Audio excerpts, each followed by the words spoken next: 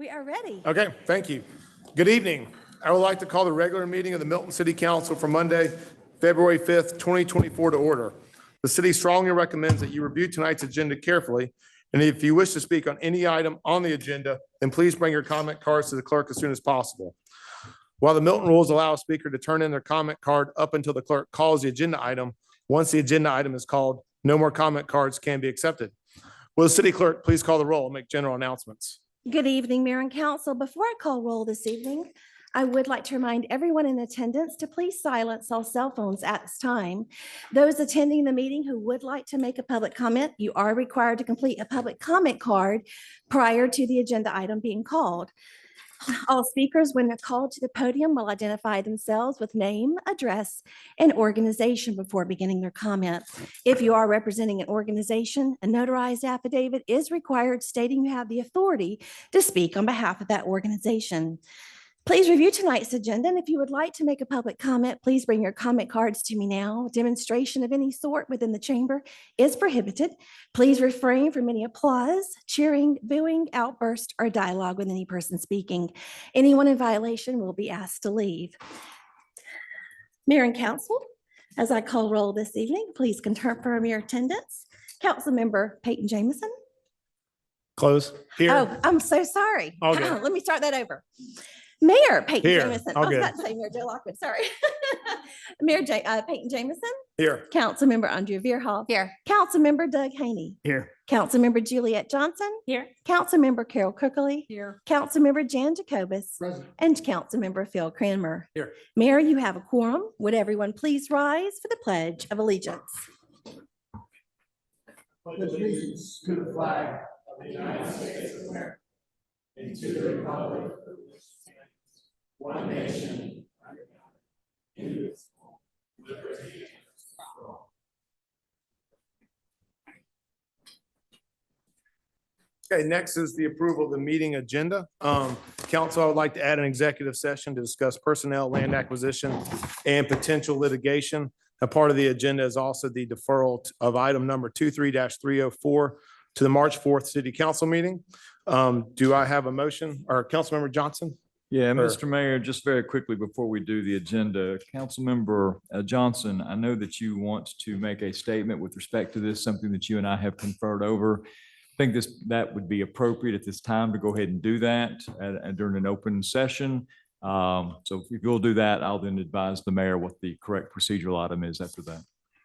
With respect to the above referenced farm winery alcohol application and following consultation with the city attorney, I hereby announce my decision to recuse myself from any and all activity regarding this application. The rules contemplate that I will provide a short explanation on the basis for my recusal. While I have no financial interest in the application or the related farm winery, it is the case that the applicant's children went to camps at my family's property at Pamelot, were counselors at Pamelot, and one of the sons assisted in planting grapes at Pamelot. Given these connections and in the abundance of caution, I believe I should recuse to avoid even the appearance of impropriety. In light of my recusal, please do not forward or deliver emails or communications on this topic to me, and I will not engage in discussions or deliberations on this topic with any of you. Thank you, Council Member. That satisfies your ethical obligation, Mr. Mayor. And with respect to the voting on the agenda, Councilmember Johnson, you should not vote on it. And Mr. Mayor, go ahead and take your motion. Okay, any discussion on the motion? All in favor, please say, actually, open it for a motion. Make a motion to approve the agenda as read. Second. Well, we have to. Is the amendment okay with that, with the With the- executive session? Okay, you good with that, Ken? All right, all in favor, please say aye. Aye. Any opposed? That's unanimous. Okay, next is general public comment. Do we have any public comment? We do, Mayor. Okay, and before I say public comment, if anyone is here to speak on that agenda item, please come now and turn in your comment card so we make sure that you're heard tonight. The next item is general public comment. Public comment is a time for citizens to share information with the mayor and the city council and to provide input and opinions on any matter that is not scheduled for its own public hearing during today's meeting. Each citizen who chooses to participate in public comment must complete a comment card and submit it to the city clerk prior to the agenda item being called. Please remember this is not a time to engage the mayor or members of the city council in conversation. When your name is called, please come forward and speak into the microphone stating your name and address for the record. You will have 5 minutes for remarks. The city encourages you to review the agenda, and if you wish to speak, to bring your comment cards to the city clerk right now. If you will please call that first public comment. Mr. Mayor, just Shoot. in a point of order very quickly. So I've heard different things. So I want to go ahead and address this at the inception. So the issue is going to be exhibits and videos. So here is the position based upon my review of the rules. I think that, first of all, public comment contemplates speaking. It contemplates addressing the council. So with respect to the notion of coming up during public comment and playing a video, I do not believe the rules support that. We are going to take a dive into our rules. As you all know, I have had a work session or a special meeting on that earlier and talked about some changes to the rules that might make sense. If we wanted to add that as an option, that's fine. The council could do that. But the way I read the rules right now, the rules contemplate someone giving a verbal address to the council. Now, to the extent someone wants to come up and provide exhibits or visual aids to help you in their presentation to you, I think I'm okay with that. They need to provide them to the clerk who can then circulate them to you. So exhibits, maybe static slides, fine. But videos, I do not think are consistent with our public comment opportunity. So sorry to get in the way, and I wanted to make that at the threshold. Okay, fair enough. Okay, please call the first public comment. Mayor, I invite Thomas Furr to the podium, please.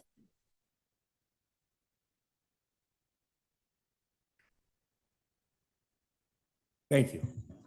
My name is Thomas Furr. I go by Rick. I live at 410 McKenzie Trail in Gates Mill.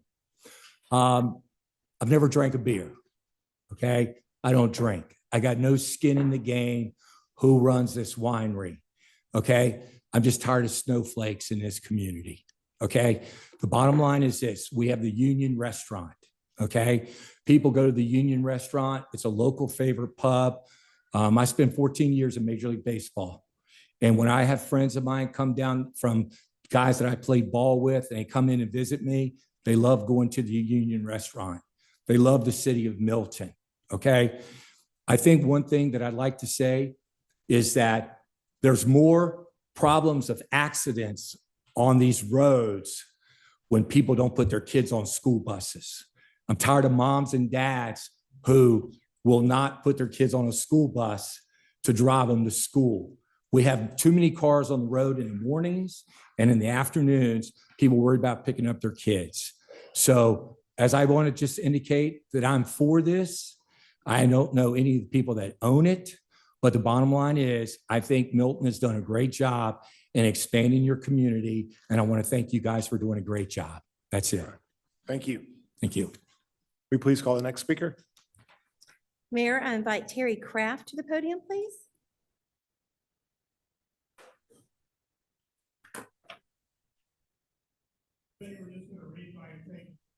I can't. Remember, that's what I said. I either can add it or if you want to come up.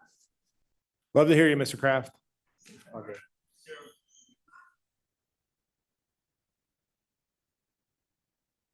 And my phone went off.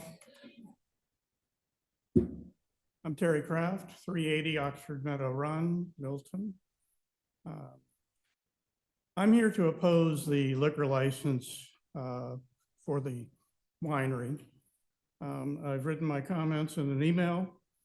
I just think it sets a bad precedence to put a winery at the end of a private, neighborhood.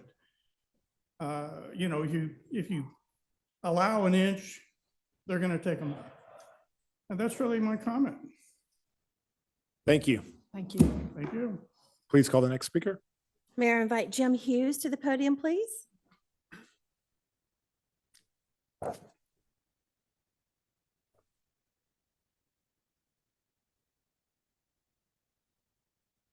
Good evening. My name is Jim Hughes. I reside at 205 Weatherwood Circle in Providence Plantation, and I am opposed to the winery. One of the things I want to confine my comments to is the section on obtaining the license. And I just want to read just a quick sentence that you have here, how the signs are supposed to be placed so residents are able to see them. One of the things from section 4.36, the notice requirements on placement. It says, the sign facing the most frequently traveled road, street, or highway abutting same and not more than 10 feet thereafter. Right now, I'm recovering from chemotherapy. So the one area that I'm able to walk around is Providence Plantation. This sign that we have for this meeting tonight is placed 0.51 miles inside Providence Plantation. So basically, all of the residents of Providence Plantation really wouldn't have been able to see the sign. It was not available to them. This may meet the section that you have, but I feel it's certainly not in the spirit of the law. That's not what you expected, that the sign be placed in an area that could never be seen by anybody. I happen to see it because I walk up to the gate. The gate is closed. We don't have any access, and I understand that. But what I don't understand is when they want to do these improvements that come right through our subdivision, which is really the one place I walk. I mean, even today, the mailman jumps the stop sign. How do we expect so many other people who would be visiting that wouldn't?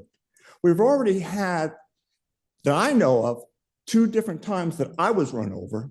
Other people can relate almost being T-boned because people do not adhere to the stop sign. That stop sign is right in the middle of all of the traffic that would be coming back and forth.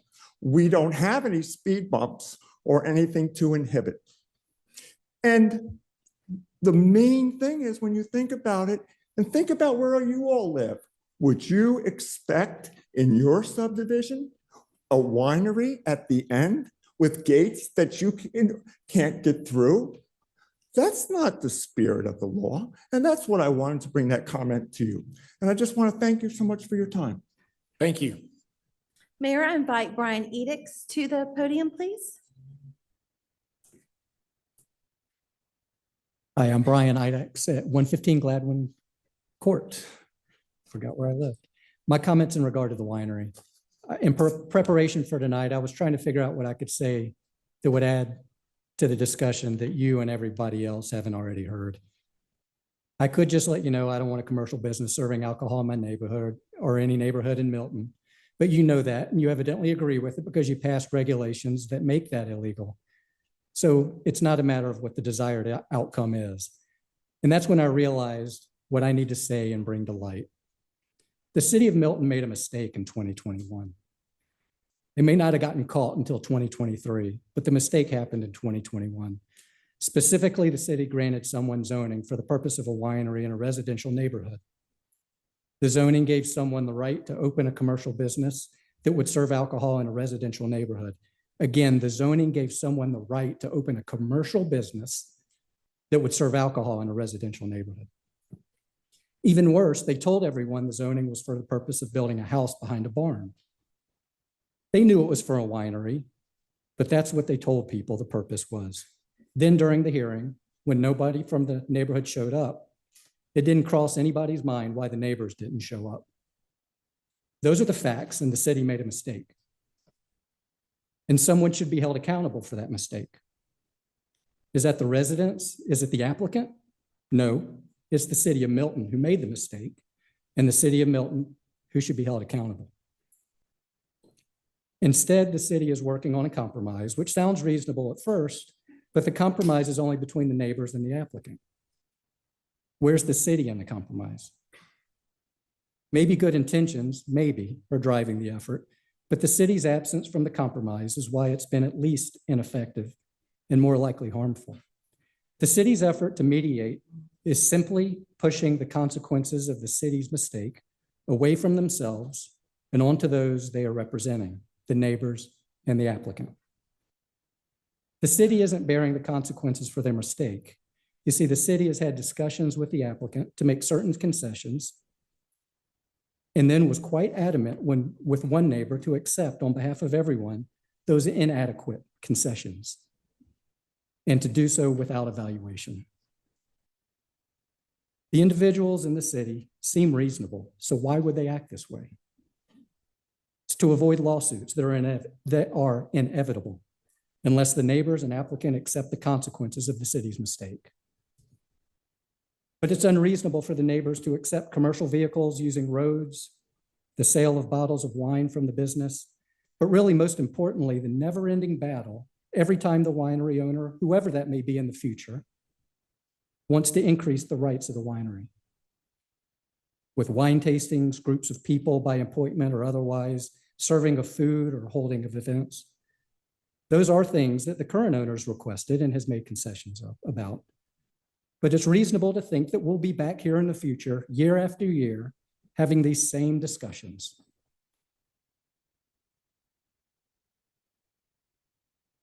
And it seems reasonable for the applicant to expect some recovery for whatever money he spent as a result of the city granting zoning in 2021. So what's the city to do? It's pretty simple. There's 2 steps. Vote no on the alcohol license when the time comes. The city council has full authority to vote no. Milton's procedures allow the city council to vote rather than simply approve a complete application. I know other businesses have received alcohol licenses, but no others are in a residential neighborhood. City council should use their authority to prevent the first alcohol serving business in the neighborhood in Milton. And secondly, should reverse the original zoning from 2021 based on procedural error. You have the information that the neighbors and the residents have provided, and you can likely add to it. I know the results of those 2 actions, vote no on the alcohol and reverse the zoning, are that the city will likely be required to pay money to the applicant. But the city made the mistake, and that's your burden and your consequence. Please stop working to make us bear your burden and pay for your mistake. Thank you. Could you please call Mayor, I the next invite Allison Idix to the podium, please. Hi, I'm Allison Idex, and I live at 115 Gladwin Court. I strongly oppose the approval of the alcohol license for the proposed winery off of New Providence Road, and I also request that you reconsider reversing your recent rezoning action. I believe that a commercial entity, any commercial entity, has no reason being in an established residential neighborhood. In 2014, when my family decided to make the move from the south side of Atlanta, we did quite a bit of research. One aspect of Milton's appeal was how ardently the city protected the homeowners from frivolous growth. The inclusion of green space and the larger minimum lot requirements in subdivision preserved the tranquility of the area. We chose Milton for its quaint small town feel with its close proximity to fine dining and to upscale shopping venues. We appreciated the separation of the commercial district from the residential property. Coming from an area where there were fewer to no restrictions on the delineation between commercial and residential, I can attest to how quickly that line can become blurred. Once you begin to allow commercial business to encroach upon our quiet streets, it will be difficult to control the growth. The question will no longer be, will a business be allowed in a residential, but will become, what type of business will you allow in the residential area? There is truth to the adage, if you give them an inch, they will take a mile.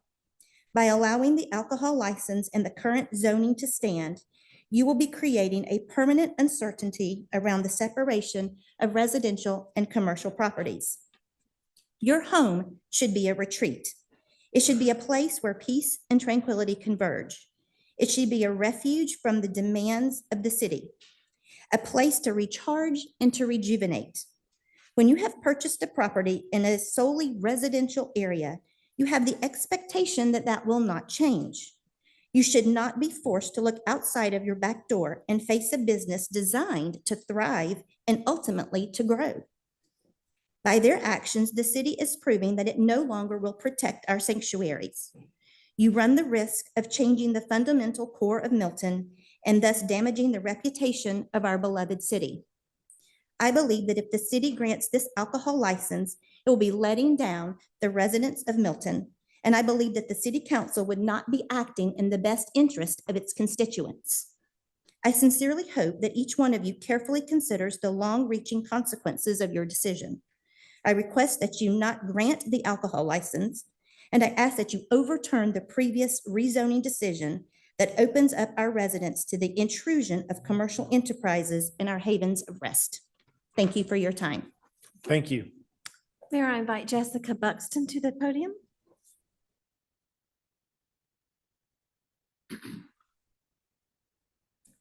Hello, my name is Jessica Buxton and I live at 75 Providence Plantation Drive.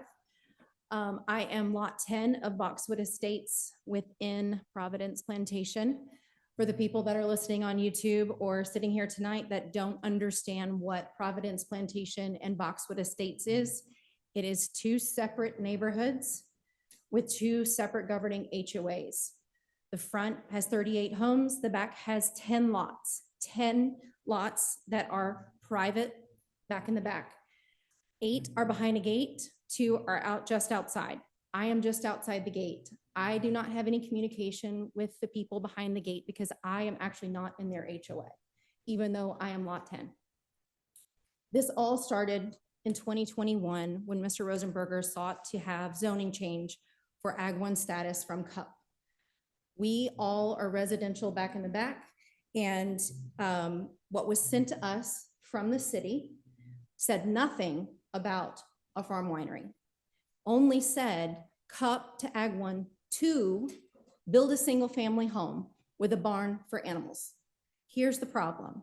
You all knew what he needed for Ag 1. He knew why he wanted Ag 1 status. We did not.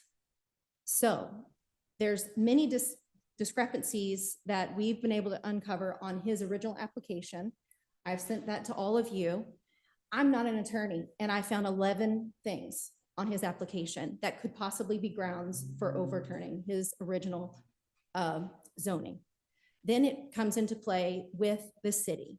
The missteps that the city did and the improper procedures that you guys did with the inadequate descriptions on the green variant sign, the letters that were sent to us, and the newspaper indicator out, sorry, I can't talk right now, like shaking. What was sent in the newspaper, what is advertised to the citizens said nothing of the farm winery. You guys also placed that sign, like you guys heard, it's a half a mile in. Per code, you were supposed to place that in a conspicuous location. You placed it on private property. It is private property from the corner of my property to the gate, past the gate is all private property. Look on the Milton maps, you will see the big red lines that mark private property. So with his discrepancies in his application, with the city's improper procedures, all should be grounds for overturning his original zoning. You guys all risk that. We're not going to go away with this issue. We didn't want this. We didn't know anything about it. You guys, if you had done your job right, then you would have all these people here. You would have had them here in May of 2021, in March of 2021. Not now, upset. And now you guys are trying to unwind all this. Carol, you said in December that you were on 9 acres and you would not want a farm winery near you. You're the one that even zoned and requested 25 acres, and you guys all landed at 20 acres. You have rules in place for this. And if you read the alcohol codes, it says that you must abide by Chapter 64. Chapter 64 is the rules that you guys set in place for farm wineries. You must have 20 acres. He's only got 10.8 acres. And I'm sure he's going to come and stand up here and say that he has 18 acres. What was zoned is only 10.8. He has 7 acres directly behind me that he is packaging it when he's talking to people as 18 acres. It is not 18 acres of zoned Ag 1, only 10.8. I received a text from him on December 18th saying that he's going to develop the 7 acres behind me.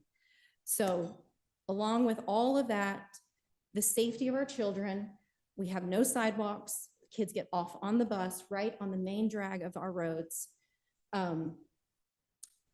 the safety of our community with all these random people coming in and looking at our property. We don't know if we might get burglarized from them. And then our property values. These are all things that you wouldn't want to affect your home and your children. So I kindly ask you to please deny this alcohol license and reconsider what we have sent to you guys of all the evidence that we've proven and shown, all by public records. It's all public records. Everything that we found is either via the Zoom, the YouTube videos, or either public records. Do the homework and find it. Thank you. Thank you. Invite.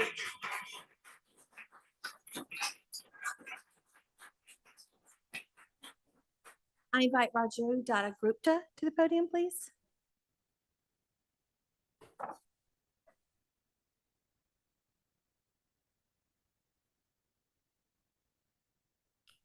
Good evening. My name is Ranjan Daragupta. I live at 215 Weatherwood Circle in Providence Plantation. There's not a whole lot I can add to this liquor license fiasco than what already has been said by my predecessors. I moved into that subdivision 34 years ago. In fact, I think I was the first one that moved in, and maybe Mr. Hughes, who came before me, he moved in 6 months later, or maybe we both moved at the same time. 34 years ago, my neighbors were the raccoons and the deers, and I even saw a couple of bears climb up and down the trees. Then my wife said that I want to stay here. And I said, well, there's nobody here. I only see deers and raccoons. She said, no, I want to stay here because this is a neighborhood. It will be a private neighborhood. We don't think there's going to be enough homes here, but even if it is, it's a quaint place. And one young lady mentioned about this, that we want to maintain it that way in Milton. So we decided we'll stay there. 34 years later, we still feel that way. This is a private neighborhood. And we have families that have come over here over a period of time. And we have a community that we want to stay together. Having said that, and I think I speak for all my residents in my neighborhood, I do not think there is a single person in our neighborhood would deny an entrepreneur to do business. And that would include the Rosenbergers as well. While at the same time, I do believe everybody in a neighborhood wants a safe place and a safe haven for our children and our grandchildren. You all shouldn't have given this license in 21, 22. And you all should bear the burden of making sure that this license is not being honored. Mr. Rosenberger and his team has every right to do business. He has every right to make an honest living. At the same time, he should also make it a point that he can find a place which is not in my backyard, which is not in their backyard or your backyard, where there's been alcohol consumed and kids coming down, playing in the weekends and after school, and elderly people walking on the Providence Road, which is the main thoroughfare. It's not safe. I would strongly request you people to deny this, overturn the decisions that you've made. We all make mistakes. We all are human beings. I'm not holding you to that. But I will hold you to that till the day you do not overturn this decision. It is imperative you do that, because if it was in your neighborhood, if it was in your backyard, I think you would say the same thing that I'm saying here right now. So enough said, and I really applaud those who have come before me, and I don't want to add much more to it. But I'll leave you with this thought that you got to say no to this. Thanks for your time. Thank you. Mayor, I invite Jack Hayden to the podium, please. Jack, what's the last name? Jack Hayden. Jack Hayden.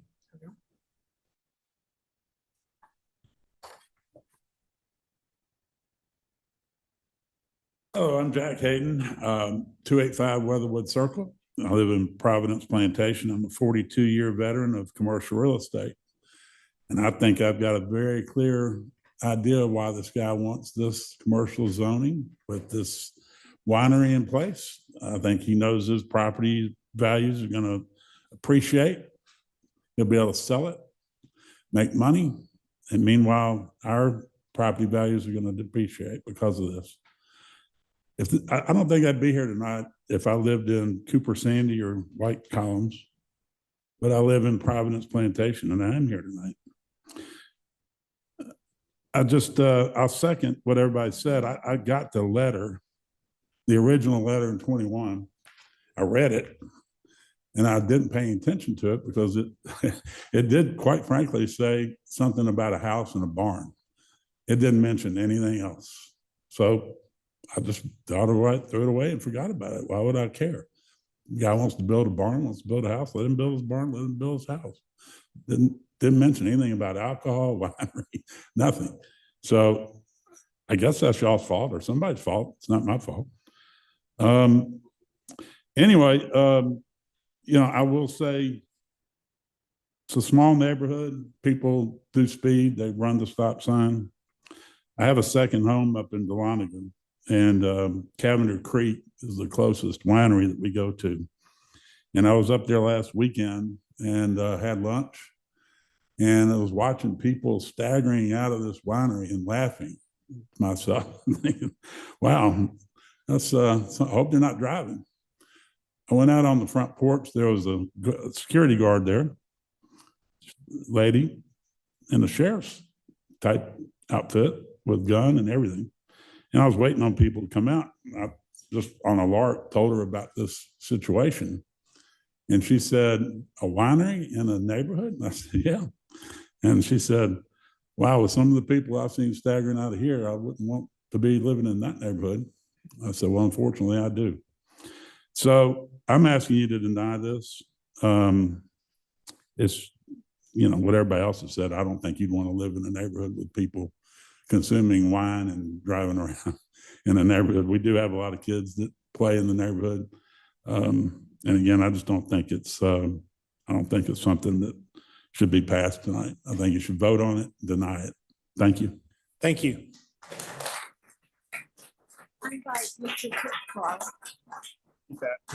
Invite Mr. Pitts Carr to the podium. Mr. Pitts Carr? Yes. Yeah.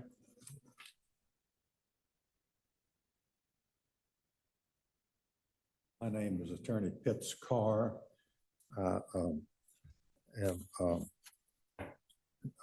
We live at 13515 Willowbank Lane in Milton. And as I expressed this in the last meeting, we are adamantly opposed to the new park. We've got a park a quarter of a mile away, 34 acres, that is empty 99% of the time. And I think to bring in another facility like this new park, as I understand, is going to be 30-something acres in addition to the 30 acres next door, is just absolutely unnecessary and outrageous. Thank you for your attention. Thank you.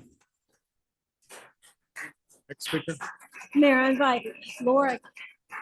invite Laura Case to the podium, please.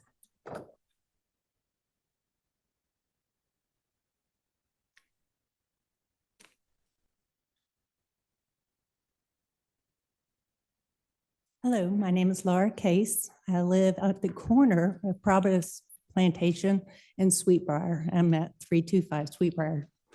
And I moved there 10 years ago. Love the area. Had many other places we could have moved to, but relocation, we chose Milton. And one thing that I have to say is I love just the small community that we have within our 38 houses. But I live at the corner of that four-way stop sign. Many people daily forget to even stop, do the speed limit, nothing. I have spoken many times with Sergeant Laura Hamby and Sergeant James Hickerson with the Milton Police, and they have come at my request to patrol. They have given citations to the violators. And I'm sorry, it's happened to our own people, but you gotta get that, you have to buy the rules. And there's a bus stop. They start at 6:30. And then they, I think it's 7:15, 8. Why I'm getting all this is they come at 2:30.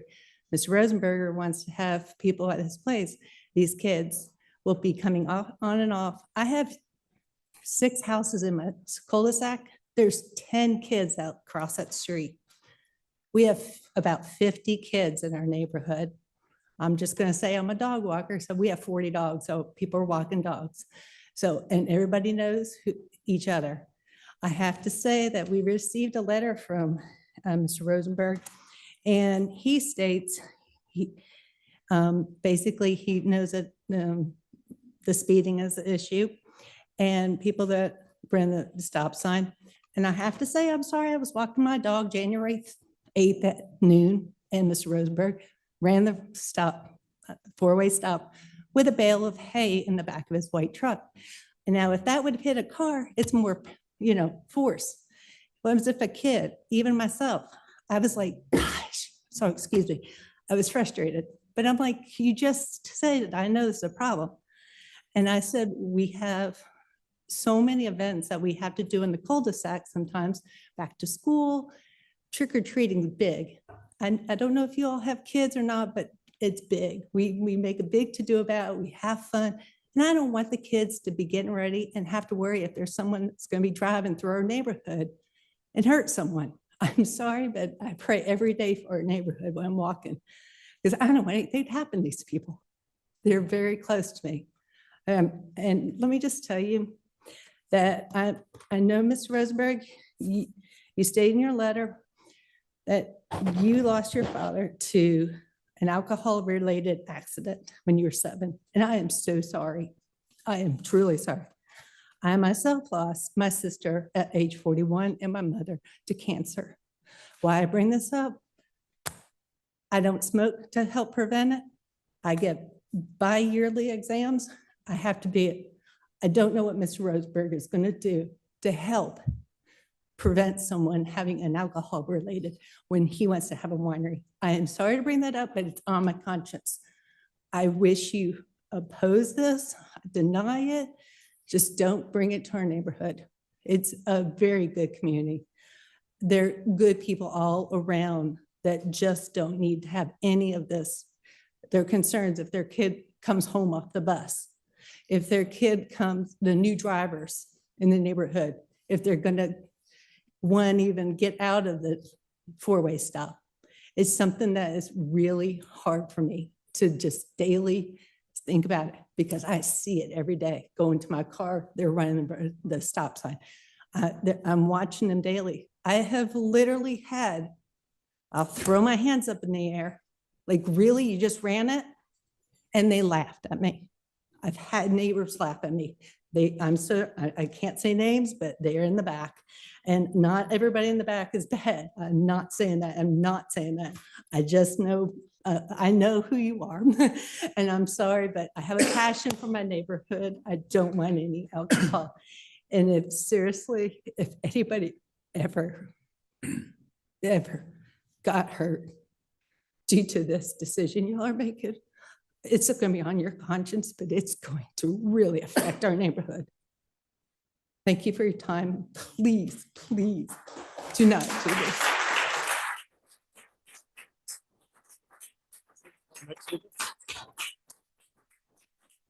Mayor, I call Jeff Moen to the podium, please.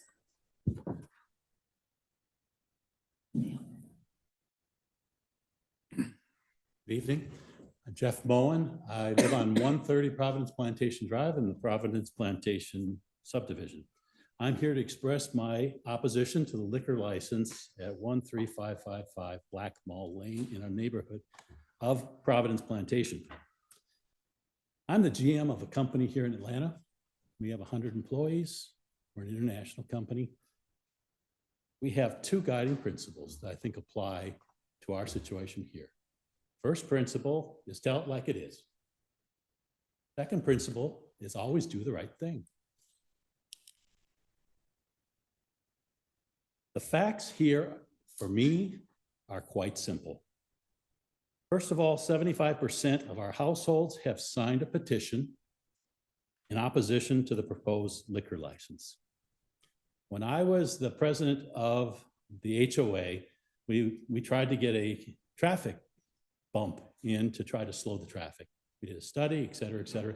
I was told by the city of Milton that we had to have 67% petition in approval for it, and that the people in the back who are really the problem, unfortunately, in this case is actually correct. The problem that are with the thing, they had to be in agreement, and they were not. And so because of those few families back there, we couldn't do it. Now we have 75% petitions against it. Second, the Milton City Council, you folks ran the traffic study. I think it was Sarah Leaders was her name, demonstrating that we have an average speed of 48 miles per hour in our neighborhood with a 25-mile-an-hour speed limit. So without having to be a math wizard, you know, to get a 48-mile-an-hour average, you have to have people going, what, 55, 60, maybe more? Because a lot of us do drive the speed limit in our neighborhood, and that was in that average. So that was the results that we received from the traffic study that the city here did. Also, we know, honestly, the consumption of alcohol greatly increases the risk of speeding, reckless driving, potential tragic results in loss of life and damage of property. We have a police officer here that can give you all that information quite readily. Given the number of public documents available to the media, any personal injury lawyer, if there were some kind of accident, has enough to really break us all over the coals, us being the city of Milton, and cause the taxpayers to pay tens and tens and tens of millions of dollars. That's a risk as a taxpayer I don't care for. And I don't think our taxpayers here would want to do that. I think the reputation of the city will be severely damaged in the media among residents because of an irresponsible, reckless, dangerous, and foolish decision that has no benefit to the neighborhood, but only to gain for one person. I like the applicant have a family history of alcoholism and its tragic effects. When I was 17, I saw my mother involved in an accident. I was the first on the scene. I saw her face crushed. I saw her have all of her teeth bashed out. I was the first one there to see her in this condition because of somebody driving under the influence. They weren't intoxicated. As a matter of fact, the police let him go. And he was over the limit, and believe it or not, they let him go. And here's my mother in this car in this kind of condition, and I had to see that. So I don't understand why the city would allow the risk of injury to children, handicapped people, neighbors, because one person wants to serve alcohol in a closed subdivision neighborhood with speed safety issues that have been verified by this very group. Please do the right thing. Recently, Saturday, I drove by Painted Horse, saw a parking lot full of people. You know, we don't want that kind of traffic in our little subdivision. My wife and I went there because we wanted a quiet place, a safe haven for our son and for our family. And that's what we want. I also am a musician, been playing in wine tastings for 50 years. I have not been at a single wine tasting at the Taste of Vail in New York, California, you name it, where I have not seen people just drinking and driving under the influence. I haven't been to a single one. Follow your zoning manager's proposal. No on-site customers, no liquor license.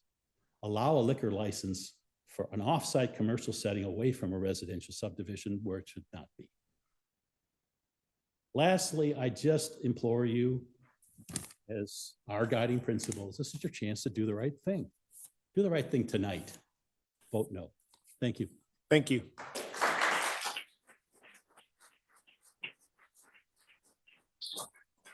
Sarah Moen to the podium.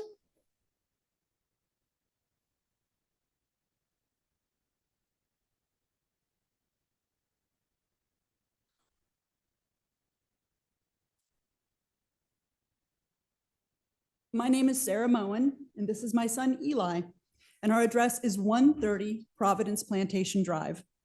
I oppose the liquor license application at 13555 Blackmarl Lane.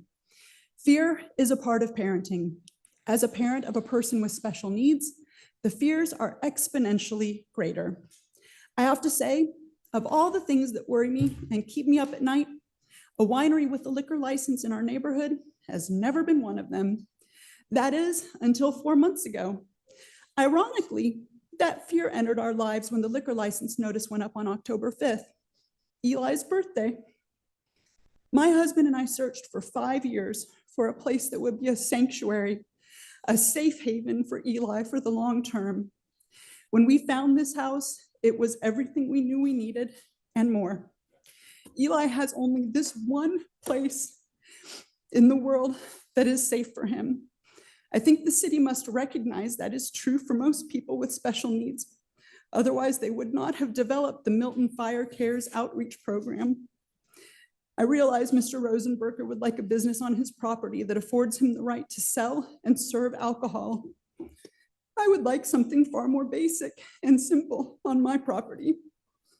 I would like a place where I can continue to feel safe, letting Eli out of the car at the bottom of our driveway so he can gleefully check the mail. Or a place where he can run down under my watchful eye to fetch the garbage bins and bring them up the driveway, laughing all the way. Or a place where we can sit together on the grassy strip by the road and wave to neighbors driving by. Those things, those mundane daily tasks that the rest of us take for granted are all he has to feel independent and normal and useful. And you want to take that away? Several of you have met Eli during your visits to our neighborhood. Some of you have spent a substantial amount of time with him, where you saw firsthand his inability to even scribble on a piece of paper, answer a simple question, or give a fist bump in greeting. This 6 foot, 4 inch, 250-pound gentle giant is a perpetual 3-year-old, and he relies on all of our assistance to keep him safe.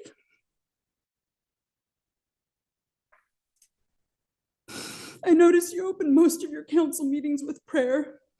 And I also noticed that most of you include your church involvement on your campaign websites.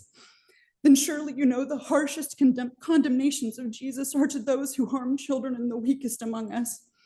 Your obligation as leaders and Christians is to defend the weakest among us, the Elis, from harm. This liquor license is a bad idea. You know it. Hence the hours of debate on December 20th, 2021, and the creation of the special use permit. Please, for the safety of Eli and every Milton citizen, deny, don't defer this liquor license. Thank you. Thank you.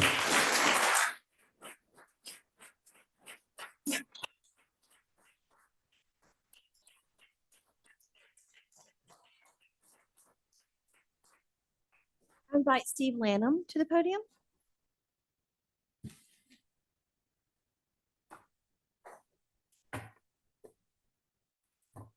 Good evening, I'm Steve Lanham. I reside at 220 Weatherwood Circle in Providence Plantation subdivision, and I'm here tonight to speak very clearly to recommend you to deny the liquor license application for DeRose Vintners Farm Winery.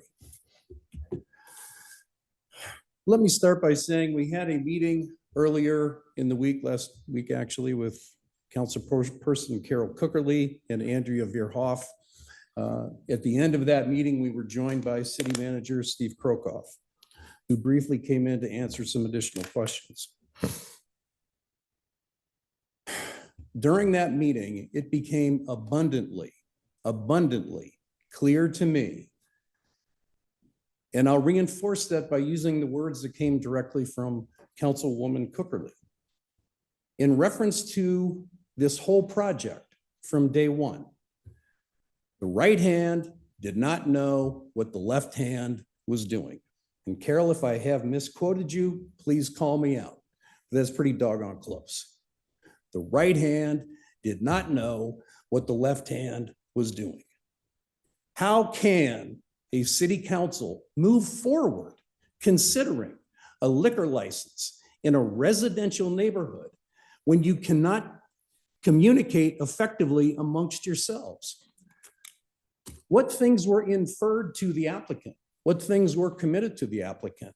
What are the regulations involved? At a point in this meeting, I made the point that as a consumer, I could go to this business, order a bottle of wine, sit there and drink it myself and walk home or drive home. Carol said, no, no, no, you can't do that. Well, let me check. She sought out City Manager Steve Krokoff, and he indicated, well, in fact, you can. My point is this late in the game, if the people involved in making the decision don't even know the fundamentals of what is allowed and what is not, and you're going to vote on this, you're going to advocate for the applicant and recommend, try to push us into accepting a settlement that is bizarre? Absolutely not.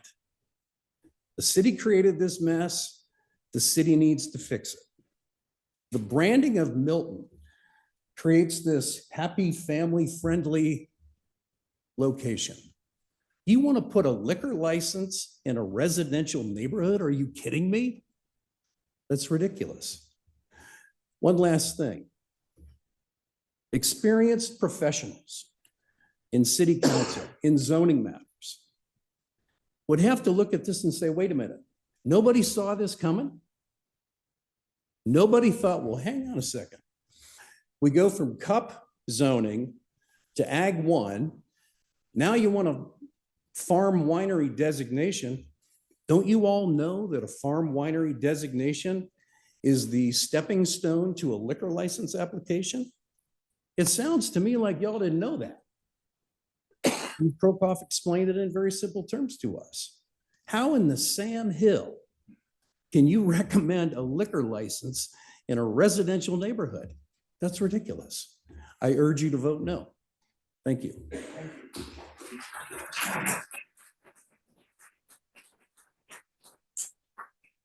I invite Mr. Vincent Piscopo to the podium, please. I've got a mic for you here, Mr. Piscopo. Good evening. My name is Vince Piscopo. I live in 55 Providence Plantation Drive. I'm also the president and CEO of United Spinal Association, the largest member disability organization that fights for the rights of people with disabilities. However, I'm going to be speaking on my behalf today. I strongly opposed the alcohol license on the confines of my house. When I moved to this subdivision was 10 years ago, a couple of years after my injury that left me paralyzed. And we moved there because we were looking for a place that was safe for me, for my family. We were looking at a place that was going to give us enough tranquility for me and for my family, and also a place that the value of our house would remain stable or increase.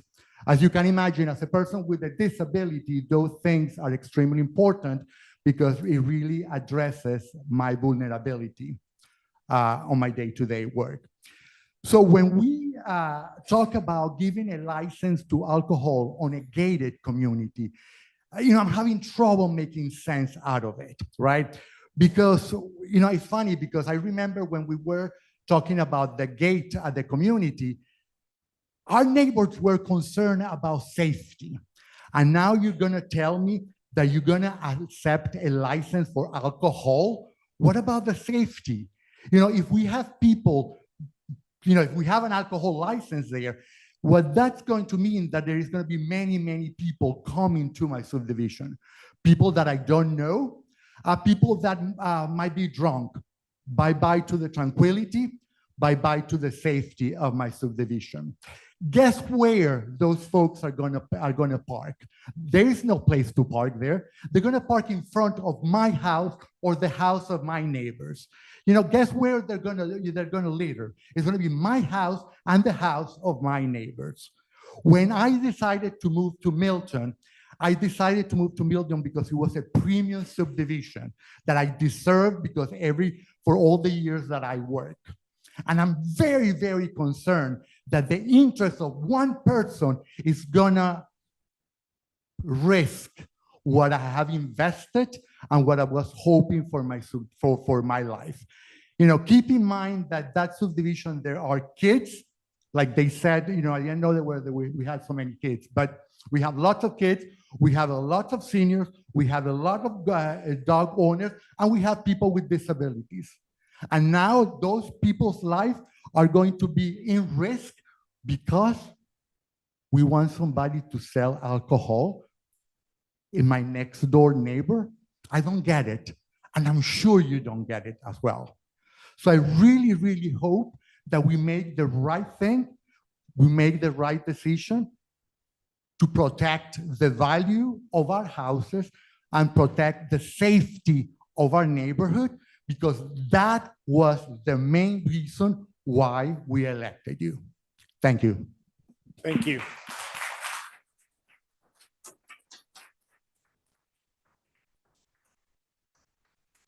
Mayor, I invite Teresa Meeks to the podium.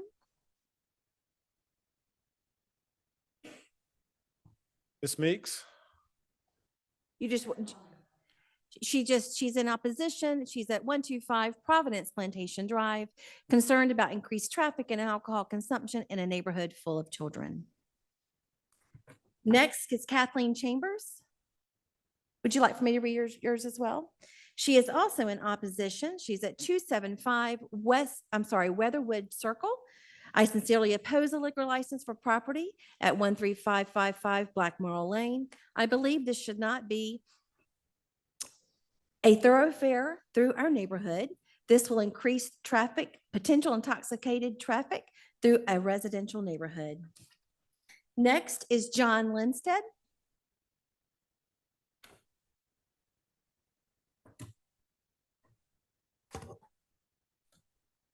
Good evening, John Lundstedt, 15755 Burdette Court, back again. Who knew that active parks would be the least controversial topic tonight? But I want to talk about active parks again. So from the time I spoke to City Council, I think it was the 6th of January, I talked to a ton of people in the community, different sports teams, different club teams, different committees, Parks and Rec Committee, different City Council members. I may not have listened too well to some, but that's okay. Got a lot of information. And here's the thing that comes from people in the community that play on these sports teams, that are on the clubs, and that have been fighting for an active park for a long, long time. It's frustration. It's Groundhog Day. I talked to a member who used to be on the Parks and Rec Committee years ago. They're no longer on the Parks and Rec Committee, but they remember this same exact fight and discussion for active parks 5 years ago, Birmingham Park, and there's been others. So this conversation has been had over and over again. We just keep repeating it. So I wanted to get as much information as possible. So I listened to the Equestrian Committee meeting on January 10th. And something that I heard is over and over again is we want to keep Milton an equestrian community, which makes perfect sense. Milton is an equestrian community. It's going to stay an equestrian community. That's our sign. It's a horse. That's Milty, our mascot, right? Adding an active park is not going to keep Milton from remaining an equestrian community. It's not. In fact, it could enhance the equestrian nature of the community. I listened to the City Council meeting on January 17. About 4 minutes left in the City Council meeting. There was a couple minutes of discussion. Hey, we need to talk about active parks. Oh yeah, it's on the agenda. Well, okay, we keep bringing it up, but we don't get anywhere. But we keep hearing the same thing over and over again. I listened to the Parks and Rec Committee meeting on January 18th. Now, the Parks and Rec Committee has a lot of new members. I think it's 3 new members at least that were just nominated in there. So, okay, they're kind of starting to get organized. They're getting ramped up. But one thing the Parks and Rec Committee said was, okay, we're going to lay out a map and we're going to get together with the equestrian community and the green space community and try to figure out what our options are, which is great. But apparently that's already happened many times. We keep repeating the same things over and over again. So it's very frustrating to see these committees just do the same thing over and over again. So what we're doing is we're getting organized. And what this is people who want action and they want to see something specific on active parks. Now, we all want it in the right spot, right? We don't want it where it's going to cause issues with traffic, with horse farms, with neighborhoods across the street, right? But we want action. So we're starting to put a list together. We're gathering names. We're creating a database. Now, I think the number that we all know, it's about 5,000, right? If we think of the number of registered athletes in the city of Milton that play on our fields. So it could be about 10,000 votes or something like that. So we're going to gather these names of people. Right now it's a database, right? But these are people that we can reach out to that are interested and want to know what are the next steps? What is option 2? What is option 3? Where are these parks going to go? What are the next steps? Stop bringing up in meetings and saying, we're going to talk about it. We're going to talk about it. We're going to lay a map out. We're going to do something about it. Okay, let's do something. And then finally, what I wanted to do was come up with a slogan. And this is something that we can think about because we always hear mega park or something like that, right? Well, so now we got a slogan that I'm working on, and that is, without another active park, our kids would be too fat to ride our horses. So thank you. Thank you. Mayor, next is Deborah Lanham, who is here. She's at 220 Weatherwood Circle. She is in opposition. I'm opposed to the approval of a liquor license in our beautiful, quiet, safe neighborhood. Next, I invite Dara Duane to the podium.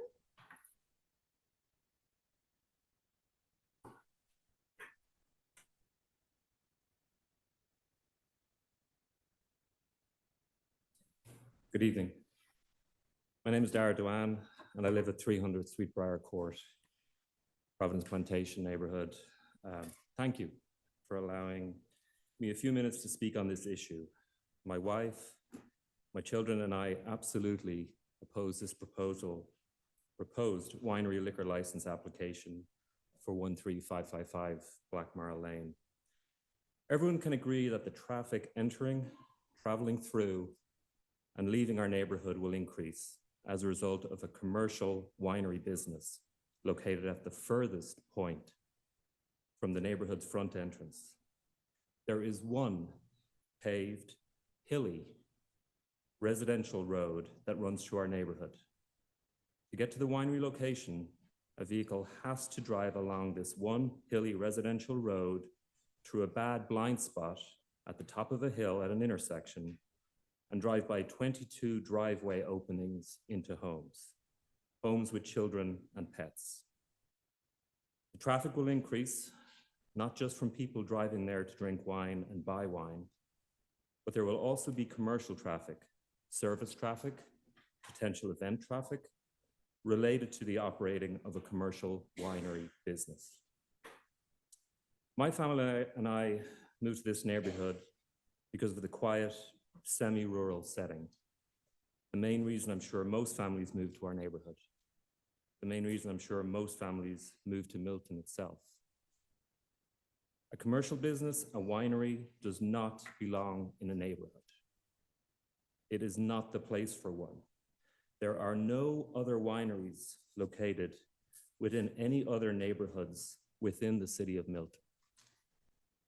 There are wineries located within the city of Milton, but their entrance and exit points are located off of main roads, not from within a family neighborhood at the end of a long, hilly residential road. The winery's website states that the winery is open 7 days a week, 11 a.m. to 6 p.m., last tastings at 4 p.m. As was mentioned earlier, the middle school bus enters the neighborhood at about 4:30 p.m. The elementary school bus a little earlier, the high school bus a little later. My wife and I have a couple of young children in middle school who get off the bus every afternoon, cross an intersection, and walk home on a street with no sidewalks. My daughter brings her cat for walks around our neighborhood in an enclosed stroller, don't ask. My wife and I jog around our neighborhood. As has been mentioned numerous times, we already have a problem with cars speeding through our neighborhood. Why should our neighborhood take on the risk of having buzzed or drunk drivers driving through our neighborhood? It's absolutely an accident waiting to happen. And road accidents do happen. Since we moved to the neighborhood, a car smashed into the wall at the entrance to our neighborhood. Another car hit a four-way stop sign at the intersection in our neighborhood. I've lost a family member, my aunt, to a car accident. The driver of the car that hit her had been drinking. Accidents do happen. There was a WSB TV Atlanta video of Mr. Rosenberger stating, and I quote, "The tasting component is just a small piece of it. The idea is to come here over an hour and a half period, taste 2, 3, 4, or 5 wines maybe, and then potentially sign up for one of our wine memberships," end quote. Think about that. 2, 3, 4, or 5 wines. I ask you, the Milton City Council, would you feel comfortable with your children playing outside, cycling their bicycles on the road, walking your dogs on the road, gardening in your front yard, with a driver driving through your neighborhood that you're not familiar with? Having just drunk 2, 3, 4, or 5 ounces of wine. Reports on this issue have already been in the Atlanta Journal-Constitution, WSB TV Atlanta, App and Media ran a story about it. I believe there are media reporters here this evening. What is this going to say about Milton City Hall, about Milton City Council, if a commercial winery is given a liquor license to pour wine within a neighborhood in Milton? This is not why I voted for most of you. What kind of future precedent are you establishing for Milton if you allow this to happen? Will you be known as a city council that approved a liquor pouring license within a residential neighborhood? Or will you be known as a city council who did the right thing and did not approve this license? I use the word neighborhood 20 times in these comments. I'll use it just a couple more times. Our neighborhood is absolutely not the place to establish a commercial winery with a liquor pouring license. You have to believe this already. Fair You time. have to already know this. Time has expired. I can't. Thank you. Thank you. Thank you.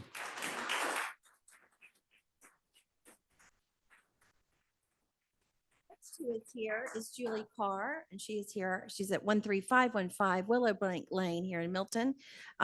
Is in opposition of opposed to a mega ballpark.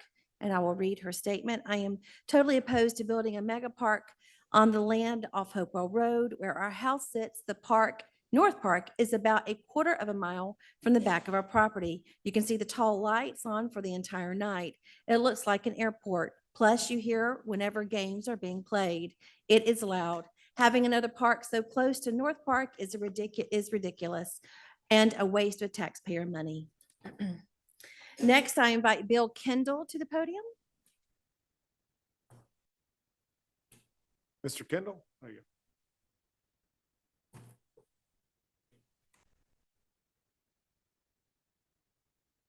Thank you for having me and thank you for your time. My name is Bill Kendall and my wife Tina and I have lived in Providence Plantation neighborhood for about 23 years. We moved up here from Florida with our 1-year-old girl, looking for a safe place to raise them. This was well before Milton was around, and it was well before a lot of the development you see around us. It was a quiet horse town. And we moved into one of the last houses in our subdivision, and it was quiet, and it was safe. And it was a good place to raise our girl. And we enjoyed doing that.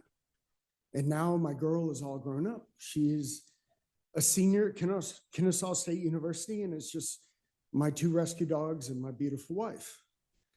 But other couples moved into the neighborhood over time, and they brought with them kids, and they brought with them a community to the neighborhood.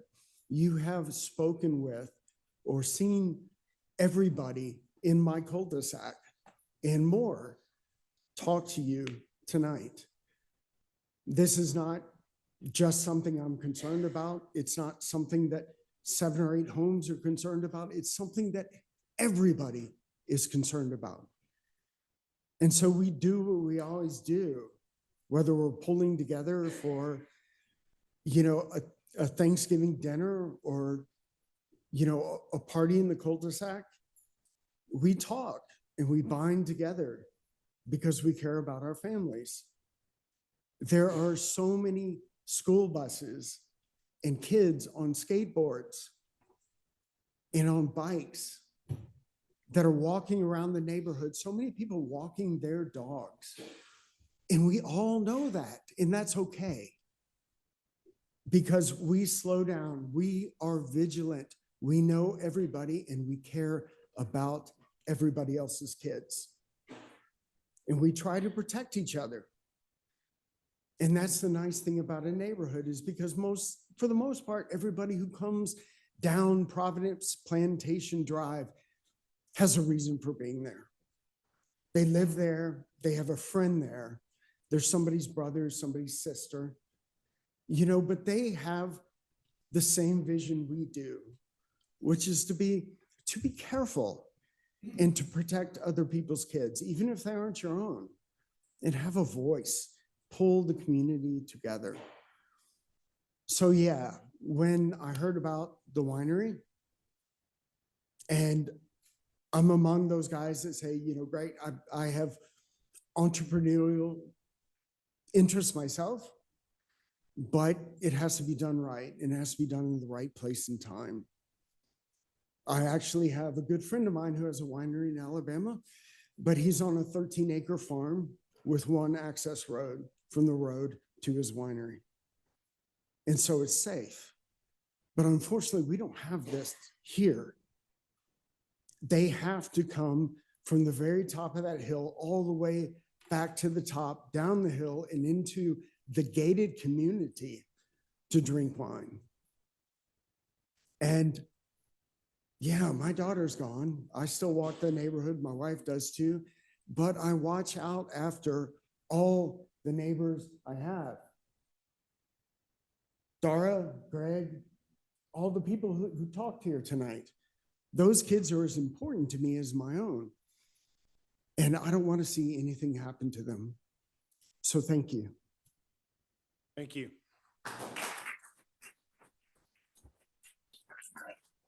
I invite Jim Rosenberger to the podium, please.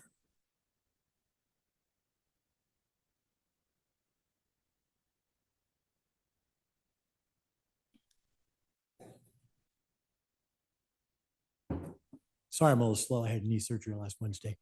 I'm Jim Rosenberger. I'm at 13555 Blackmore Lane.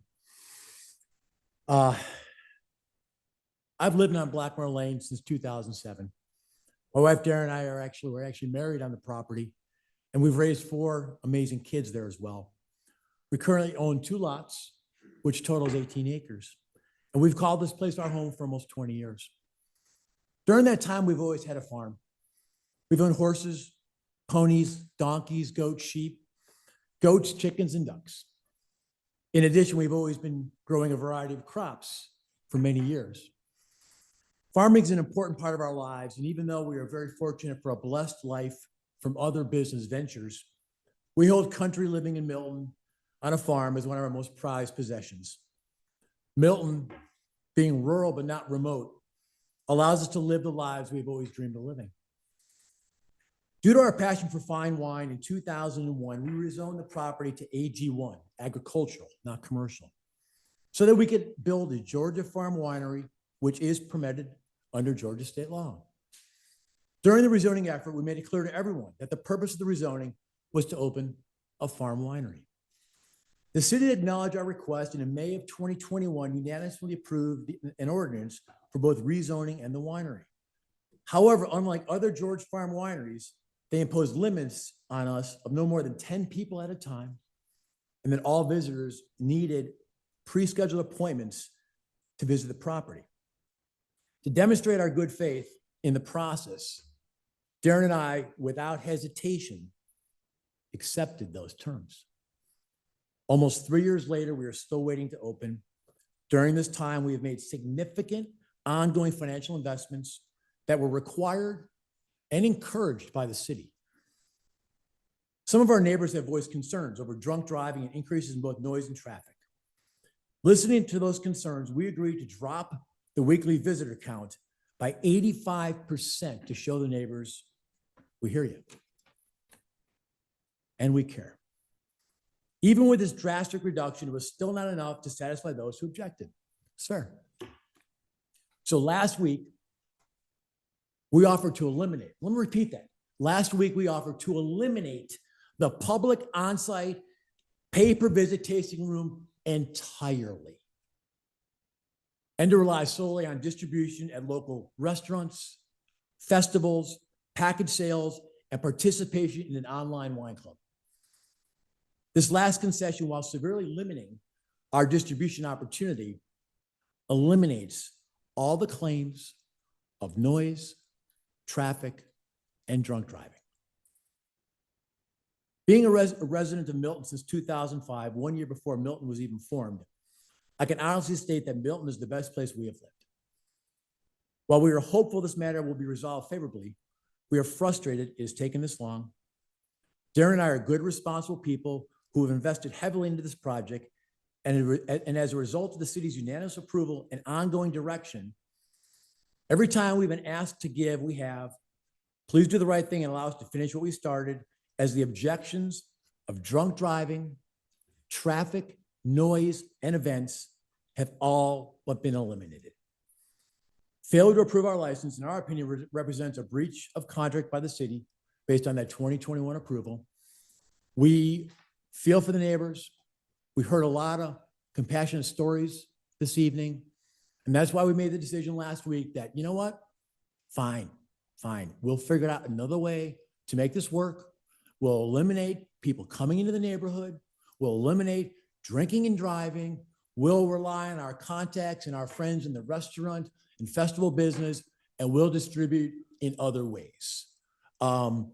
Unfortunately, under the Georgia Farm Winery law, we have to have that liquor license for that, but we're willing to commit to eliminating the things that people have voiced concerns over tonight. Thank you. Thank you. Mayor, I invite Michelle Franklin to the podium.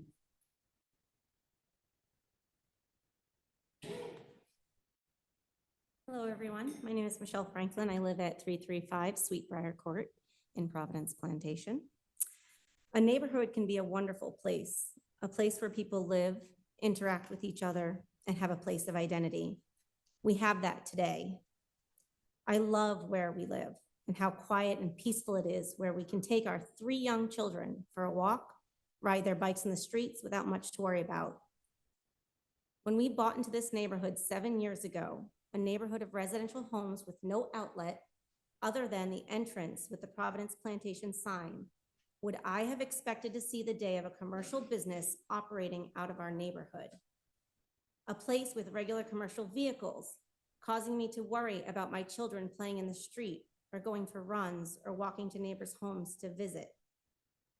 I know he just spoke, but I feel that there'll still be delivery trucks and things there for the bottling and making the wine, whether there's tastings there or not, or venue. This is not something I want in my neighborhood. A place with strangers consistently entering the premises who do not live here and worrying about who has been attracted to our neighborhood at this time. A place where I would have to deal with the sale of alcohol so close to my home and neighborhood my husband and I chose to raise our children.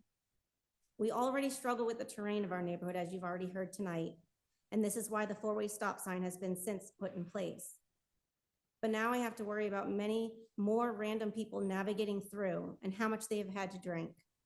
Additionally, the increased pollution and noise that comes from a commercial business. I'm baffled by how it got to this point. Then as I look back at the letter that was sent to my home close to 3 years ago, I realized that's because I was not notified of a winery. I was only notified of a barn and an extension of a homeowner's home at 13555 Black Marl Lane. I quote from the letter I received at my house: "To construct a new single-family residence and to allow the existing accessory structure, barn for animals, to be in the front yard." End quote. If this was started 3 years ago as a winery, why was I not notified that it was being built? Never was I told this was going to be a winery. And as I now dig into it, and I find that this was not what was discussed at the public hearing about a barn with animals, instead a new plan that no neighbor had ever heard about until a few months ago.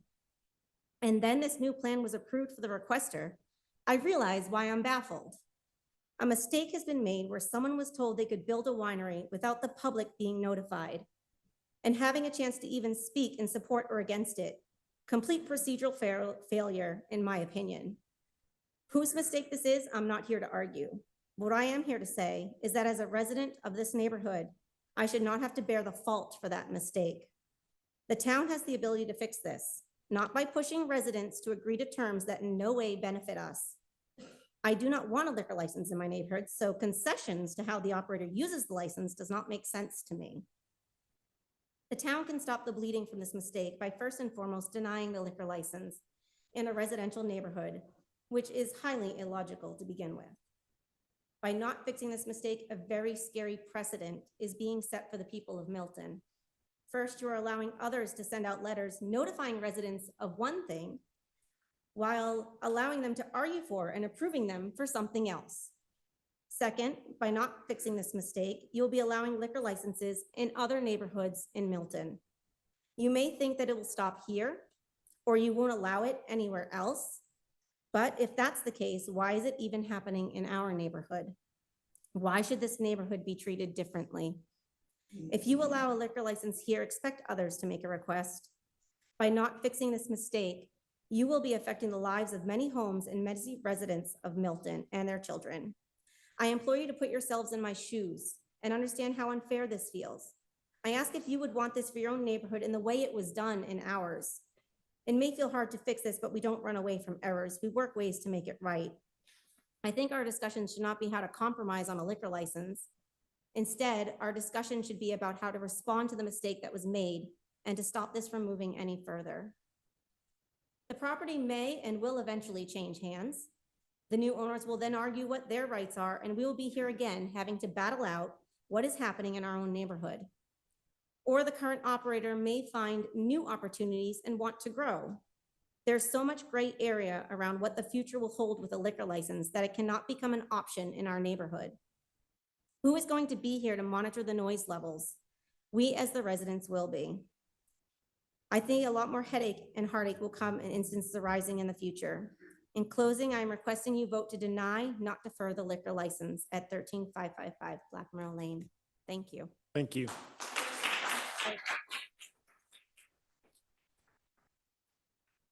Franklin?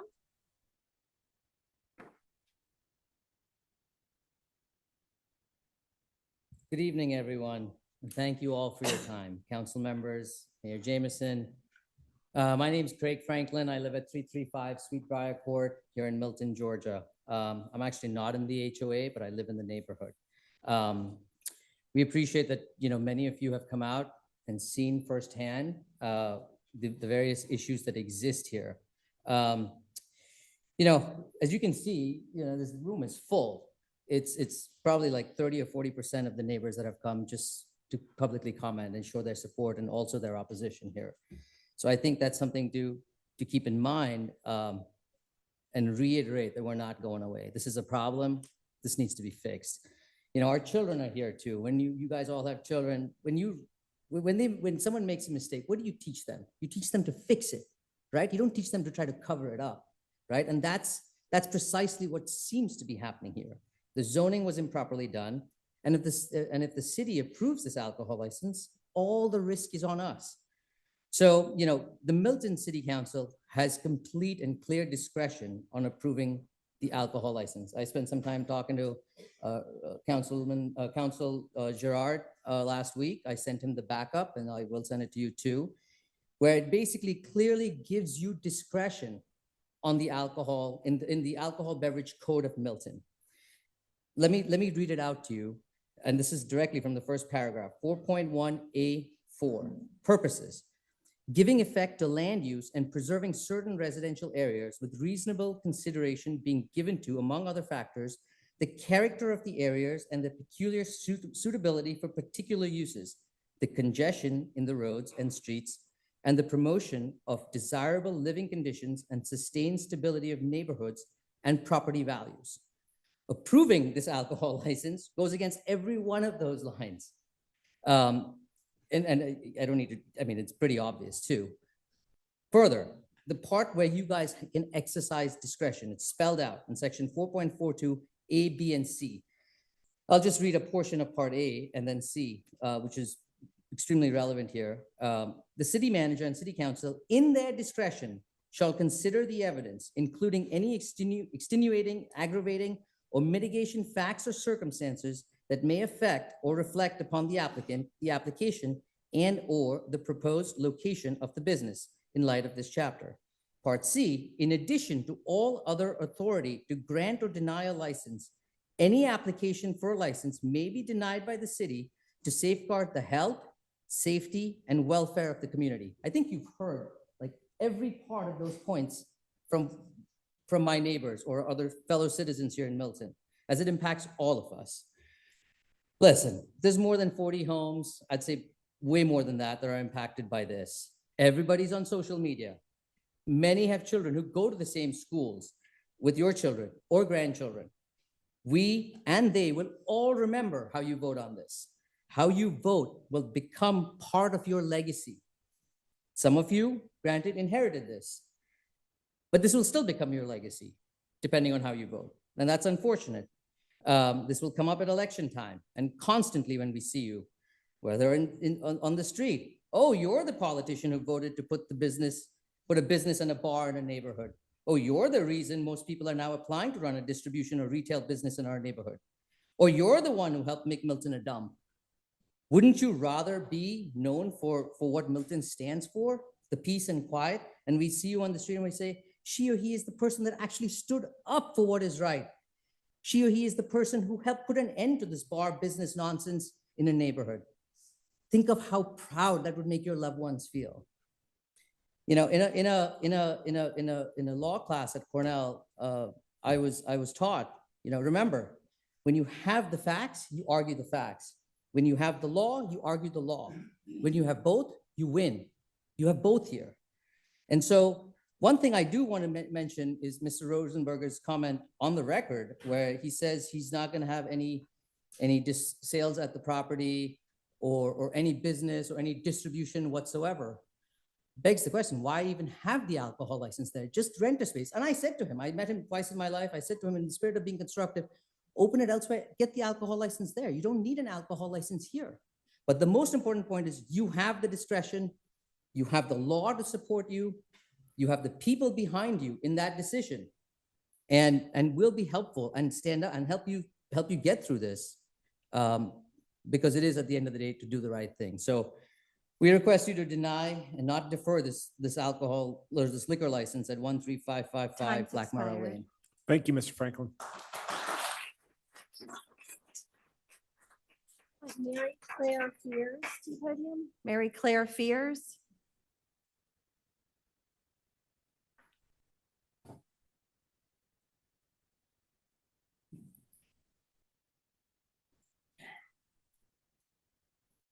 Hey, good evening.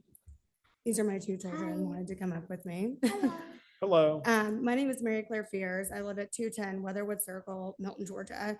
I strongly oppose the decision to allow a liquor license in our neighborhood. I'll be honest, I did not fully understand what this meant at first. Like many before me said, I never saw a sign.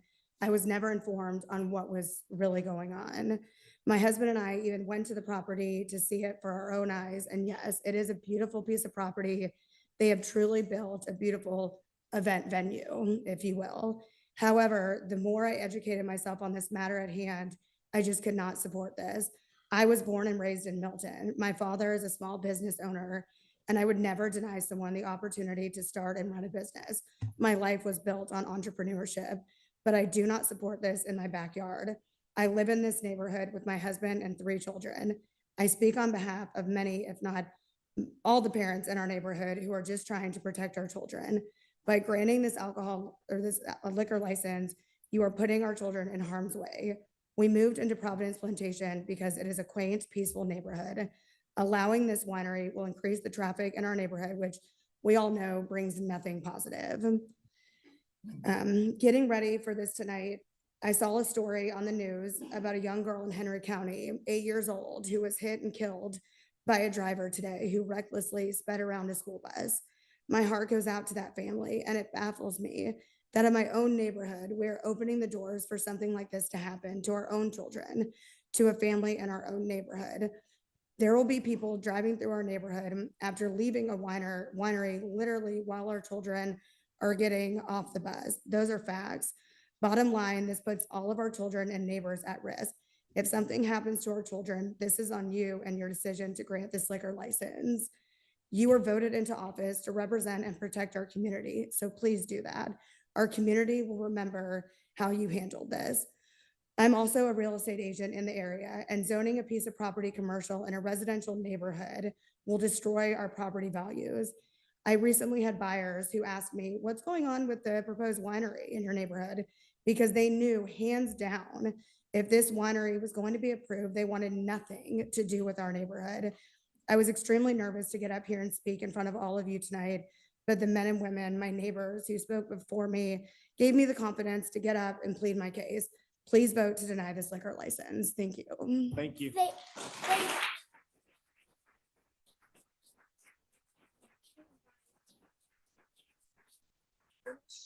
Michael Heinisch, please.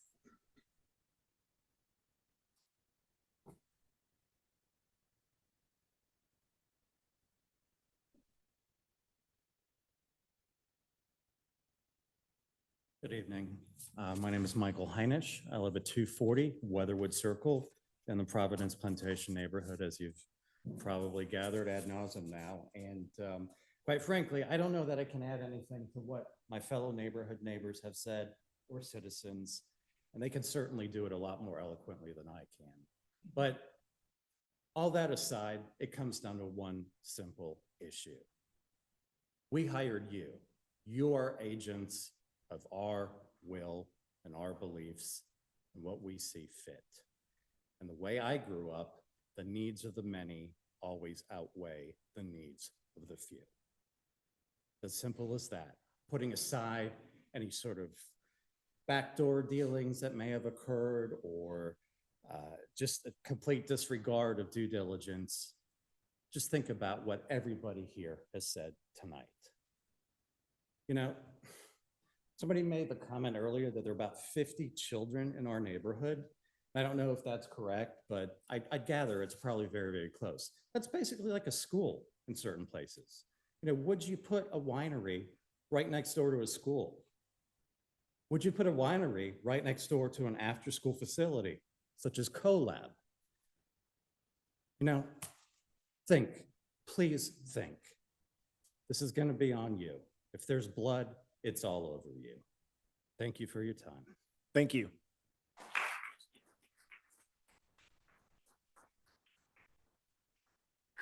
In choice.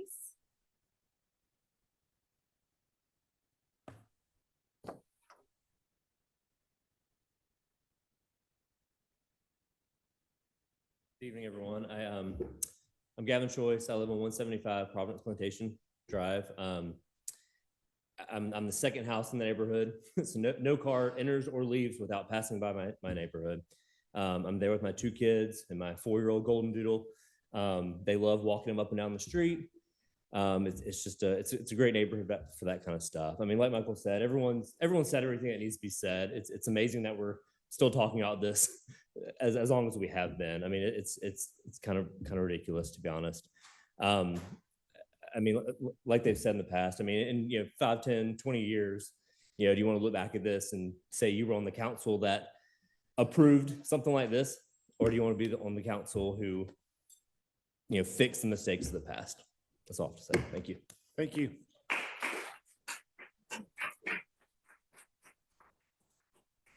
Mayor Lalitha Ality, who's here, is 510 Heathmill Court, Milton, and she is obviously in opposition, but also wanted to not speak. The proper documents have not been filed. This is a residential zone that should be protected. We do not want to increase traffic to this residential area. Children are playing in the neighborhood and do not want increased traffic. Next, my apologies. I won't know the name. There's no name on this card, but I will. It's 2370 Sandy Creek Farm. You're up next. Trying to sell windows, but it's not going well, so you get the crispy paper. My name is Catherine Finley. I live at 2370 Sandy Creek Farm Road, in the corner of Hopewell Road and Sandy Creek.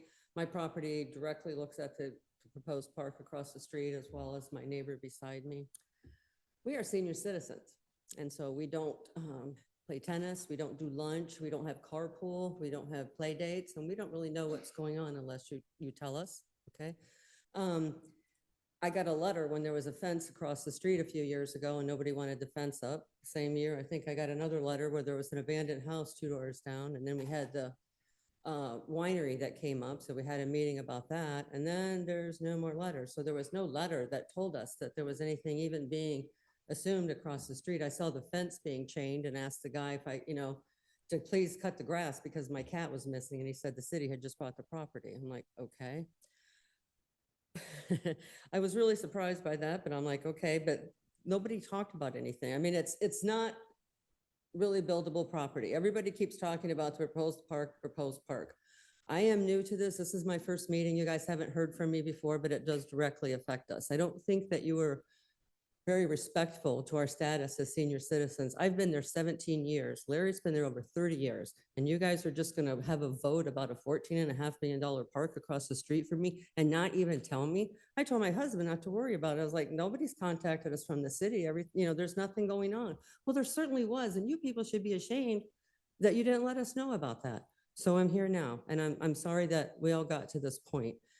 We have a winery down the street already. I don't know, it's a quarter of a mile from where your proposed park is, and so I don't know how that is gonna affect what you do with that property.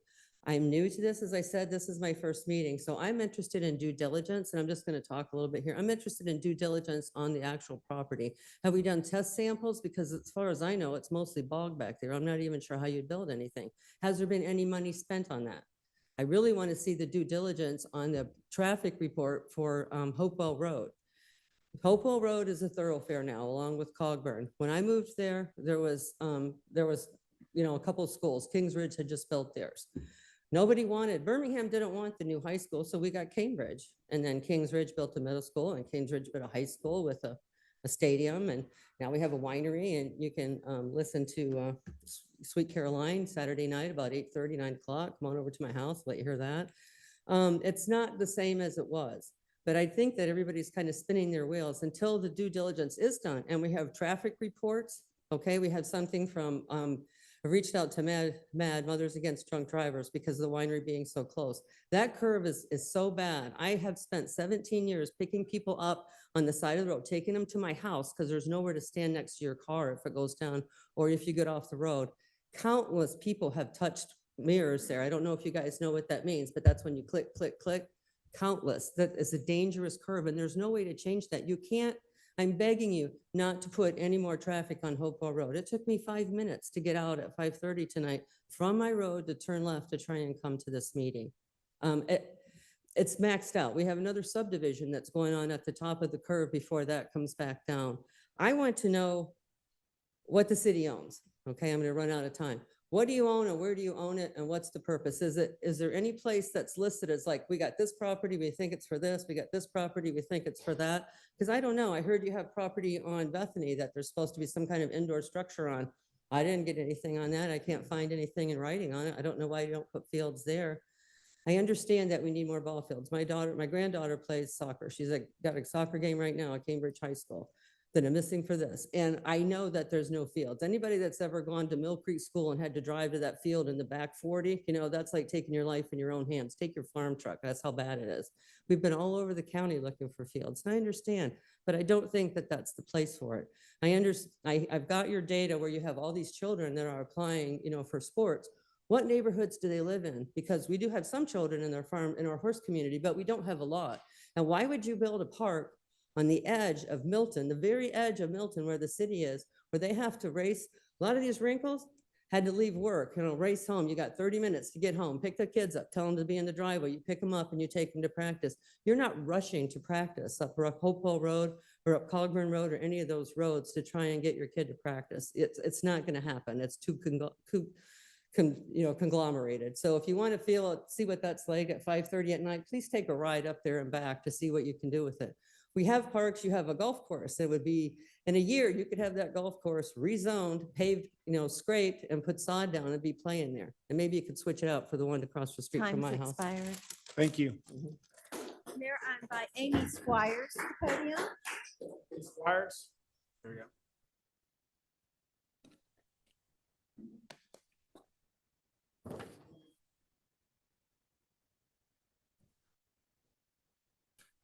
Good evening. I'm Amy Squires, and this is my daughter, Jessica.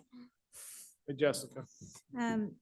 Thank you for hearing me today. I am a resident of Milton. I reside at 250 Weatherwood Circle. I have a little bit of perspective on this. I am an entrepreneur. I choose to do my business in commercial buildings and pay people to rent facilities in commercial buildings. Against the liquor license. I'm sorry, I'm getting ahead of myself. And not in my basement. I don't have clinics running in my basement. I don't do summer camps in my house to save money and cut corners. I do things the right way.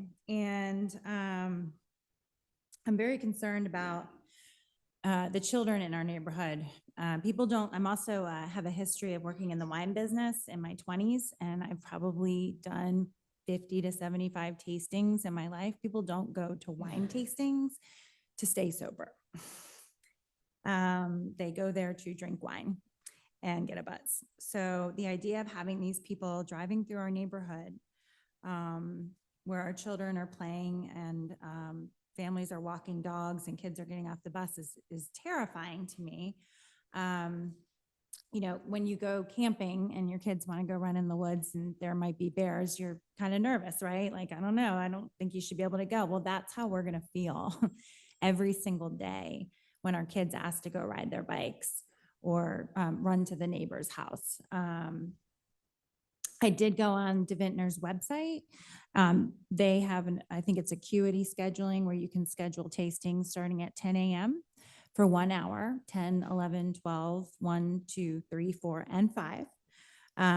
So that's a little frightening. I am also a pediatric therapist, and I feel that it's my duty to protect children, especially special needs children.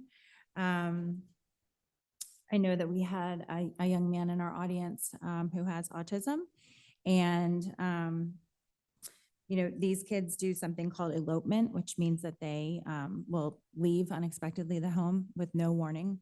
And there's some statistics here. More than 1/3 of ASD children who wander or elope are never or rarely able to communicate their name, address, or phone number. 2 in 3 parents of elopers reporting their missing children had a close call with a traffic injury. Wandering was ranked among the most stressful ASD behaviors by 58% of parents of elopers. There's some more statistics. Children 3 and under are not able to understand the dangers of wandering into the streets. This is all children, or even walking safely, and no child is able to control their bicycles in a manner which would keep them safe should a drunk driver drive by and swerve, speed, or lose control of the vehicle. Every day, about 37 people in the United States die in drunk driving crashes. That's 1 person every 39 minutes. I heard the gentleman say that you know, they're going to reduce whatever it is, tastings or visits by 85%. And I just hope, you know, that the 85%, the 15% that are driving, I don't know, show up and not drink wine. I don't know. But the reality is that we are all going to be living in fear, you know, money aside, property value aside. There's no way to relax knowing that there's people who've been drinking wine driving through the neighborhood. So I'm asking you to, I oppose the liquor license. I'm asking you to deny it, not to defer it. And that's it. Thank you. Thank you.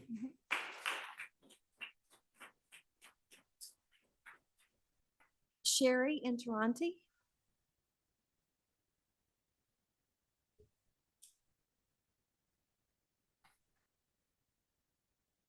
I live at 185 Providence Plantation Drive.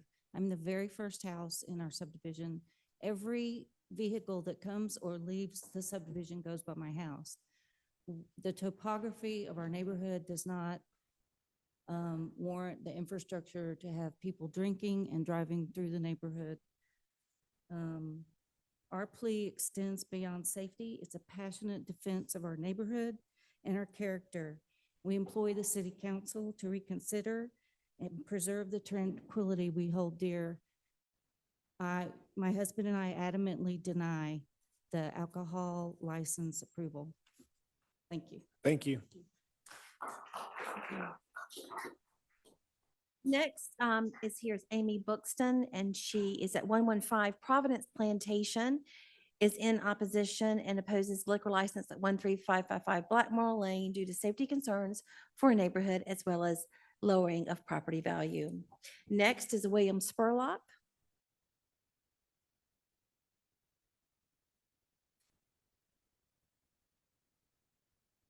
Sorry, I'm William Spurlock, 120 Providence Plantation Drive. I moved here in 1998. Walking through the neighborhood, the area in question where Jim owns his property didn't exist. The road ended at the intersection. From that point forward, it was private property. It was later developed. It's still private property. All of the signage that you guys require were placed on private property. We have not been communicated. I've heard people talk about letters that were written by the city. Never got one. I got your tax bill and I paid it happily because I love to live here. I love to support the city. But the communication is just non-existent. Jim's just made some great concessions. I feel for him. He's invested a huge amount of money. He has a beautiful piece of property down there. I walked down there when the gates opened. That's when I first saw the first sign that it was being rezoned, because I walked through the gate into the private neighborhood with my dog, and there was a little sign leaning against his mailbox. Today, that sign that you guys require is leaning against the gate into their neighborhood. It is invisible to anybody that comes into that neighborhood because the gate is closed. Anybody that comes up, stops, turns around, and pulls back out of the neighborhood. It's invisible. We have not been communicated about this process. He's been told he can have a winery. We weren't told. He's made concessions. We've heard nothing about these concessions. We don't have the money to buy a lawyer to have him look over the liquor license to find out if the teeth that he's talking about, no tastings, that's what we were complaining about, tastings. If he wants to grow grapes and make wine, God bless him. But there's nothing that we can do to prove that he's not going to change his mind or the license go to somebody else who changes his mind. We need some guarantees from you guys that if you do this, and we beg you not to, but if you do this, that he will be limited to growing grapes and making wine and putting it on a truck and shipping it out. We'd prefer not to have the trucks because they go 40 miles an hour through our neighborhood. But we're beholden to you guys. We have a small budget in our HOA that if we have to go get a lawyer, we'll spend the money. But I'm not going to go ask the neighbors to come cough up money so that we can hire a lawyer to find out whether the liquor license you guys plan to give this man has teeth in it to keep people from drinking and driving in our neighborhood. Thank you. Thank you. Raymond Brooks.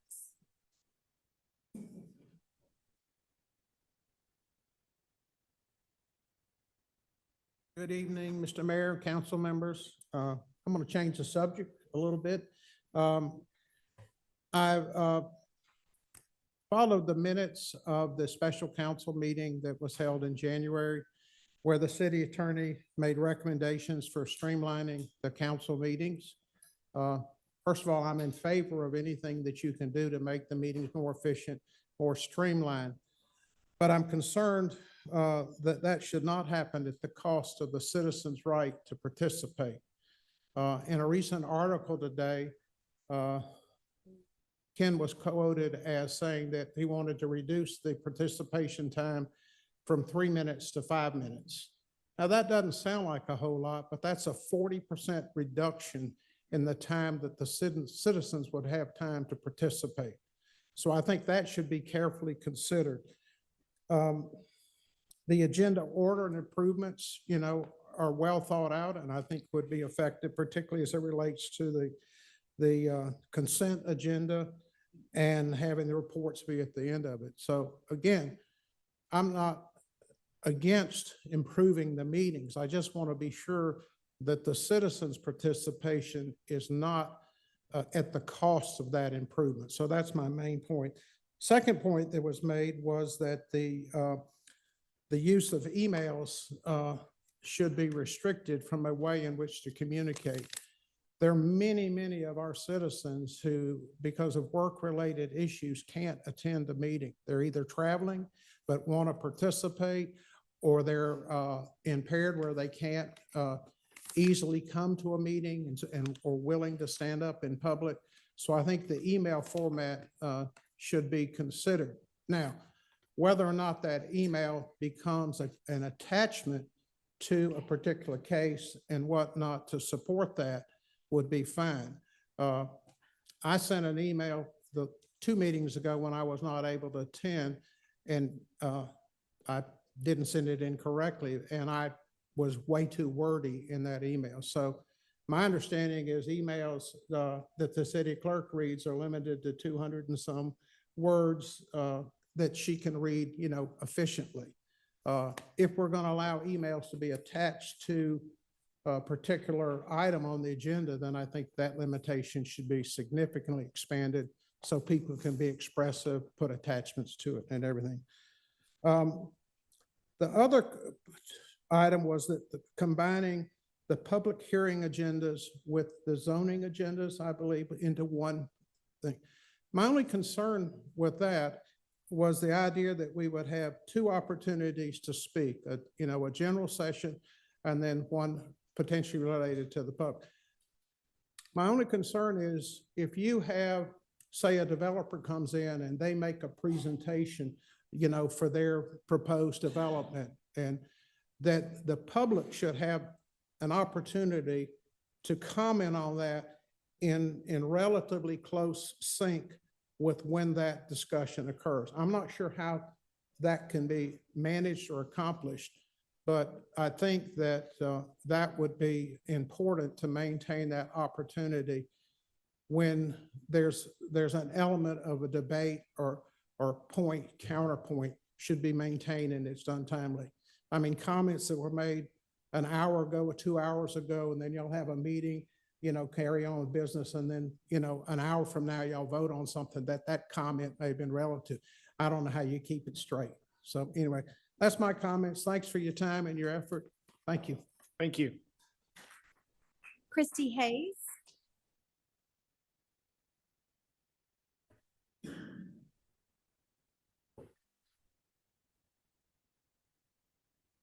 Christy Hayes, 13585 Hopewell Road. I too am here tonight to express my disappointment at City Attorney Ken Gerard and his recommendations at the special meeting held on January 17th that the city curtail public comment, do away with public comment before agenda items, and refrain from having the city clerk read emails to the council. General public comment and agenda-specific public comment give residents the peace of mind that the entire council is aware of their issues and the context of their case. Additionally, Milton residents unable to appear at city council meetings due to physical limitations, travel, or other obligations would be stymied by the city's attorney's suggestion to stop reading emails into the public record. Limiting the voice of the people within months after winning a Voice of the People award is the definition of hypocritical. The goal of this council and city representatives should be to hold well-attended meetings filled with vigorous public discourse. Striving for anything less in the name of efficiency constitutes a disservice to the citizens who elected you and whose tax dollars pay your salaries. And tonight is the perfect example of vigorous public discourse. This is city government in action. This is why we became a city. To that end, I also want to express my concern about the deferral of the alcohol license to DeRose Vintners. In my opinion, this agenda item should not be deferred, but flatly denied. Not only does this property not meet the requirements established in 2021 for a farm winery, but that this council would consider issuing an alcohol beverage license to an Ag 1 property only accessible via a neighborhood is quite frankly beyond comprehension. Consideration of this request defies logic and sets a horrific precedent that should put all landowners in the city of Milton on edge. Thank you for your time. Thank you.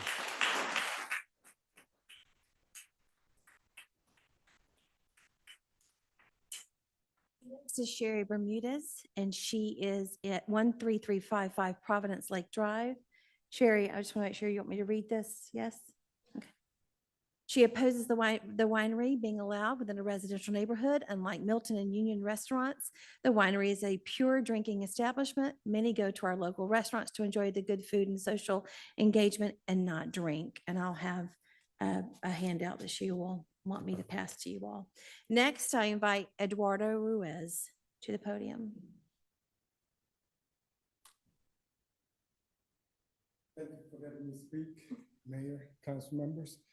First of all, I want to say I am so disappointed on all of you that gave him a winery license without letting us know what was going on.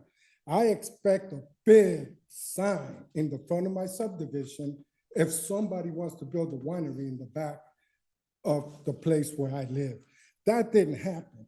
He put a sign back there where I walked back there once, walking around trying to get healthy, and their residents followed me because I guess they didn't like the way I looked. So I'm so disappointed in you guys that we didn't get the proper notification, because look at the show of force from our subdivision once we know what's going on. Also, Sarah Moore wrote a letter to you guys that moved me. Having her child, telling you guys that she is so afraid of drunk driving, all the other parents that are here saying the same thing. I've been in that subdivision since '97, and he's shady already shown that by putting one little sign back where we can't even go because it's private property. Sir, if you could just direct your comments to me, that'd be good. Okay. Thank you. I think that was shady, not letting us know in the first place when you first gave him the winery license. And now giving him a liquor license when you've already seen the slippery road that can cause. I'm vehemently against that, because once you give it to him, then it'll be like, oh no, you can't enforce these things because it's unconstitutional. Once I got the license, I can do whatever I want, and that's what's gonna happen. Thank you very much for your time, ladies and gentlemen, and I vote. Thank you.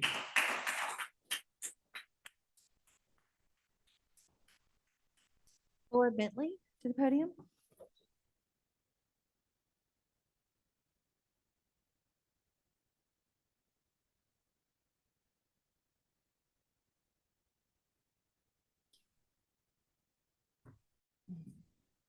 I am Laura Bentley, 2500 Bethany Church Road.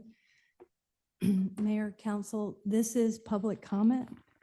This is important, and this is why Milton is such a great place.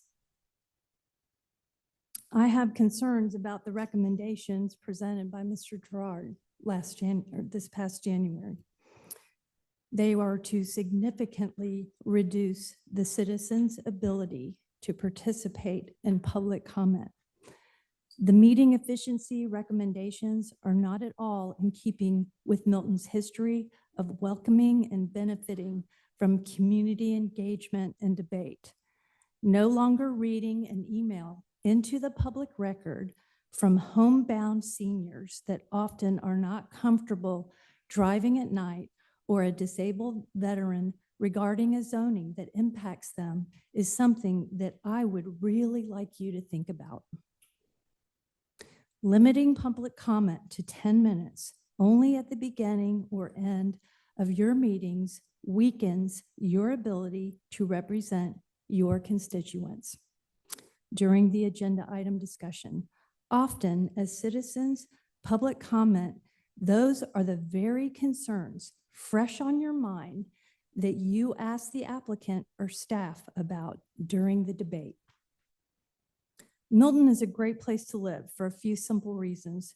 Through our 18-year history, citizens have been engaged and vocal about protecting our community. We have always been known as the city that will hear every last voice to get important decisions citizen-focused. My second comment is regarding this winery. And what I passed out to you is the notice that circulated. Please see the date, February 19th, 2021. I was on council. Let's read together what it said.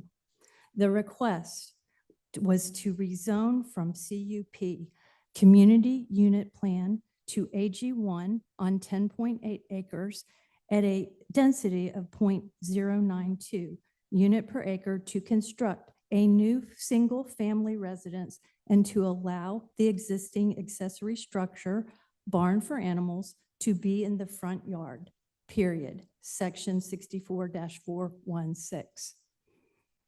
Let me ask you, if you receive that in your mailbox, would you consider that that would be an alcohol license? It does not say for a farm winery designation. So when we heard this on May 10th, 2021, I voted to approve a CUP to AG1 zoning with a concurrent variance. And that's it.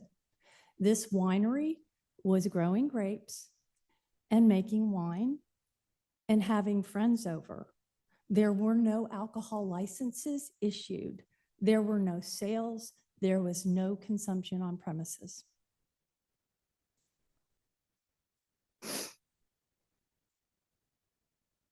In December 20th, 2021, on several occasions, when we started that text amendment meeting, I noted, the attorney noted, that there was only one as of right winery, and that was the Painted Horse. We approved those text amendments that night to put into place a special use permit to protect all the adjacent property owners in the future from the things that we had learned from our farm winery, the Painted Horse. We put those text amendments in place that day, and now they are in force. The only way that this Black Moral Road can receive the ability to serve alcohol is through their alcohol license. We never notified anyone that this was for a farm winery. It was not vested. So I ask for you to deny this alcohol permit, deny, and start the process over. There was only one by right farm winery on December 20th, 2021. Thank you.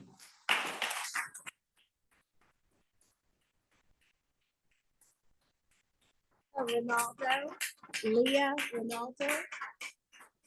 Who's that? Leah Ronaldo. Leah? Okay, next. Julie Zayner Bailey.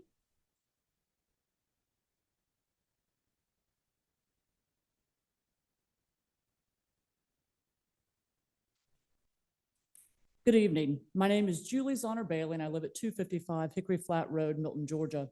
Thank you for the opportunity to address you this evening.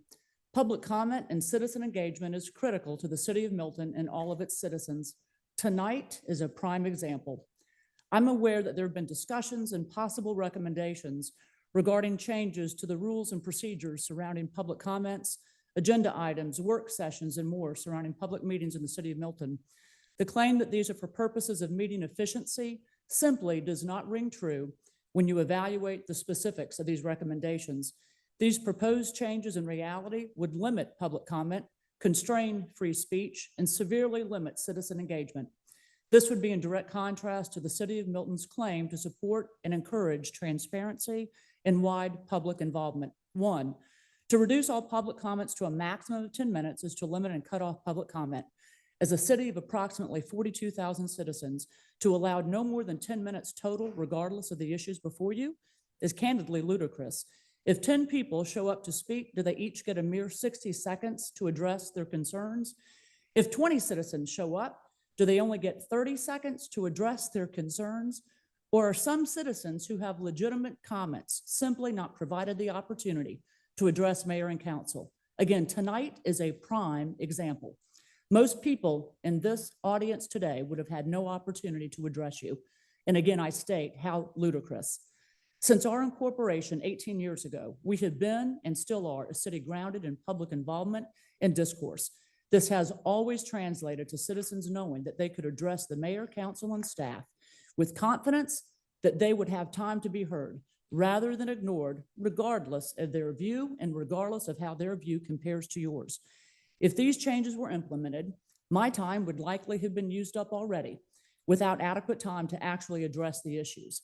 I'm thankful that my time is not yet up. Whether you as elected officials agree with the public comments or not, you do have a responsibility based on the oath that you took and the values that you purported to support to allow for ample public engagement, which has always allowed for ample public comment. The new limitations being proposed do not align with your commitments or the promises you made prior to taking office. The structure of public comment should not be changed unless to make them more flexible, not less, and certainly not to reduce them. The citizens of Milton deserve better. Further limiting public comments to a total of 10 minutes is a very bad idea and should not even come forward for further discussion.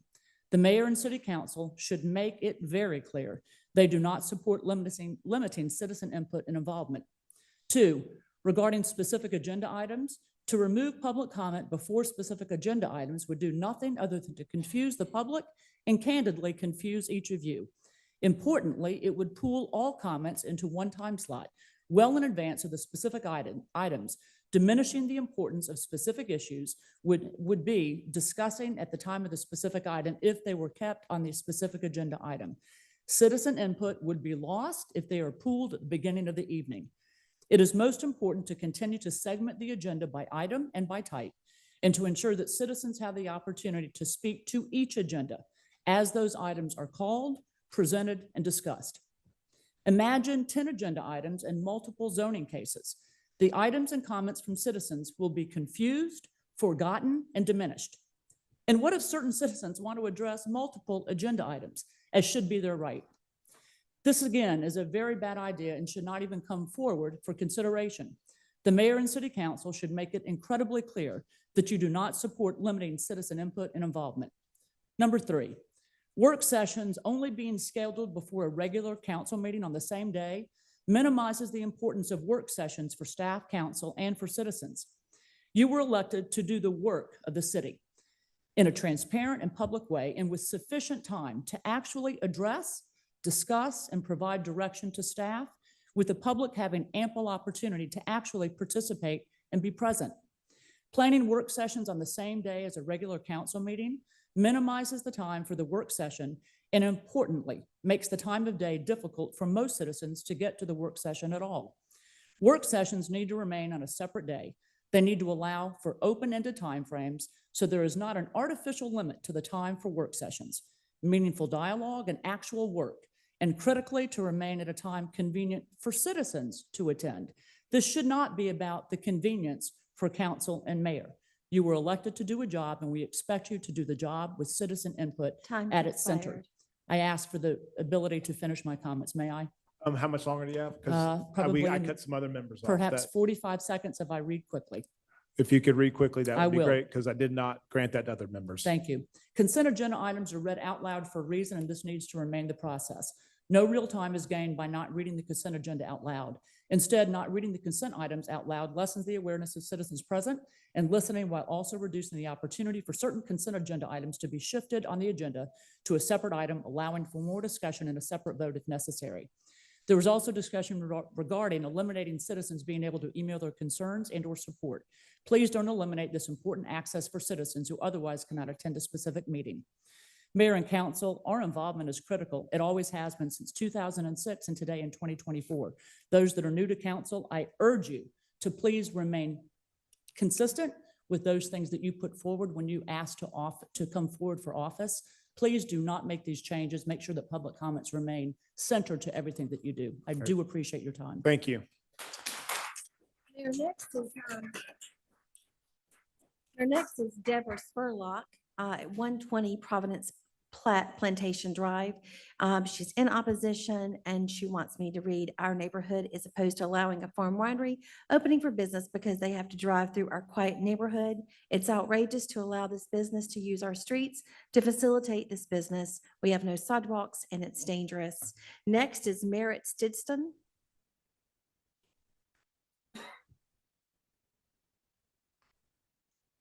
Hello, Merritt Stidston. I live at 15540 Freemanville Road, Milton, Georgia 3004. Wow. Probably wouldn't want to be you right now. You really are taking a lot of heat, but it's also something that each and every one of you accepted, asked for, and want to participate in this fine democracy that we have. I've maybe had a drink or two at 1, 2, 3 dozen wine places over my life or beer gardens. I haven't heard anybody here say that they're prohibitionists. I also grew up in wine country in California. I knew lots of people, helped prune hundreds of acres of grape myself, also tie them up. Hard work, you do it in the wintertime. And not all of those people had tasting rooms. Not all of those people had businesses where you had to come and go. They sold their wine. My father was a maintenance foreman at Gallo Winery for over 20 years. And I can appreciate them and the hard work that they put in. I've had to do it. But the number one thing that I've heard over and over and over again is the safety of these people. And I think these are probably very nice people and are worried about the safety too. And I don't think anyone would want them, that they want anyone harmed by their business. So there's nothing that I would say against them. What I would say though is that we as people see things that we know are right and true. There's not a tasting room in City Hall or at the fire department or at the police department, or as another gentleman said, at a school, a daycare, in a church. They just aren't there for a reason. And the real issue comes down to, are we taking a community and turning it into a business district? And that's kind of where things bump up against the homeowners and the gentleman that wants to have and use his beautiful piece of property. Friends in the wine business, Tim Knapp, they don't have a tasting room. He's in Napa. I buy case every 3 months from him and they ship it. Will there be a UPS truck coming and going, those things, or Amazon? I don't know how his stuff will be delivered. I hope there's something where these people that have absolutely legitimate concerns, and this man just trying to live his life, that all y'all have to navigate. My wife and I were married at Birmingham United Methodist Church, April 14th, 2001. Been here for a long time. And when you look at it and you say, what's going to happen? I don't know all the facts. I just know what I've heard, and they've read off of it, that this future event wasn't clear what was going to happen to it. So take a lot of time and think, is it in your neighborhood, and what's best? Second topic is regarding the limitations on community involvement with City Hall. We live in a democracy in which we're very fortunate that we can talk about what we agree on or don't agree on. Can you imagine Ben Franklin, John Quincy Adams saying they're going to limit debate in the public square to 10 minutes for the entire city? I don't think any of you could imagine it, and that would not be this country. I fly all over the country and the world for my job, 35 flights a year, except for the COVID time, where I stayed home. I signed up for that. That's my job. And I would say to anyone either elected or working here that doesn't like that, then do what I would do. I would change jobs. If that's not what makes me feel better, then I should move on. So I hope that you'll continue to allow us to share our heartfelt thoughts, our love for this community, and actually our appreciation that you all have to take some of this grief sometimes. It's not always getting an award. Sometimes it's getting kind of slapped verbally. And so please don't change those things. And if it's a video or pictures, it doesn't matter. It is our speech. And the Supreme Court has said your comments are speech. So don't limit them. They're not violent. They're not derogatory. I could wear a shirt with a profanity on it, walk around Milton, Time's and no one could expired. say anything to me. Please don't limit that. Leave it to us be able to share our feelings and thoughts with you. Thank you very much. I appreciate your time. Thank you for your comments. I'd like to invite Hadi Hakami. Are you here? They are at 265 Weatherwood Circle in Milton in opposition, opposed to liquor license at Blackmore Lane. We urge city representatives to reject the proposal. Our children at Providence Plantation deserve living in a safe environment. And Mayor, that concludes general public comment. Okay, thank you. I will close general public comment and thank everyone for coming out tonight and sharing and voicing your concerns. Public comment is very special to this city, as a lot of people in this room know. So thank you very much. We'll move on to the consent agenda. Will the city clerk please sound the items? Mayor, that first item is approval of the January 17th special called city council meeting minutes. It's agenda item number 24036. B is approval of the January 17th, 2024 regular city council meeting minutes. Agenda item number 24037. C is approval of pricing amendment number 2 with addendum number 1 between the City of Milton and Interactive Data LLC for investigative software. Agenda item number 24038. D is approval of a professional services agreement with Practical Design Partners LLC for final design services at the intersection of State Route 140 at Arnold Mill Road at Green Road. Agenda item number 24039. Next is approval of a services agreement between the City of Milton and Prologix ITS LLC for the installation of emergency equipment on various police vehicles. Agenda item number 24040.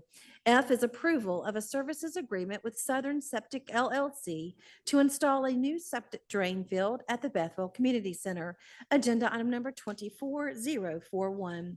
G is approval of request for full approval from Georgia Department of Transportation for procurement of engineering and design as per federal requirement of 23 CFR 172 for local administered projects. Agenda item number 24042. H is approval of task order number 2 between the City of Milton and Moffitt and Nickel Inc. for professional engineering services for the trail drainage and habitat enhancement project at the Milton City Park and Preserve. Agenda item number 24043. I is approval of a request for rectangular rapid flashing beacons on State Route 372, Crabapple Road at Heritage Walk and Crabapple Chase Drive. Agenda item number 24058. J is approval of subdivision plats and revisions. The first development and location is 14300 Hopewell Road, land lot 693 and 748, District 2, Section 2. It's a minor plat to combine 2 parcels of land totaling 7.063 acres into one legal lot of record. It's a total of 7.063 acres with a density of 0.14 lots per acre. The next development is Whisper Oaks. It's Coburn Road and Francis Road, land lot 679, District 2, Section 2. A minor plat to subdivide the parcel into 7 large lots ranging in size from 3.0 acres to 3.313 acres, a total of 21.493 acres and a density of 0.33 lots per acre. The final development is Hickory Crest Phase 2.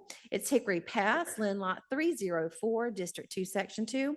A minor plat revision To revise the division line between lots 1 and 2, show the latest recorded water line easement, add the stormwater system and drainage easements. It's a 10.892 total acres and a density of 0.28 lots per acre. It's agenda item number 24044. Mayor? Thank you. Do I have a motion on the consent agenda? Mr. Mayor, I make a motion that we approve the consent agenda as read. A second. Okay, I have a motion from Councilmember Cookerly, a second from Councilmember Haney to approve the consent agenda as read. All in favor, please say aye. Aye. Any opposed? That is unanimous.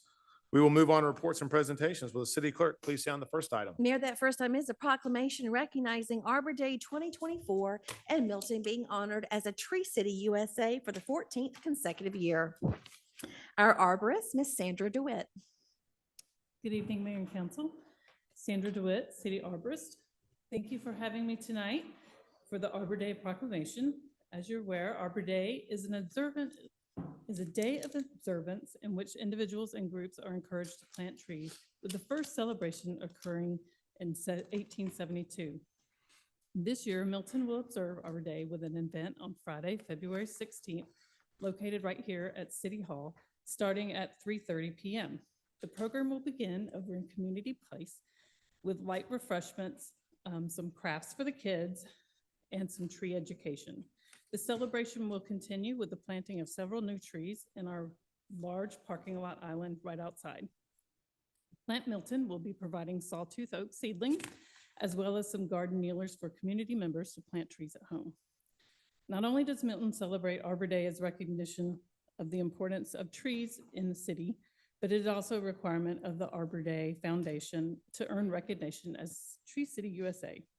I am proud to announce to Mayor and Council tonight that the City of Milton received its Tree City USA designation for the 15th consecutive year. Sorry, I made a math error the first time I calculated it.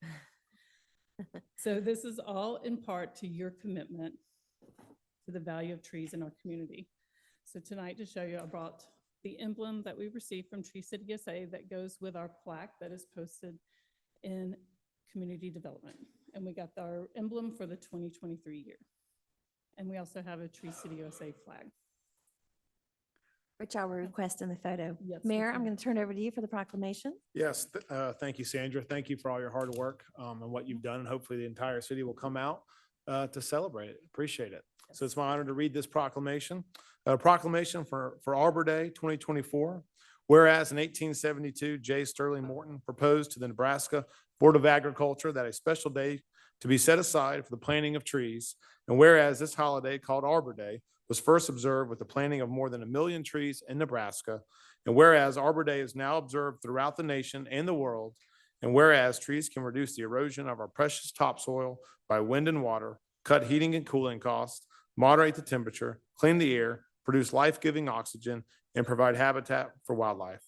And whereas trees in our city increase property values, enhance the economic vitality of business areas, beautify our community, and are a source of joy and spiritual renewal. And whereas the city of Milton has been recognized as a Tree City USA community each year since 2009. And whereas the city of Milton and our citizens are committed to the stewardship of our natural resources. Now therefore, we, the mayor and the city council of the city of Milton, hereby recognize and proclaim for the year 2024, February 16th as Arbor Day, and urge all citizens to celebrate Arbor Day and to support efforts to protect our trees and woodlands to make Milton an even greater place to live, work, and raise a family. And further, we urge all citizens to plant trees to promote the well-being of future generations. This is given under my hand and seal of the city of Milton, Georgia, on this 5th day of February of 2024. Thank you so much.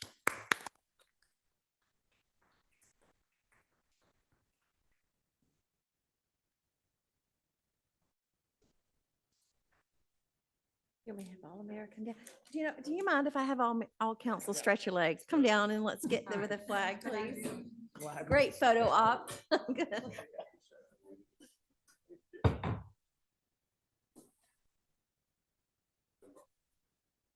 Oh, Mayor, I'm sorry. Phil, will you grab this and put that? Just grab that with them. There we go.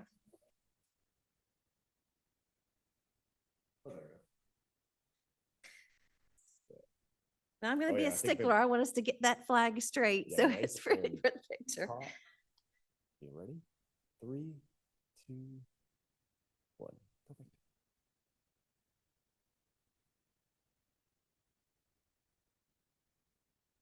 Thank you.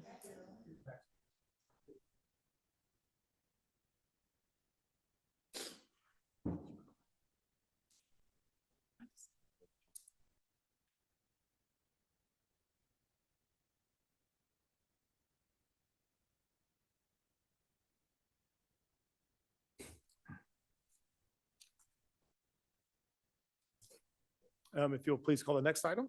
Mayor, that next item is going to be the discussion of residential speed zone program policy and procedures presented by our Public Works Director, Ms. Sarah Leaders.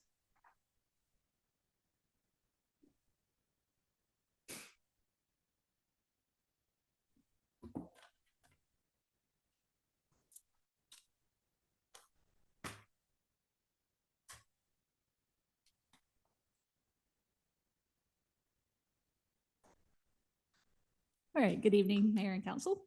The purpose of this item is to discuss policies and procedures for a proposed residential speed zone program. You'll see I'll call it RSZ throughout the presentation. And what that does is it could allow radar speed enforcement at any speed above the posted speed limit. And that's on streets that are radar approved at less than 35. I'll touch on the background requirements and then get into the proposed policy and procedures. So the city has a toolbox of various engineering, education, and enforcement types of measures. We already have some through our local road safety plan, as well as our traffic calming program. And the residential speed zone program it's just going to be another one of those types of programs to address speeds on some of these lower speed limit posted residential streets. So in August of 2022, the local road safety plan was adopted, and one of those recommended countermeasures was to look at Milton-specific speed zones. In November of 2023, we discussed it at the work session, and in December made an ordinance change to allow for designated residential speed zones. This highlights the requirements, starting with the official code of Georgia that provides that radar speed detection limitations in subsection A, which that section is what limits radar enforcement to 10 miles an hour above the posted speed, don't apply in properly marked residential zones. It goes on to say that roads with speeds of 35 or more are not considered residential streets. And additionally, it would be that residential streets may be designated and properly marked to be qualified as a residential zone.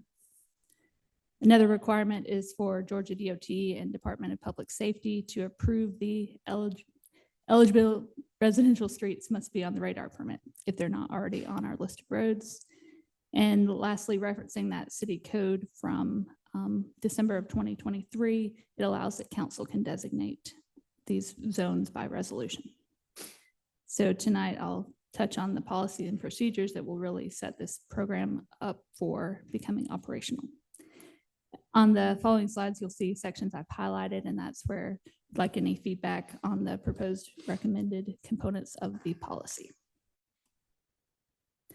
First of all, we're looking to structure this as a resident-driven and resident-supported policy. The first criteria is that it be a local residential street with a speed limit of 25 or 30 miles an hour. Must be on the approved radar permit, like I mentioned on the requirement slide. And if it's not on that list, it must be approved to be added. We are recommending a minimum volume just to gauge the benefit compared to, there's gonna be some administrative cost for getting roads added to the radar permit as well as enforcement. So we're recommending there be at least 100 vehicles a day on the roadway. And we'd also look at street geometry to support the ability to use radar. Another component of the policy is that it be resident-driven requests. So we're asking for the applications to be submitted by someone that has authority to act on behalf of the study area or subdivisions. So we might get roads submitted that are part of a subdivision, or there's a chance we could get some roads that are not within a platted subdivision, like a gravel road. So we do ask that the person that submits the application has some speaking authority for the group. And then Public Works will determine the study area as well as the number of lots. So what we're recommending is Even if the road is within a subdivision, we would only look at the lots where the driveway directly connects to the requested street or to an intersecting street with no other outlet. So the two maps on the right are two roads that the red highlighted road is a road that is on our radar permit currently. So those would be an eligible road for a speed zone. The green are not on the radar permit. They're either too short or they're not currently on the permit. So the study area for the first graphic would be all the lots within that subdivision along the red road as well as along the green road. On the right, the green road does provide a separate access point to Densmore Road. So the lots that front that green road would not necessarily be part of the study area because they have another way to exit the subdivision. So hopefully that makes sense before I move on. Okay. So we want to know if that approach is supported or if we want to look at requiring the entire neighborhood to support or to be part of the study area. Sarah, so that was my one question. So when you say someone with authority, are you saying, is it the HOA president? Is that? Typically that would be in a mandatory HOA, it would be the board or the president of the HOA would submit the application. Okay. I have more questions, but I'll let you go on. Okay. For this to be a resident supported request, we're looking at a petition requirement. This is structured very similar to our traffic calming petition, where we look at the number of owners that sign the petition compared to the number in the study area, and that gives us our percent requirement for the petition. And the way petitions usually work and work in our traffic calming program is that the applicant, so it's the HOA board or a resident of a certain road that's kind of designated as a representative, will obtain petition signatures and present that to the city. Then Public Works validates the petition. So each lot would get one vote. We do require that to be signed by an owner or owners, not the renter. And signatures are only valid for 12 months. So we are recommending 67% support, very similar to our traffic calming requirement. Again, that's the number of lots on the petition divided by the number of lots in the study area. Did want to highlight, here's a few examples of some neighboring jurisdictions and the petition percentages that are part of their traffic calming programs. So this is similar to a traffic calming type measure. It's just the enforcement tool with it. So felt that was appropriate to match what we were doing in traffic calming. So here's what the proposed procedure would look like. The blue boxes are what the applicant would do. So they submit the request. Public Works would review the eligibility and determine the study area. Then the applicant would go and get the petition. Once Public Works validates the petition, next we would look to determine is the requested road on our radar permit. If it is, we would go to a council resolution to add that road as a residential speed zone. If it's not on our list of roads, we have to go through the DOT and Department of Public Safety process, which is very lengthy, probably 4 to 6 months. Our latest request took about 6 months to get through. And that was after the city approved the list of roads. So once we got to this step, it took about 6 months to get all the way to the approved permit. So if it has to go through that process, it would also, once it's approved, then council would consider a resolution. Following the resolution, Public Works would install the signage, and then it would move over to the police department to educate and enforce. So our next steps are to finalize this standard operating procedures, and then the program would become operational. So I can go back to, this was all of the items that I had highlighted for any input or discussion on the recommended components of the policy. So we can jump into those, or I can answer any other questions. Councilmember Kramer? Yeah, Sarah, thanks for the presentation. I do have a couple of just fundamental questions. The inherent benefit of being designated as an RSV is what? That you can use radar speed detection? Correct. So let me just play that up. I'm in an HOA and we have an RSV. The idea would be there would be a police officer there with a speed radar monitoring that neighborhood because of this designation. And they could ticket appropriately. Correct. Can I add on to that just to drop? Where the RSV comes in is currently on our Georgia radar, in Georgia, in the state of Georgia. Municipal police can only use radar and enforce 10 miles an hour over the posted speed limit. Right. What this zone, this residential zone, will allow to reduce that to 1. I doubt that would be the case, but it gets rid of that 10-mile-an-hour gap. It might not seem like much, but when you're going from 25 to 35 or 30 to 40, it's significant when you're in a residential area. Okay. This is primarily why we'd be seeking the support or even driven by the community itself, because it would be a different set of rules and it would be more stringent enforcement. Do we find that the opportunity within the community is in the HOAs, or is it more on streets that have these speed designations? That's more our opportunity area where we can't ticket today because of that stipulation. So it would be great if we could get on some of our collectors and not have that 10-mile-an-hour gap, buffer, whatever you want to call it. But the law doesn't allow us to designate a residential speed zone on any road that's more than 35 miles an hour. So let's say, for argument's sake, we wanted to include Road X. Road X right now is 40 miles an hour. We wouldn't be able to do it, but if we were able to turn around and get that reduced 35, get it approved for the permit, well, actually, under your regulations, it would be 30. Then perhaps the council could consider adding that.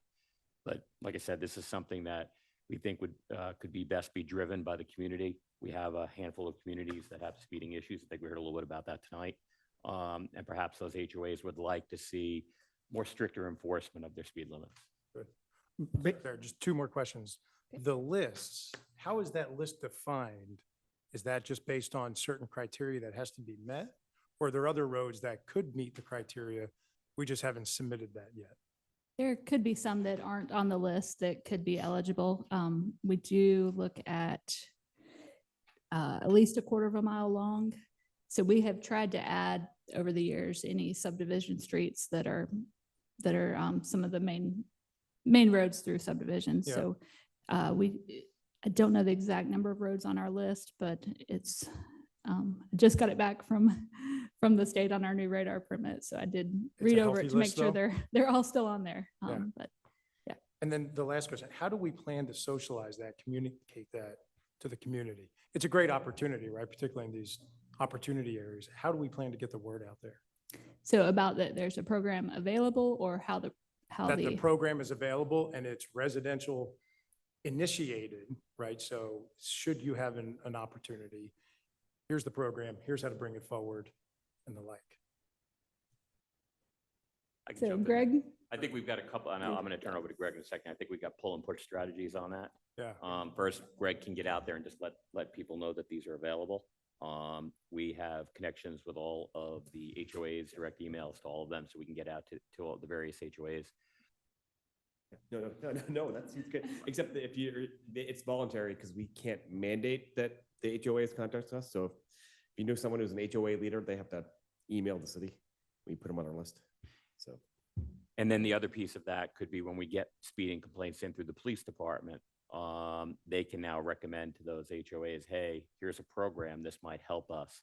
Because a lot of times you don't, that 10 miles an hour faster in a subdivision it seems a lot faster than it truly is. Mm-hmm. And people tend to overestimate the speeds. And when you're talking about 10 miles an hour, it's very noticeable. So when we get those complaints, we could do our speed studies. Turns out the average is higher than the speed limit, but without the RSV in place, we wouldn't have an enforceable number. With it in place, we could recommend that to the HOA if that comes to time. I did not mean to steal your thunder there, Greg. Thank you, Sarah. Okay. I have a question. Okay. Councilmember Cookerly, then Haney. Go ahead. I'll do All right. rock, paper, scissors. Ladies first. They're recommending the 67% support. So there's been a lot of feedback about the inability to get 67% support within an HOA for a number of initiatives. So how is that just recommended? Like, what, is there a backup plan that if there's not 67%, but there's an area of interest because of issues? Play that out for me. Sure. So the 67% that's in our code right now related to traffic calming, that was something that was, when we first did our traffic calming ordinance, that's the number that carried over from the policies that were in Right. place at that time. We did look at kind of what some neighboring jurisdictions are doing as far as percentages go. Some looked at a higher percentage requirement for residents that were directly on the street and then a lower percentage for others.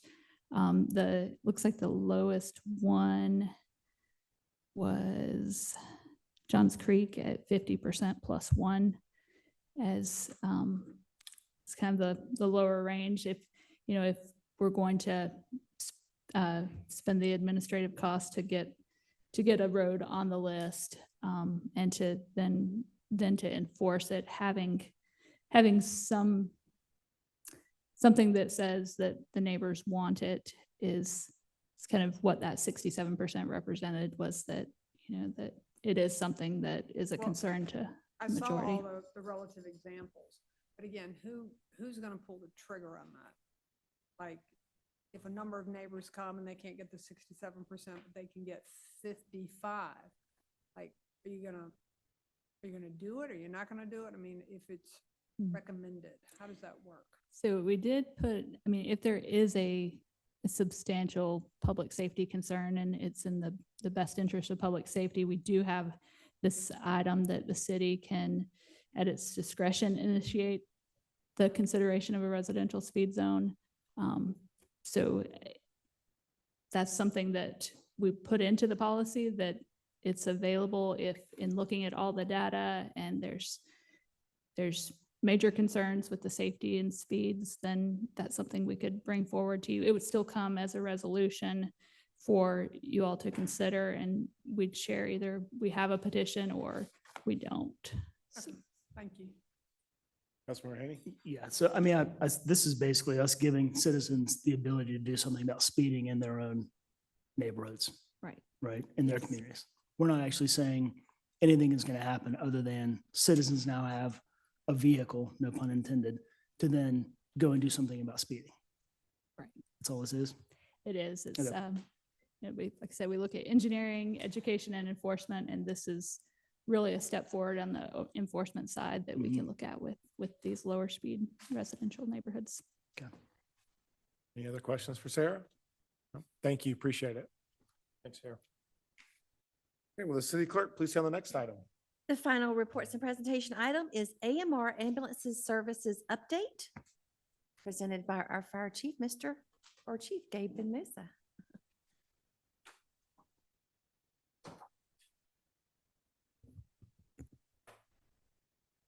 Didn't tell me I'll be turning 50, all of a sudden I need these, so I don't know how that happens.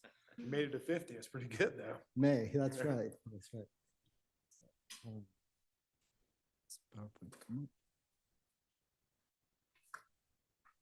So I'm going to be going over the AMR ambulance service and some of the proposal that's coming forward for a potential subsidy for the North Fulton cities. So to give you a little bit of a history on the ambulance service in state of Georgia and Fulton County, it is codified in the OCGA chapter 31-11. And pretty much what it does, it creates regions. And that's how the ambulance service area is assigned. And most of the state, the ambulance service area belongs to the counties. So local entities sort of don't get to pick the ambulance service. It's mainly provided by counties. In a sense, there's a talk out there that that was to protect sort of like the rural counties from and people of those rural counties, that they have a consistent service across. Fulton County is very unique. Obviously, it's mostly incorporated. So this ambulance service zoning plan is administered by the Department of Public Health, and they have a very clear set of rules. And the only way to really change that or get rid of a sort of an ambulance service is you got to prove three things in accordance with OCGA, which is consideration of economy, efficiency, and benefit to the public welfare. So you have to have all those three, and you have to prove all those three together before you can sort of change your provider. So the history goes that Fulton County essentially just relinquished the ambulance zone back in 2009 to rural metro. So it gave it up without any checks or balances. Then rural metro was acquired in 2014 by AMR. So of course they acquired it, so they inherit the ambulance service area. At this time, the response times, which we have no control as cities or departments as far as compliance. There are no contractual agreements between us. There is no oversight. We don't have that oversight. And right now, the emergency calls, for emergency calls is 12 minutes is the response. Non-emergency calls are 15 minutes. That is pretty much the agreement they have with the state as far as the ambulance compliance. But we do not have any way to enforce or hold them accountable to that. And many times we find ourselves transporting our citizens to the hospital. We do that about 10 times a year. Some of the regional challenges that AMR faces, obviously staffing, operational cost, the post-pandemic inflation, inability to provide competitive wages, decreased ambulance transport reimbursements. Private insurance pays significantly less than Medicare, Medicaid. So in a sense, in the state of Georgia, they're not mandated to pay what they are billed. So if AMR bills $2,000 for an ambulance transport, the insurance company does not have to pay $2,000. I think DeKalb County even tried to have rates, like a rate schedule that they will bill, but the insurance companies do not have to pay that because they're not mandated to. So in some areas of the country, like I know in Florida, in Broward County, they have those set fees. They're lobbying to sort of make it statewide. And I think also here in the state of Georgia, they're working to try to push the insurance commission to have those, they have to pay a certain amount. And I'll show you some numbers. We're also plagued by hospital bed delays, the ER.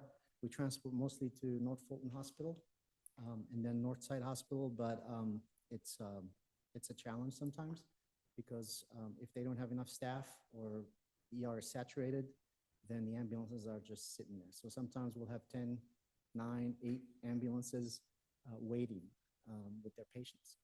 And what we had come up with a plan, especially during the last year of the pandemic, where we were pushing for, we would send our battalion chiefs, they'll send AMR, send their supervisors to try to get the hospital to activate their surge plan so they can kind of move patients through so we can free up the ambulances, because that affects the system in turn, because we will have calls holding of people that need to be transported.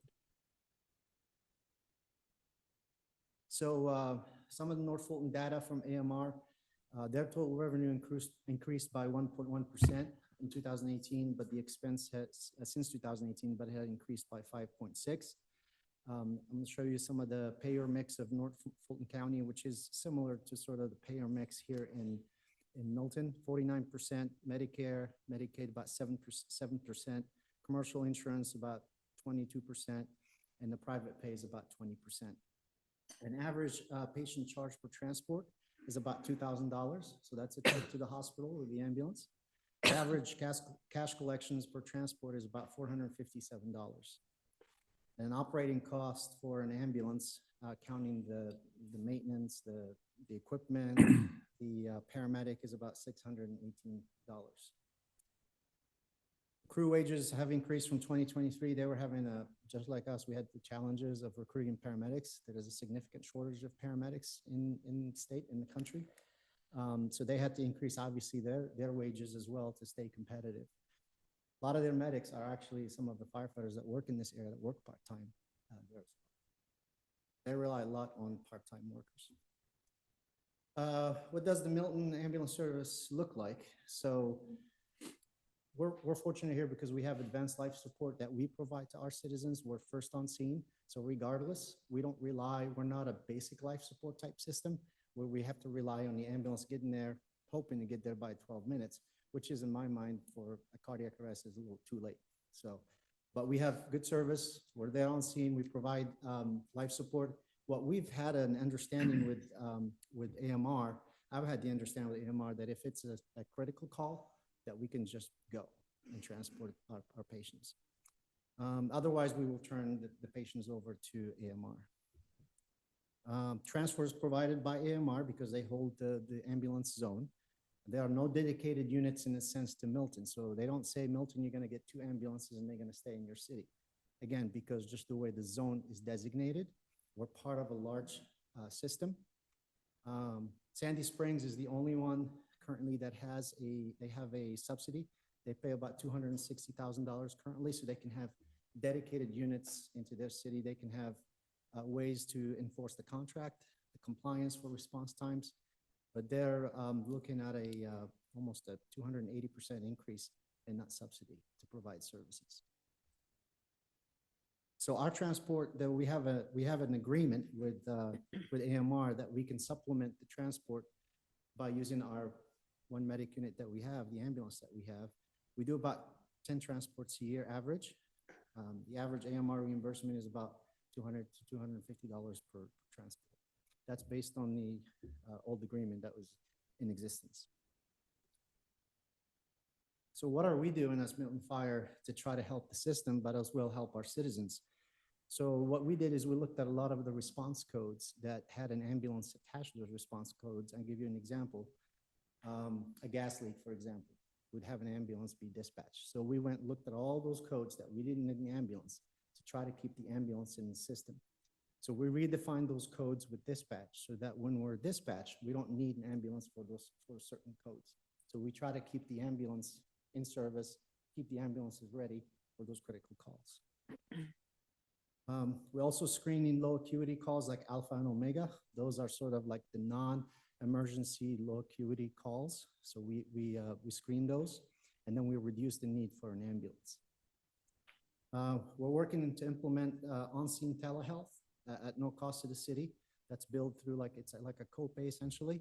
It's still a whole lot cheaper than going to the ER for something that could be addressed with an ER doctor through telehealth. So we're looking at that, and I'll go into detail on the next slide.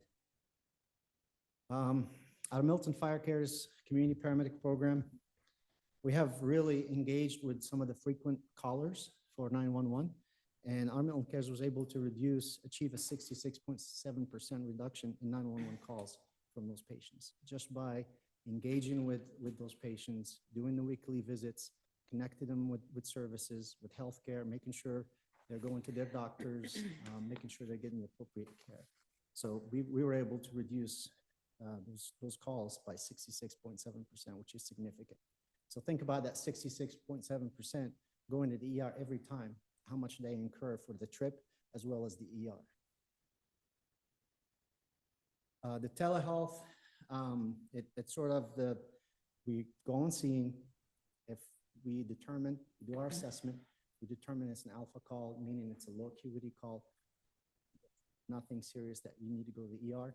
We ask the patient, would you like to talk to an ER doc? Yes, I do. Then we dial up directly. They get to talk to the doc. He can issue a script, or he could say, follow up with your patient, and then they sign a refusal, and that's it. It's very, very easy. It takes about an average of 14 minutes on scene to do that. And data have shown about 75% of patients avoid going to the ER for care, and 98% satisfaction from patients. Some cities are using this specific telehealth. It's called Right Site. City of Atlanta is, Douglas County, and we're looking at it as well as Alpharetta and Sandy Springs are looking at the same system at no cost to the city. So this is the proposed AMR subsidy. We've been talking to AMR for the last year or so because us chiefs in North Fulton, we saw that there was a need somehow to hold them accountable. And there was no other way for us to do it. The region, the council that oversees the zone is made up of private ambulance. We have one seat there. Chief Coons from Johns Creek represents us. But there's no way for us to hold them accountable to those response times and all the different things that we want. And they sort of came back and said, well, we're not gonna renew the agreement that we had. And the agreement is just saying that we're providing ambulance service. So we positively engage in discussions and looking at ways that we can all work together with AMR and North Fulton and approach this from a regional sort of North Fulton cities, not just each city approaching AMR on their own, that we can all benefit from that. Because currently, I'll give you an example, because Sandy Springs has a dedicated amount of ambulances in their system, we can't get those ambulances here because if they need them in their system because they're paying for them in a sense, so they stay there. Sandy Springs has been gracious enough to send ambulances this way when they can. So we're looking at the system for the system to be functional and to meet the needs. We need about 13,714 hours of unit hours. It costs about $150 per unit hours. So the annual subsidy would be at a tune of $2 million, and that's for the entire region, the 5 cities in North Fulton. 2 options that you can determine the subsidy and what portion, what the city pays. You can look at based on call volume, which obviously for us in Milton, we constitute about 8.66% of that call volume. So it'd be 178,000. If we go by population, then that increases our portion to 216. Obviously, the other cities, the bigger cities, absorb most of that cost as well because of their call volume and population. So having a subsidy agreement, and I know in the past we used to pay a subsidy out, that was before my time here. I can't remember what the cost was. I think it was 120,000 maybe at the time, but it was, yeah, somewhere around there, but it was a different contract, different things. What we're looking at right now as an agreement, and we're looking at from a region, looking at a dynamic deployment model. That's what we asked for in a sense.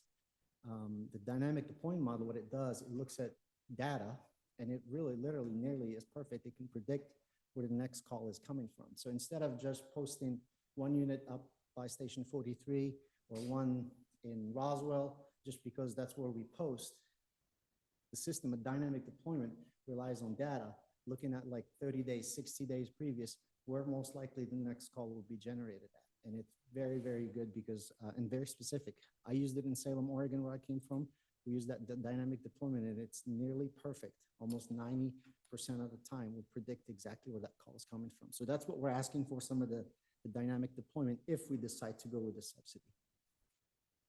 Contractual response time of 12 minutes for emergency calls.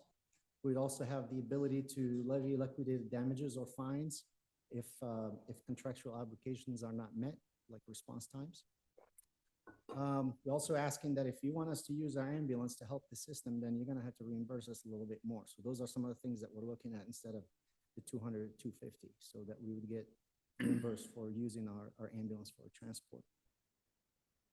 But also with an approach, a North Fulton regional system approach, will allow us to have ambulances in the system available for the city of Milton as well. So we tap into the system versus just sort of what we currently have. Maybe some good news. Senate Bill 16, introduced by Senator John Albers. It's the Georgia EMS Reform Act. In a nutshell, the bill would allow local entities to opt out of that region system. So give you an example, we can decide along with the North Fulton cities that we want to opt out of that region, and that we're going to go put it out there for bid in a sense who's going to be servicing, giving us ambulance service. So that's what the bill is giving us the option, giving local entities the option to pull out of those regions. So that's what's happening. Actually, all of Fulton County chiefs have been invited by Senator John Albers to go next Monday to the committee meeting where they'll be discussing the bill. All going down the process.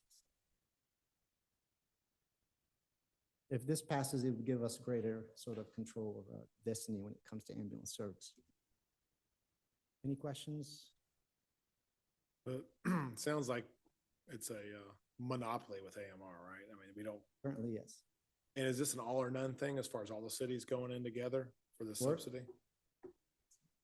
So Mayor, right now, I've been working with the other North Fulton city managers and administrators, working with AMR, trying to hammer out some type of draft agreement that we can each bring back to our respective councils. It's, they've actually shared with us their P&L with, they've actually been incredibly open, showing us what their issues are. And they are prepared, as the chief said, to just give up the region. And another city, called their bluff on it. Was it Columbus? Yes. Called their bluff on it, and they gave up the region, and now they're paying a whole heck of a lot more with another ambulance provider. I'm not saying that that would happen here, but it's something that we're aware occurred. So we're continuing to negotiate. We're actually getting down to the finer points of an agreement. We're looking at potentially a blend between the population approach and the calls for service approach. Ambulances are something that, you pay to have them available. So whatever potential agreement we come to, obviously will come back before all of the councils for their determination, but this has been going on for years. I've been hearing about 22. our ambulance issues from the day I got here. And it's been a challenge, and Senator Albers is onto something there, and I'm relatively sure it's at the request of the North Fulton City Fire Chiefs. And perhaps that might give us all a little bit more freedom, because we all have different payer mixes in our cities. Any other questions for council? Thanks, Chief. Appreciate it. Thanks for the update. Okay, we'll move on to first presentation. Will the city clerk please sound the items? Mayor, that first item is consideration of RZ 2307, an ordinance to adopt a new unified development code that will update and replace the current zoning ordinance, Chapter 64 zoning, and specific development, design, and other sections of the Code of the City of Milton, Georgia, and to consolidate the updated provisions of the zoning ordinance and said other sections so as to create a consolidated ordinance to be known as Unified Development Code for the City of Milton, Georgia. Agenda item number 2445. Consideration of an ordinance to amend Appendix A, fees and other charges of the Code of the City of Milton, Georgia, to reflect the new code references within the newly adopted Unified Development Code for the City of Milton, Georgia. Agenda item number 24046. C is consideration of an ordinance to amend Chapter 48, Streets, Sidewalks, and Other Public Places of the Code of the City of Milton, Georgia, in order to update and relocate certain provisions into the newly adopted Unified Development Code for the City of Milton, Georgia. Agenda item number 24047. D is consideration of an ordinance to delete Chapter 20, Environment of the Code of the City of Milton, Georgia, and to relocate the updated provisions to the newly adopted Unified Development Code for the City of Milton, Georgia. Agenda item number 24048. E is consideration of an ordinance to delete Chapter 50, Subdivisions of the Code of the City of Milton, Georgia, and to relocate the updated provisions in the newly adopted Unified Development Code for the City of Milton. Agenda item number 24049. F is consideration of an ordinance to delete Chapter 54, Telecommunications of the Code of the City of Milton, Georgia, and to relocate the updated provisions into the newly adopted Unified Development Code for the City of Milton, Georgia. Agenda item number 24050. And G is consideration of an ordinance to delete Chapter 60, Tree Canopy Conservation of the Code of the City of Milton, Georgia, and to relocate the updated provisions to the newly adopted Unified Development Code for the City of Milton, Georgia. Agenda item number 24051. Mayor? Thank you. Do you have a motion on the first presentation items? I'll make a motion to approve first presentation items as read. Second. Okay, I have a motion from Councilmember Haney and a second from Councilmember Johnson to approve the first presentation items. All in favor, please say aye. Aye. Any opposed? That is unanimous. Okay, we'll move on to the public hearing. Will the city clerk please sound the items? That first item is consideration of the issuance of an alcohol beverage license to Blockbuster Recipes, doing business as Blockbuster at 12890 Alpharetta Highway, Suite 160 in Milton, Georgia, 30004. It's agenda item number 24052. Our Finance Director, Ms. Karen Ellis.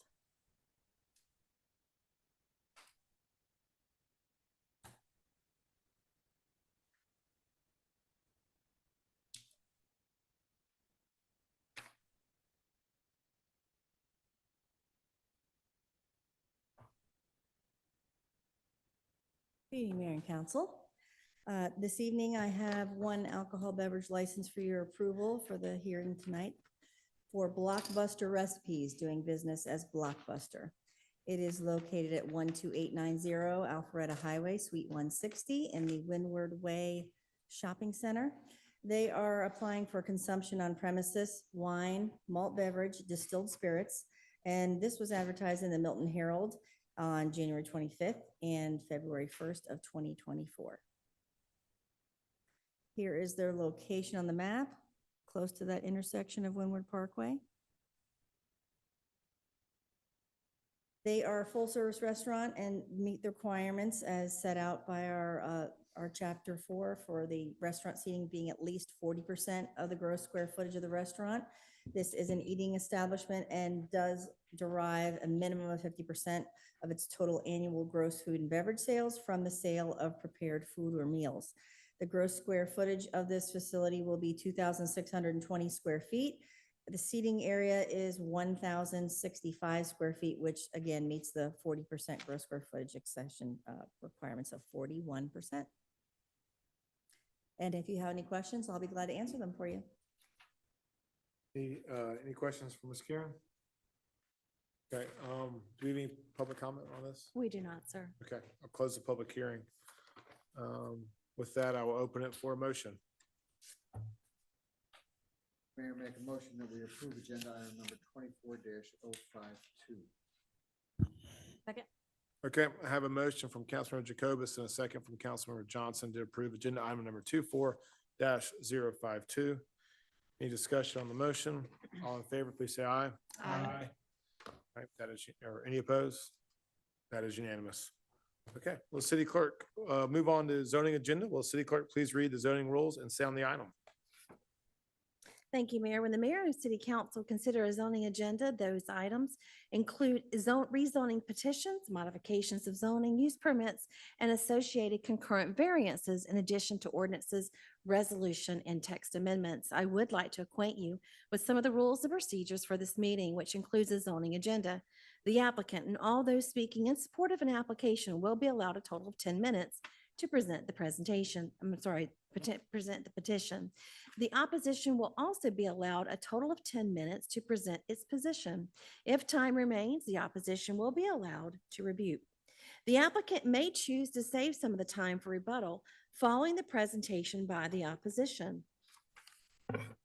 Since the burden of proof is upon the applicant will be allowed to make closing remarks provided time remains within the allotted time. Those called to speak will be taken in order that the speaker cards were received by the city clerk prior to the beginning of tonight's meeting. All speakers will identify themselves by name, address, and organization before beginning their presentation. The Planning Commission has heard the rezoning agenda items, and the recommendations have been forwarded to the mayor and city council for consideration and disposition. The applicant shall not submit material to the council during this meeting unless requested to do so. All material that you wish to be reviewed by the council in consideration of your application should have already been submitted to the Community Development Department and is included in the normal distribution of packages to the council. When an opponent of a rezoning action has made within 2 years immediately preceding the filing of the rezoning action being opposed, campaign contributions aggregating $250 or more to a local government official of the local government which will consider the application, it shall be the duty of the opponent to file a disclosure with the governing authority of the respective local government at least 5 days prior to the Planning Commission meeting. A violation of relevant state statute constitutes a misdemeanor.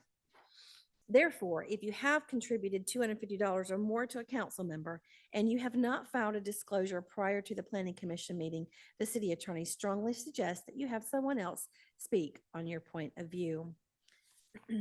Mayor, the zoning agenda tonight is consideration of RZ 2311 at 12505 Broadwell Road by Rob Forrest to rezone from T4 Crabapple Form-Based Code to T4 Open Crabapple Form-Based Code to develop a 3-story mixed-use building with a below-ground parking garage, 8 for-sale lofts, and 7,600 square feet on non-residential uses. The applicant is requesting a withdrawal of this application, and it's agenda item number 24053.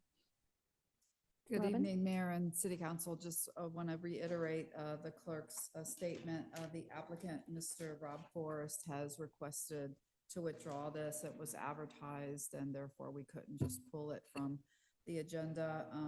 The reason being is that he has the property to the south under contracting when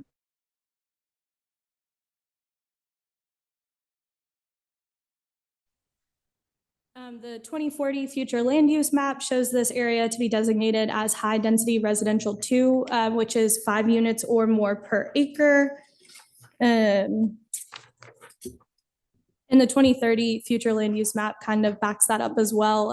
This was from the comp plan written in 2011, shows high-density residential as well with 3 to 5 single-family homes per acre. The sewer map shows that these parcels are within the existing expansion allowed area, which is shown on this map in green. And this property is also located within the urban growth boundary, which was instituted in 2023 last year. This aerial map shows the neighboring properties, including what we wanted to highlight here, which is the buffer to the north on the west property line. The townhomes to the north have a 25-foot undisturbed buffer along both property lines.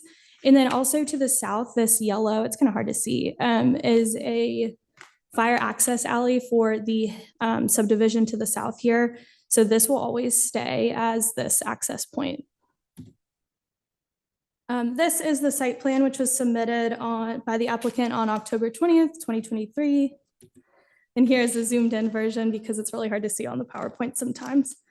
As you can see, Bethany Bend runs along the northern portion of the property. And it shows 13 single family homes on these lots here with a proposed mail kiosk, detention area, and rear alley access. Here are some drawings which the applicant provided us with showing the proposed development.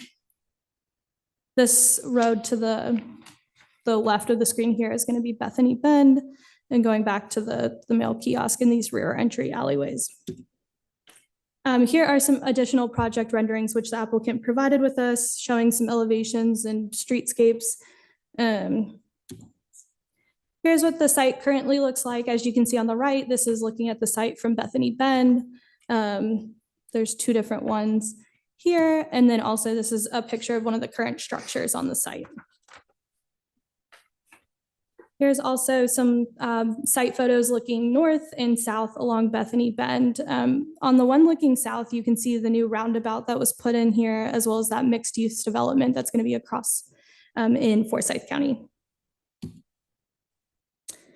Looking at the mixed or the existing uses on or near the site, you can see a kind of a mix of different housing types that we have. I'm going to run through kind of the densities of these housings and what they kind of look like. So directly across that roundabout that I pointed out, there is the Deerfield Township Mastered Plan Development, which has 983 units and 250,000 square feet of commercial use. A little bit to the north of our property is Windcrest Park, which is a townhome residential. Their density is currently at 6.76 units per acre, and the homes are about 1,500 square feet. The Spring Valley townhomes are immediately adjacent to our property. They're zoned townhome residential. It's at 7.86 units per acre, and they are about 1,200 square feet. To the immediate south of the property is currently undeveloped. There is a use permit on this property for a senior living home, and it is at 19.84 units per acre.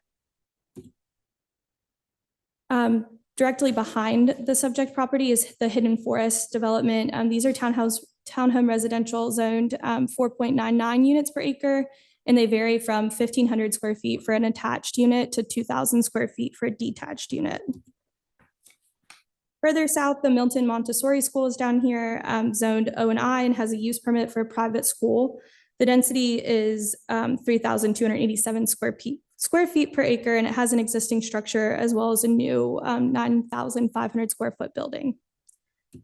Even further south, we do have the Fairview Townhomes, which is Zone T5 limited. These are at 6.25 units per acre. Finally, we have the IMT Deerfield located kind of across to the south, which is Zone T5 limited, 12 units per acre, and is 3-story apartment living. On December 5th, on November 28th, 2023, the applicant was present at our CZIM Community Zoning Information Meeting here at City Hall. We had 4 residents attend and kind of ask questions and learn more about this proposal. The majority of the attendees expressed preference for a front entry style home with concerns for the rear entry alleyway due to the proximity to the neighboring townhomes. The staff in the Community Development Department also received 3 letters regarding this development at this time.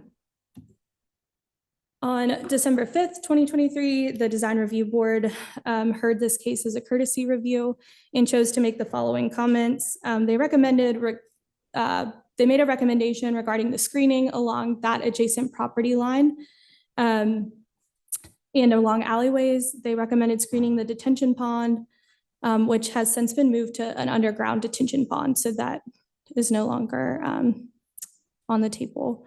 They wanted the applicant to consider the architecture on all sides of the home and to consider the lighting uses which they will use. These homes are in the Highway 9 overlay district, which means we will be reviewing for 360-degree architecture anyway. 4 citizens spoke during the meeting with the following comments. One commented on a preference for front entry homes. One voiced support if a 4-board fence was added along Bethany Bend. One requested greenery facing the street, and another expressed a dislike for rear entry homes and suggested shifting the alleyways forward, adding landscaping, and adding a fence. The applicant held a public participation meeting on December 4th at 7:30 in Community Place. They had 2 attendees come who inquired about the type of streetlights that would be used, what kind of fencing would be installed, what the size of the proposed home would be, where the detention would be for this development, and what the timeline of the development would be. This case went to the City of Milton Planning Commission on December 20th, 2023, where they heard public comment from 7 members of the public regarding their concerns about the proposed alley adjacent to the rear property line of the Spring Valley townhomes. Staff notes at this time that Spring Valley has an existing 25-foot undisturbed buffer, which is highlighted here in blue. This is the plat for the Spring Valley neighborhood. The Planning Commission unanimously recommended approval of RZ 2310 with the following conditions. They recommended the conditions proposed by staff. However, at the applicant's request, wanted to strike the conditions regarding the density of the property. So it just reads no more than 13 dwelling units.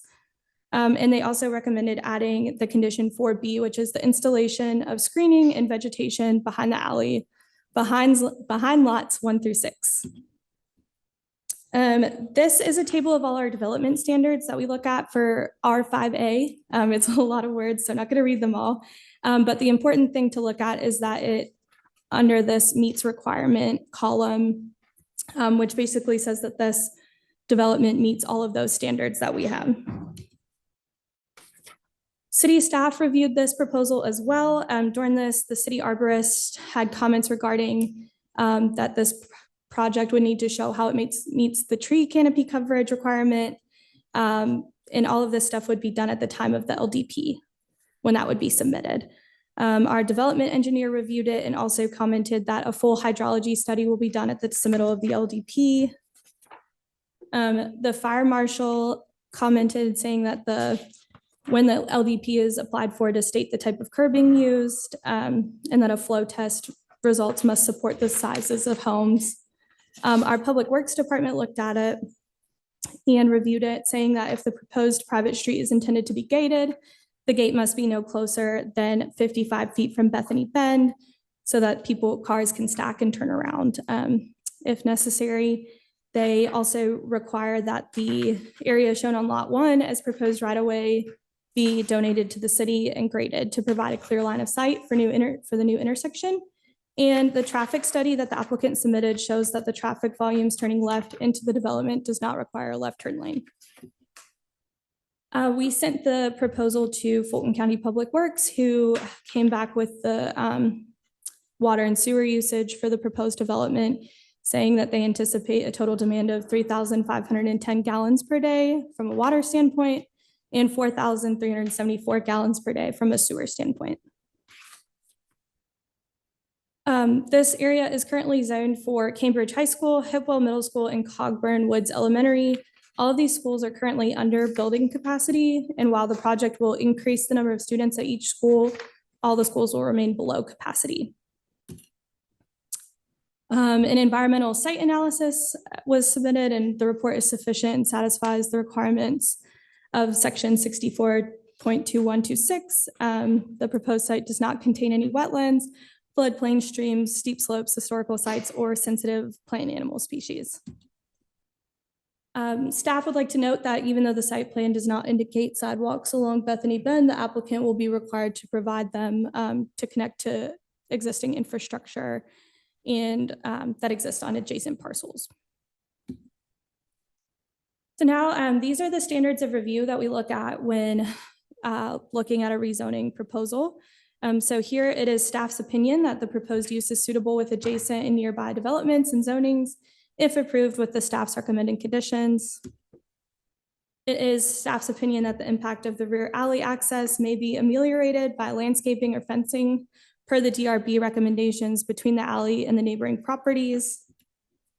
The subject site may have reasonable use, currently zoned as AG1 for single-family residential. We do not anticipate a significant impact on public services or utilities. It may have some impact on existing streets, transportation facilities, and schools. This proposed development is in conformity with the 2040 comprehensive plan policies.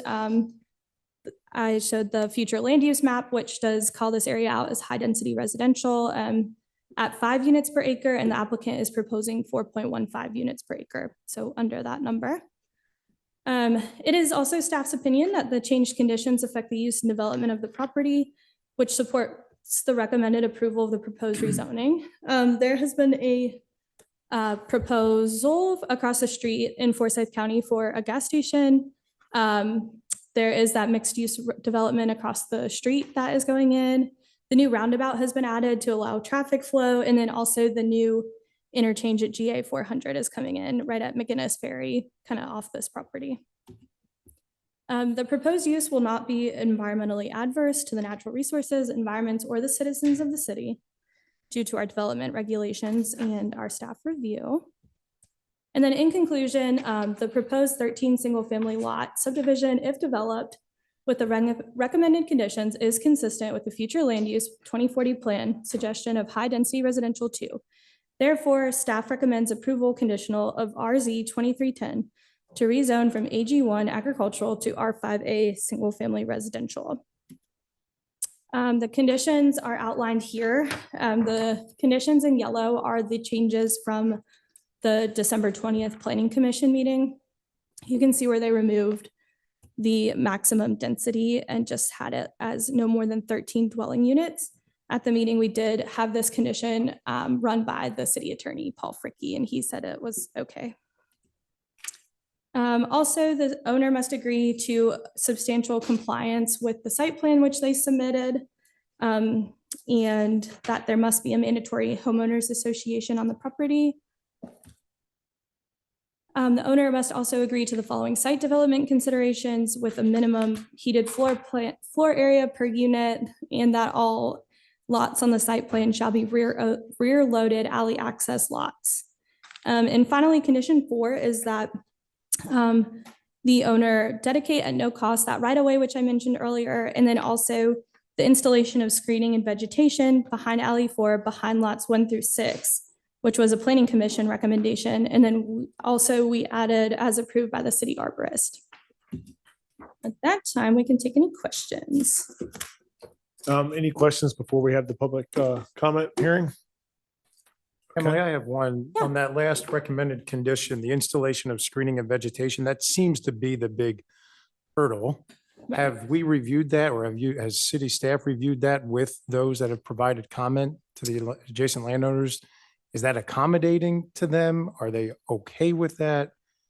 I Any think- feedback there? Yeah, I think Planning Commission came up with this based on the comments that were given during those meetings. They kind of took some of the comments saying that they wanted screening or fencing along that property line. And there was some discussion whether that was, feasible, fencing or trees. So I think that is where that condition came from. And I think that was their attempt to mitigate that. And the applicant has agreed to these conditions as written? Yes. Okay, thank you. Councilor Cookerly? I have a couple questions. Yeah. What is the width of the property that's going to be used for screening? Let me pull up the site plan.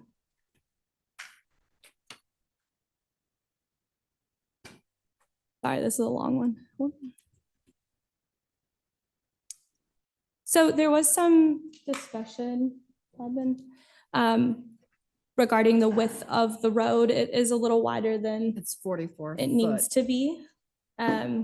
She's asking about the screening on the property line here. So, Oh, the alley width, yes. I yeah, think the what's proposed- the width of the area that would host a plant, a tree, a bush, a shrub?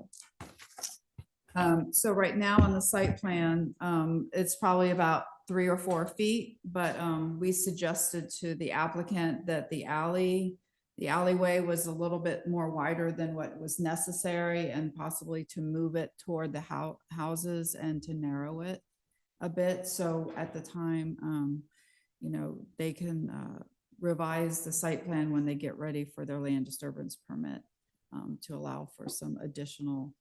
So width. how wide then are the alleys, are the roadways, the alley roadways, whatever you The want to call it? alleyways, Yeah. you're what do you- asking. I believe that they were like, we can ask the applicant, but I believe they're between 15 and 18 feet, which is fairly wide for an alley. Yeah, but that can be a question that the applicant can specifically answer. Okay, I mean, you really can't screen on 3 or 4 Yeah, feet. correct. And we were making the point at the meeting that we believe we have many alleys, obviously, here in Crabapple that are not that wide and accommodate what they need to for getting in and out of the alley, so. Okay, any other comments before we call for people in support? I just think with Carol's comment that there needs to be a specific on how wide that back area is gonna be. I mean, to me, proving a 3-foot just isn't appropriate. So if I can respectfully ask that you ask the applicant, because they can have a better idea of how they can move it over, and we definitely agree 3 feet is not enough. But this is not set in stone. This is, basically a preliminary plan, and as the conditions say, minor changes can be made to accommodate the conditions that are required, so, yes. Sorry, can I ask a question? On page 10, I thought those blue highlighted areas were 25-foot tree buffers that would remain. So there's already, Correct. Those are on the neighboring properties. So that's on there. Yeah, they Flat. wouldn't have any control over that. Right. We just wanted to point it out that at the time of the zoning in Fulton County, obviously this was zoned AG1, and they required an undisturbed buffer when they developed a townhouse residential product or zoning. And that was the requirement. It's on the plat, just to show that there's already a buffer that exists on the other side of the property line, but we still hear what the members of the community is asking, but just wanted to point that out as well. Would you consider this a lot of impervious surface for the size of the plat? I mean, we do not have any regulations in the R5A. I mean, I think I don't know what is a lot. This is the type of development we do here in Crabapple, and we believe it's a very successful design and very popular. So yes, it is more impervious with the alley. with everything, there's a give and take. You switch the alley the other way, then you do frontage garages. Is that correct? Is that kind of the give and take? Right, I mean, the give and take is that if you have an alley, then you have less impervious showing from the street. It's just a sidewalk that goes to the internal sidewalk, and then there's a porch, and there's the front facade, and, you know, the aesthetics of the development.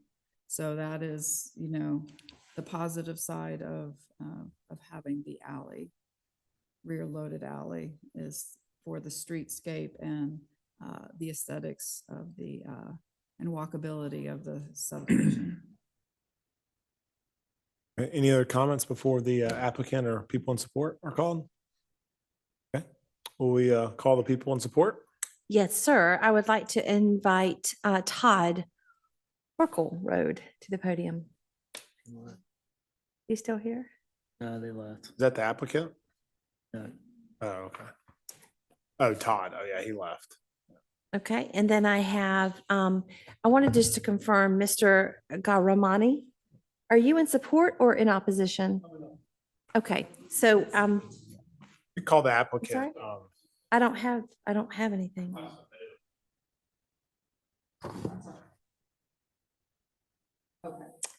Well, and I. Did have 41 earlier today, so. I think we had 42. One was brought up later. Bryson, I'll let you go ahead. That's fine. Let me just make sure it didn't get covered here. My apologies. Here he is. Here he See, is. there we go. All right, and so just Mr. remember, Mercer, yes. this is our first zoning in a long time, so 10 minutes support, 10 minutes in opposition. If we extend time, we extend it on the other. I have a presentation. You'll just state your name and address for the record. My name is Bryson Mercer. I am a zoning and land use attorney with Miles Hansford on behalf of the applicant tonight, Arkin Homes LLC. Let's see if I can figure this out.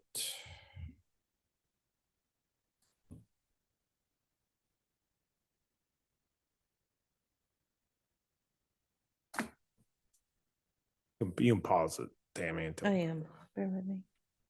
Maybe, maybe not.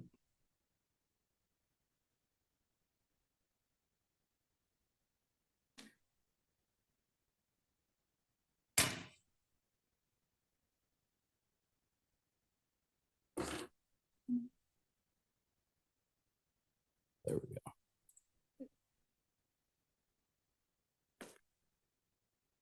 All right. And I will answer all of y'all's questions that y'all had regarding the landscaping and other things as soon as I get through this.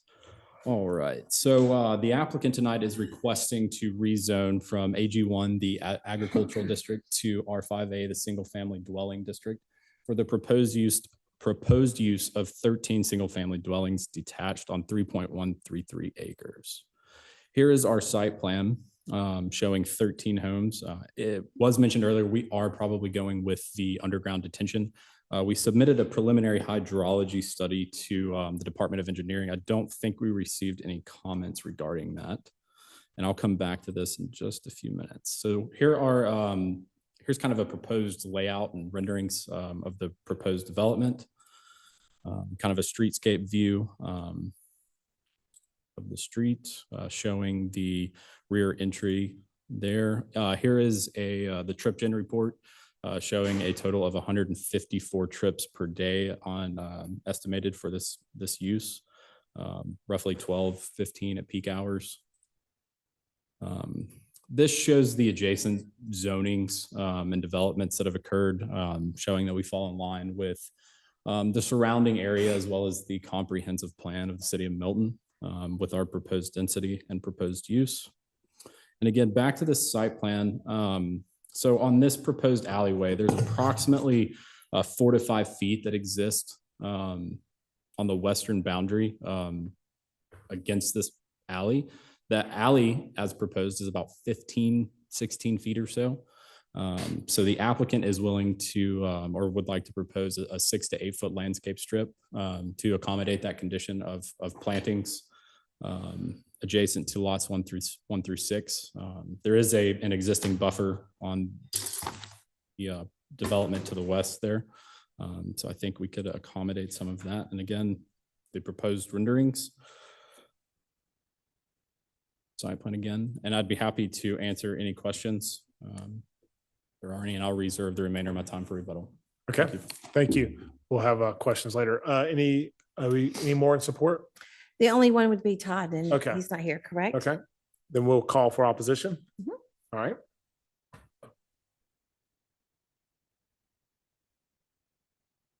I call Mr. Gamarani. Garamani, did I get that right? You're gonna have to help me.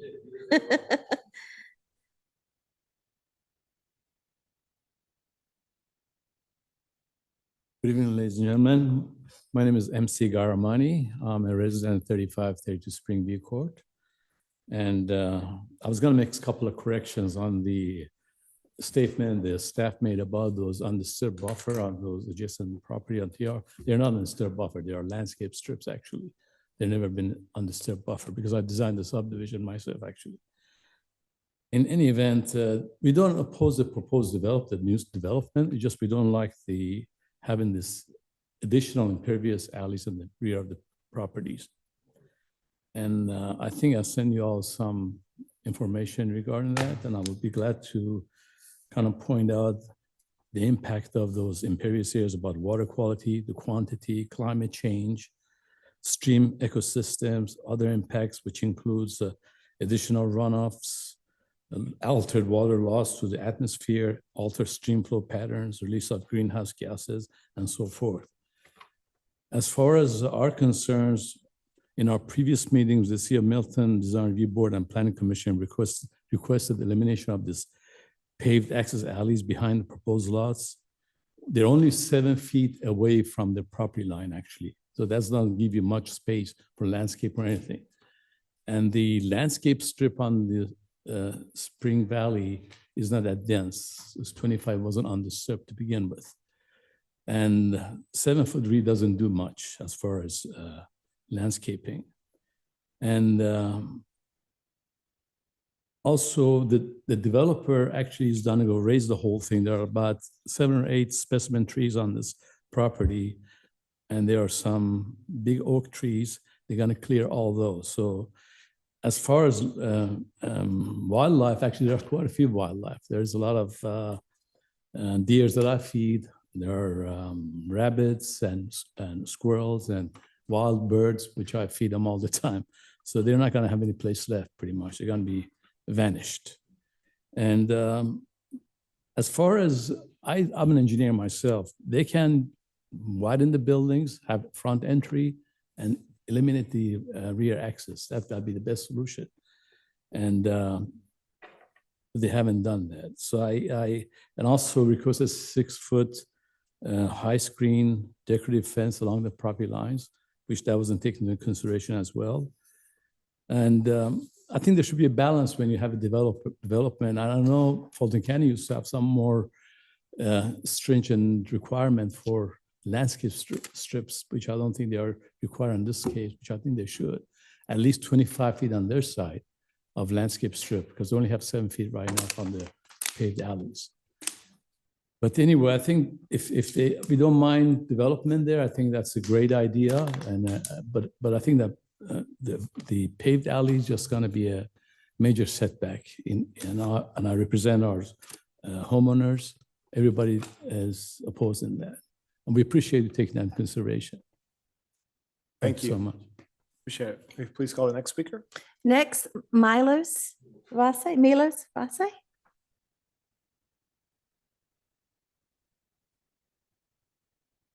Good evening, Mr. Mayor, council members. My name is Milos Kvasai. I live in 3476 Fleming Lane, City of Milton, Georgia, which is in the Hidden Forest subdivision. It is right against the proposed development. And I just want to point out, and we are not in the position of development of the subdivision. We are in the position of the proposed layout. This proposed layout will show alleys. There is not enough room to actually plant trees between the alley and between the property line. The screen fencing, which is 6 foot tall. It's not high enough because the proposed second floor of the proposed home and the existing second floor of the existing house, they'll be directly looking into each other windows. And another point is that I know that trying to accommodate or make the alleys wider, but I don't think for 2 cars passing to each other, I don't think that's wide enough. And there will be more conflicts on the end of the alleys. And just people are gonna drive over the properties and just making more conflicts. The property is, or the existing property is only 13 homes. And my question is, why do we need to create 3 roadways to serve only 13 homes? I mean, that's not necessary. We are creating more impervious area, making detention pond larger. This to accommodate all these impervious area will require to make the detention pond larger, which makes we will need to create larger disturbed area, and it will be basically from property line to property line. So the entire property will have to be totally just remove all the trees, everything what's there to accommodate this layout.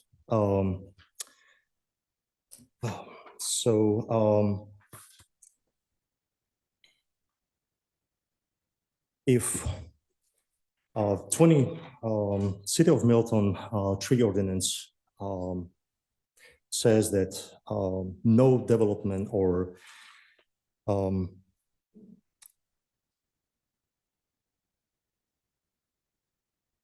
that they are not required that City of sorry.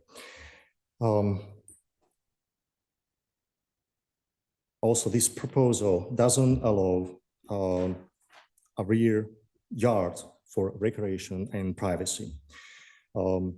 City of Milton tree ordinance doesn't allow to clear cut the whole property. And we can do simple math.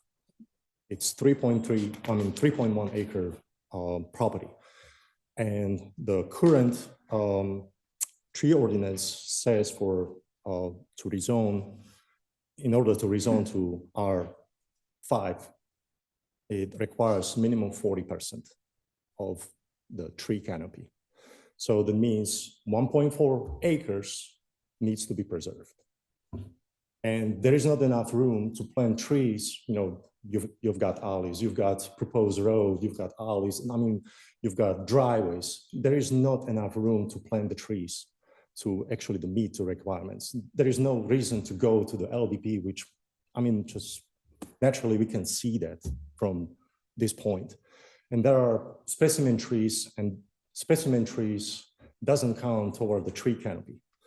It is totally separate, and they will have to plant more trees on top of to meet the tree canopy.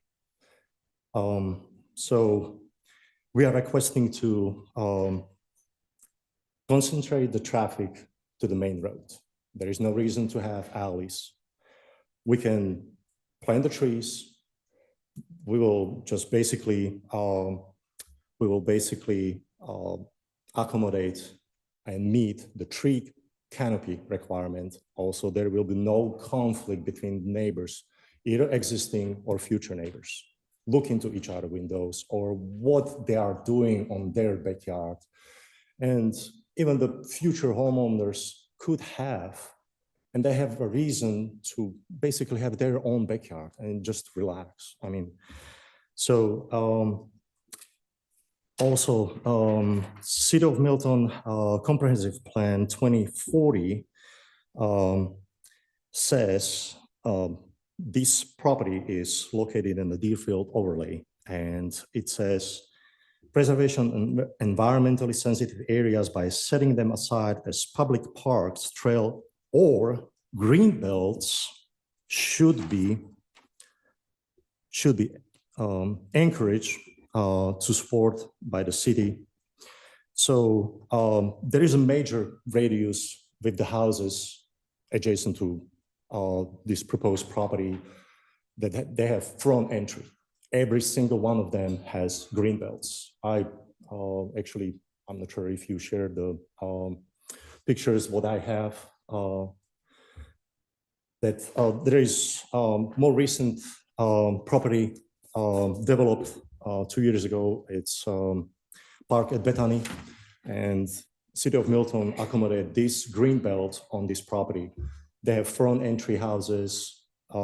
They preserved the area in the back. They have their own backyards, and those houses are $800,000, $900,000 houses. And I mean, I send the pictures. You can see. I believe that the developer can meet easily these requirements if So, they Mayor, remove the pardon me, house and- 10 minutes is up. Do you If you want can to? How put- many more So speakers do we have in opposition?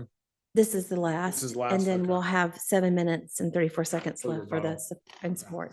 If we can apply this condition for rezoning to have the front entry. Okay. Thank you, Thank you very Milos. Appreciate it. Thank you.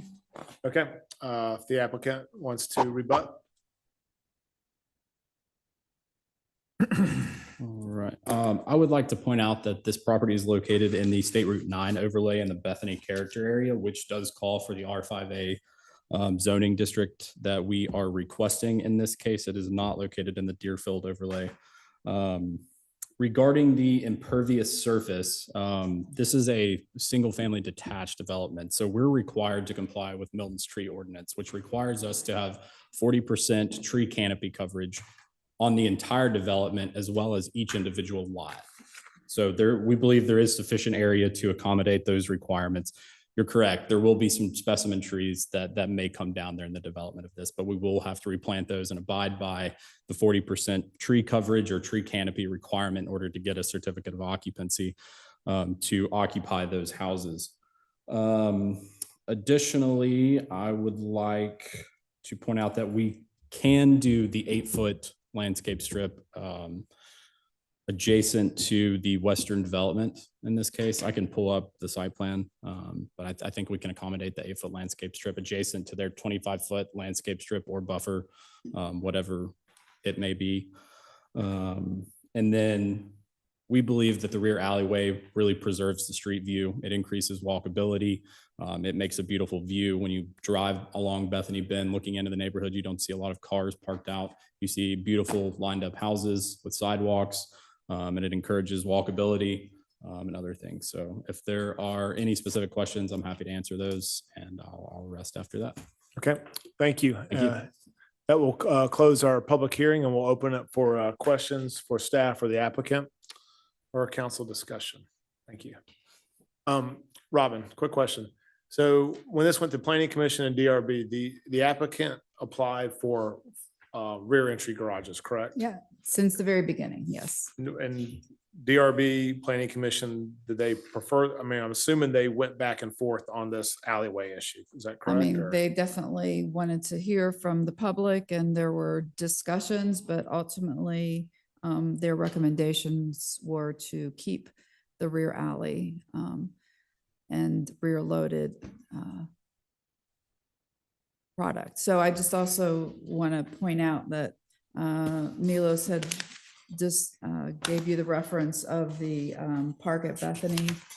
Those lots that are to the rear, it's not along Bethany Bend, that are front loaded. They are, 10 to 12 feet wider than these lots are. And so that's why we want to be able to have a facade for each of the lot of the houses that would be much more aesthetically pleasing. And then also these are what we call courtyard houses. So there'll be one house at 0 lot line. And then let's say the next one has to be 14 feet on the next property. So there's going to be 14 feet between the houses plus So that it's not just gonna be like townhouses where there's no pervious or areas that you can grow trees. So I think we kind of lose perspective with the rear loaded, that it's not just the back and the driveway, but there's actually a side yard that happens between each of the houses. So the yard is on the side instead of in the rear. And actually, to be honest, you get further length than width when you get this side yard.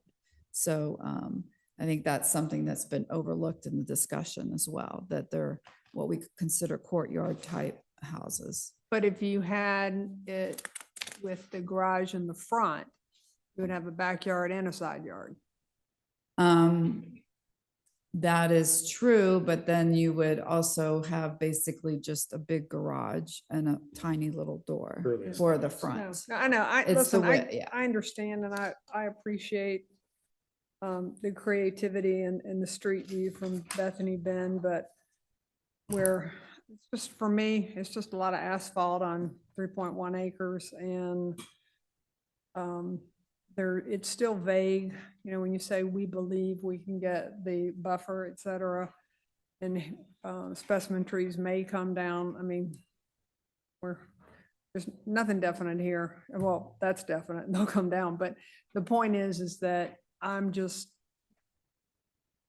at a point where minimizing impervious surfaces and as much green as possible. I think when things grow up in front yards, even if it has the garage in the front, it's still attractive because you'll have bigger trees in the whole development.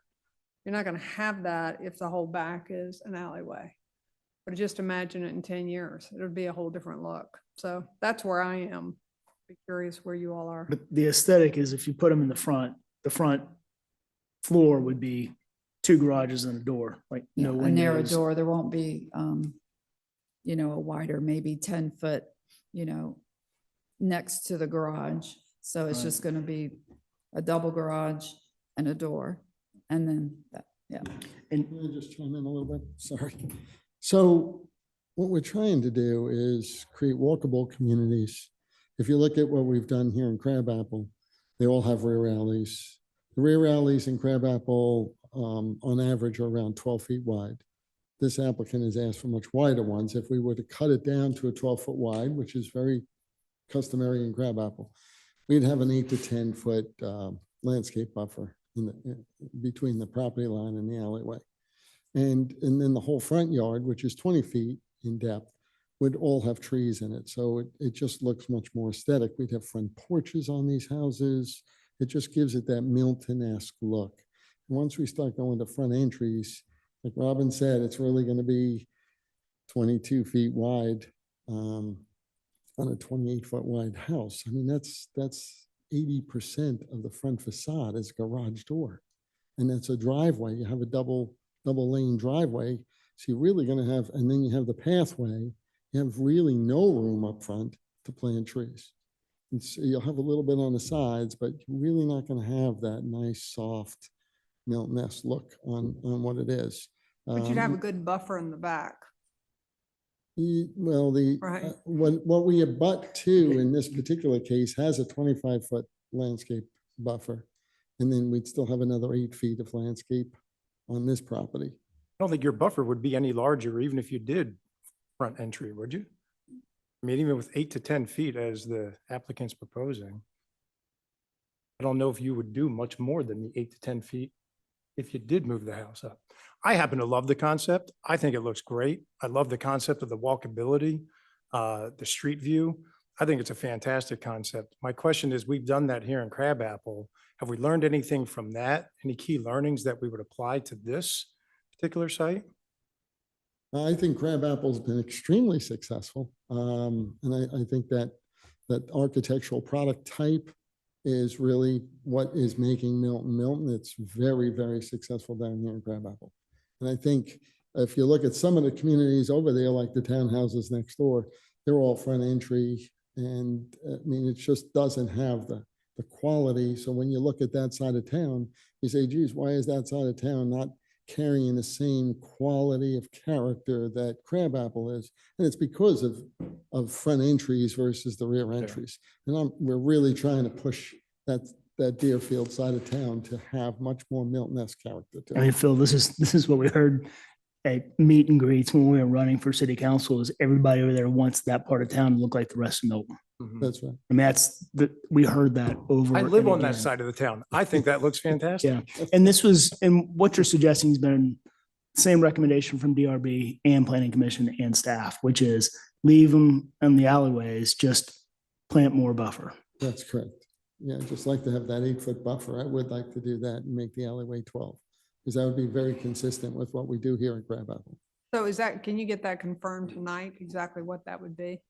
I looked at the plan, it would work. I mean, he Would- still has to come and fail DP, but I know architecturally it will work with the dimensions. Me, when you look at, I'm looking at slide 13. And it just seems the overall view of that is a lot of asphalt. And I agree that the rear entry looks better from a view perspective. But if there's something we can do to reduce the amount of asphalt, it's like when you look at when you're pulling into the neighborhood and turning into those alleyways, whether it's just because this is a schematic or not, it looks like you've got a 25-foot turn into those alleyways. See how wide that looks? And when we go back to the two homes in the back, there's more asphalt. It's wider. I mean, why do we have to have that big road there? Is there a way to move the kiosks so that we don't have another road? If we're doing rear access, why do we have to have that street continue and just continue to have more asphalt? Yeah, I see what like you're the saying. look. I You're just saying to want to cut see if this there's portion ways of we road can out. reduce the amount of Yeah, asphalt. no, we could probably do something to cut that portion out. I think you're also, he's suggesting trees in the front yard. This schematic shows Because we have no fire trees department in any of access the and front stuff. yards. Yeah. So I think it's So it just works. So, well, for us to see what it looks like. But the you row see of what- houses in the back, they look into, so they're gonna have porches that stare at the rear entries of the houses in the front. And would everybody here, No, Hmm. no, I don't think wh- so. where are we? They're all facing each other. Oh, I see, Yeah, I see, yeah, I see. Okay, yeah. So, What are you talking, show me what you're talking about. I'm talking about Bob, this area here. Mhm. and how all this could, back so here. Why how do many we feet have are to we have all talking this about asphalt? reducing that back alleyway from? Is it the back alleyway from lots 1 to 6, or is it both alleyways we're talking about? I would do all of them. I Okay. would make all the alleyways 12 feet wide Okay, and maintain 8-foot minimum distance between property lines and alleyways. so the alleyways would be And 12 not feet just wide? 8 feet, but a landscaped 8 feet. So I'll make sure that the arborist landscapes the 8 feet for screening. And how much would that add to the screening, you said? 8 feet, or it'd be 8 total feet. 8 feet? 8 feet would be the minimum I think screening would require. 12-foot alleyways, minimum 8 feet, which is a lot more than the 3 on the screening. And then y'all's recommendations is exact what planning commission says as far as require heavy vegetation, or what's Right. the? So we added, they just, and they recommended, they just said to do a landscape. Added per the city Oh, ordinance. approved by Sandra. Okay, yeah. Look good and survive in the home. Right. Will this go back to DRB, or is this it? Is that? Okay, No. I just wasn't sure how. No, that- but Would you- they would be required to be reviewed for architectural review. I'm still That gonna was make fine, sure that they all have the 360 architecture. Seems like we put an awful lot of pavement asphalt back where the mailbox kiosk is. That's the other area.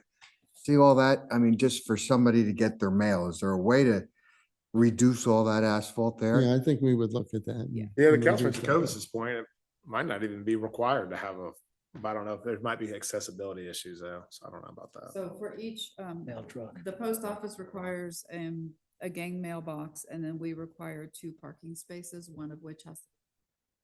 So that's why they're, and I think if we go to the site plan, I think it's a little bit more realistic.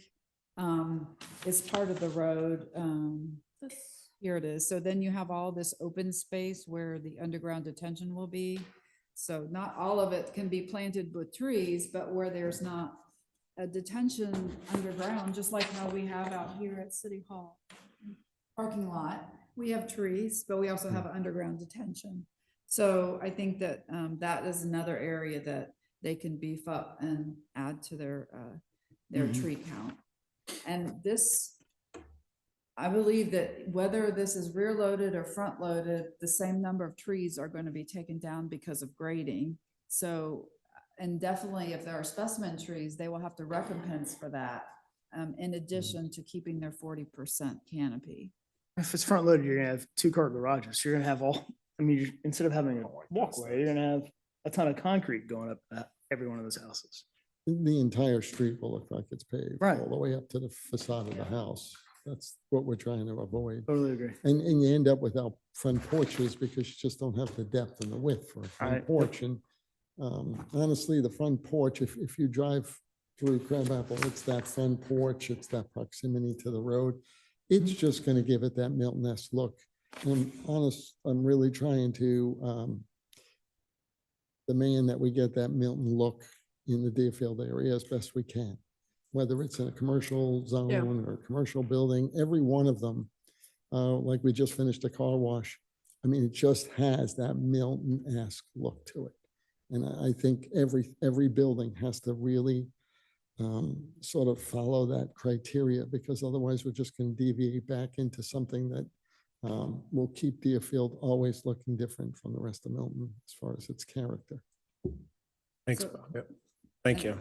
Yeah, I was just gonna reiterate that with the Fairview townhomes to the east or to the west, again, they have, whether it's landscape buffer, it's a buffer. That's what it says on the final plat. So, and that was implemented because this had been AG1 and that was a higher density. And now you have a lower density and we don't technically require buffers or landscape strips between subdivisions when they're single family. So, basically there's no regulation that says there has to be a buffer or a landscape strip between this development and the TR townhouse residential that's over 7 units per acre with already a 25-foot buffer or landscape strip or whatever you want to call it. But if you look at the aerial, there's vegetation there. So Thank you, Robin. Yeah, Hey, thank Ken, you. real quick, if there's a motion to be made to where we can make sure we change that alleyway to 12 feet, and I'm not an engineer by any stretch of the imagination, but I think we know what Bob was saying to make Thought the I heard aesthetics. just 12 feet is what I thought I heard. 12 foot, I mean, 12-foot alleyway, 8 foot of buffer. 8-foot landscape strip. So cars couldn't pass though. How would you do that? Can No, a car no, pass? no. It's just an alley though. That's- Alley. Oh, it's just an- Intended to, it's just the alleyway. Okay. Yeah. Okay. I'll make a motion Can to we pull approve. up can I make- the staff recommended conditions very quickly? Yep. I'm not wrong. Hey, Emily, great job tonight. Thank you. First time on the zoning. Good stuff. Thank you. No, nothing like a little excitement. I did miss you though, Robin, but thank you. Let's go. I can read fast, but I to can't read. the Okay. condition. Very, is this the right one? Yes. This one?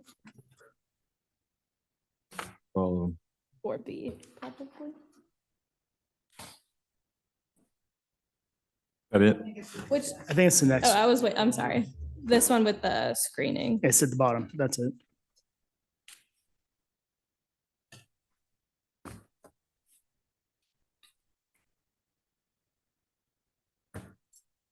But it's not just behind lots 1 and 6. Bob said he wants it behind Both of them. both. All alleyways All will be the alleyways. same width. Right. Just give me a second. Okay.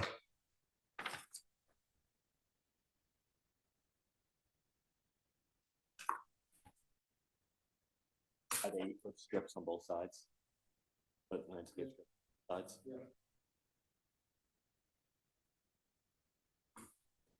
And 12 for the tax.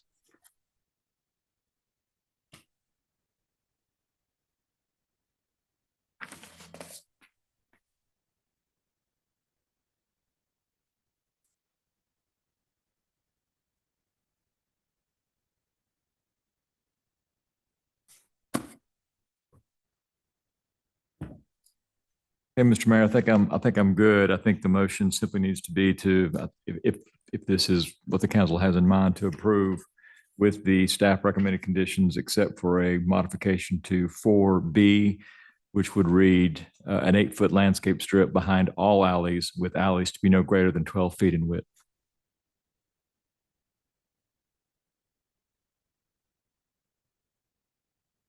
Okay, any other questions for staff? Okay, with that, I'll throw it over to a motion. I know Councilmember Haney's there going to town. Yeah. All right, go. Can I make a motion as read? Absolutely. I'd like to make a motion as read for agenda item 24028. Second? Okay, I have a motion from Councilmember Haney and a second from Councilmember Johnson to approve agenda item number 24-028 as read by the city attorney. Any discussion on the motion? All in favor, please say aye. Aye. Any opposed? That is unanimous. Thank you. Okay, we will move on to unfinished business. Will City Clerk please stay on the item? That item is consideration of an ordinance to amend Appendix A, Parks and Recreation Fees and Other Charges, Chapter 34, Section 24 of the Milton Code, to revise the fees for the Milton Summer Day Camps. It's agenda item number 24027. Our Parks and Rec Director, Mr. Tom McElveen. Good evening, Mayor and Council. Give them just a minute. Looks like nobody wants to hear what you have to say. Pardon? No one cares. They're all leaving. Saving the best for last. Okay, I should be rather concise here tonight for you. What I have for your consideration is an amendment to the Code of Ordinances, Appendix A, to revise the fees for the City of Milton Summer Day Camp that will continue to be held at the Milton City Park and Preserve. Today, I'll provide a very brief overview of how last year's inaugural camp went, ultimately leading up to a new proposed weekly fee to participate in the program. Customary with any changes to fees supporting in-house programming, an amendment to Appendix A must be made and approved by council in order to collect those fees. Recreation programming such as this summer camp is supported within the strategic plan under Priority 3, Goal 1, Objective 4 to identify and offer opportunities for recreation programs to meet citizen needs and expectations. A summer day camp was for 15+ years a gap in our programming. Once the renovations completed at the Milton City Park and Preserve Community Center, we had a viable location to host one. In our inaugural summer last year, the camp ran for 7 weeks in June and July. It proved to be extremely successful with a management team built from the ground up that was able to gel quickly and ensure the participants had a lot of fun with a safe environment. To give you an idea of the success, we had 321 registrations in the camp, with some of the weeks having long wait lists. Families showed their appreciation and enjoyment of the camp with a 97% satisfaction rate from our program evaluation survey. Generally speaking, 2024 won't see any drastic changes in the overall format of the day-to-day operations. It will be a typical day camp with 5 days full of fun activities. However, to make the experience a little more fun, staff is looking to take the kids on 1 field trip per week. The field trip location would change from week to week, but go to places like Zoo Atlanta, mini golfing, or the movies. Staff is proposing the camp fee be changed to $195 per week for Milton residents. This change would put the non-resident rate at $285 per week, an increase of $90 per city ordinances.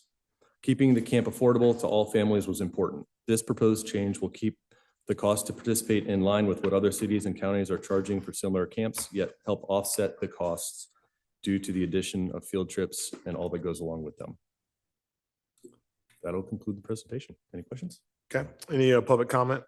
There are none, sir. Okay, any questions for Tom? Nope. Okay, have it, open it for a motion. Mr. Mayor, I make a recommendation. We approve agenda item number 24-027. Second. Okay, have a motion from Councilmember Cookerly and a second from Councilmember Verhoff to approve agenda item number 24-027. All in favor, please say aye. Aye. Any opposed? That is unanimous. Thank you, Tom. Thanks. We'll move on to new business. Will the city clerk please sound the item? That item is consideration of a blanket right-of-way acquisition approval for the Birmingham Road Middle Bridge project. It's agenda item number 24054. Our engineering project manager, Mr. Rob Bell Ross.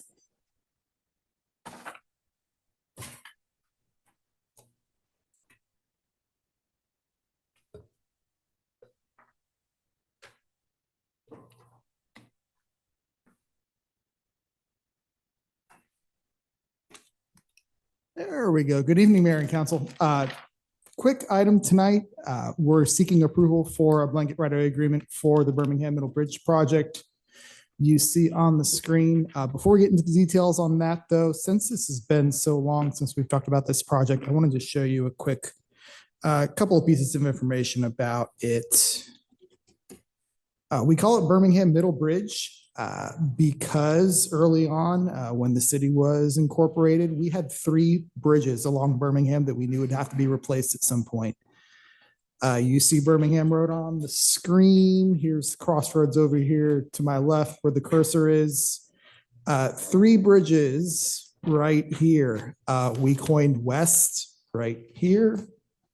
Middle, which is the project we're talking about tonight, and East. East we've talked about last year.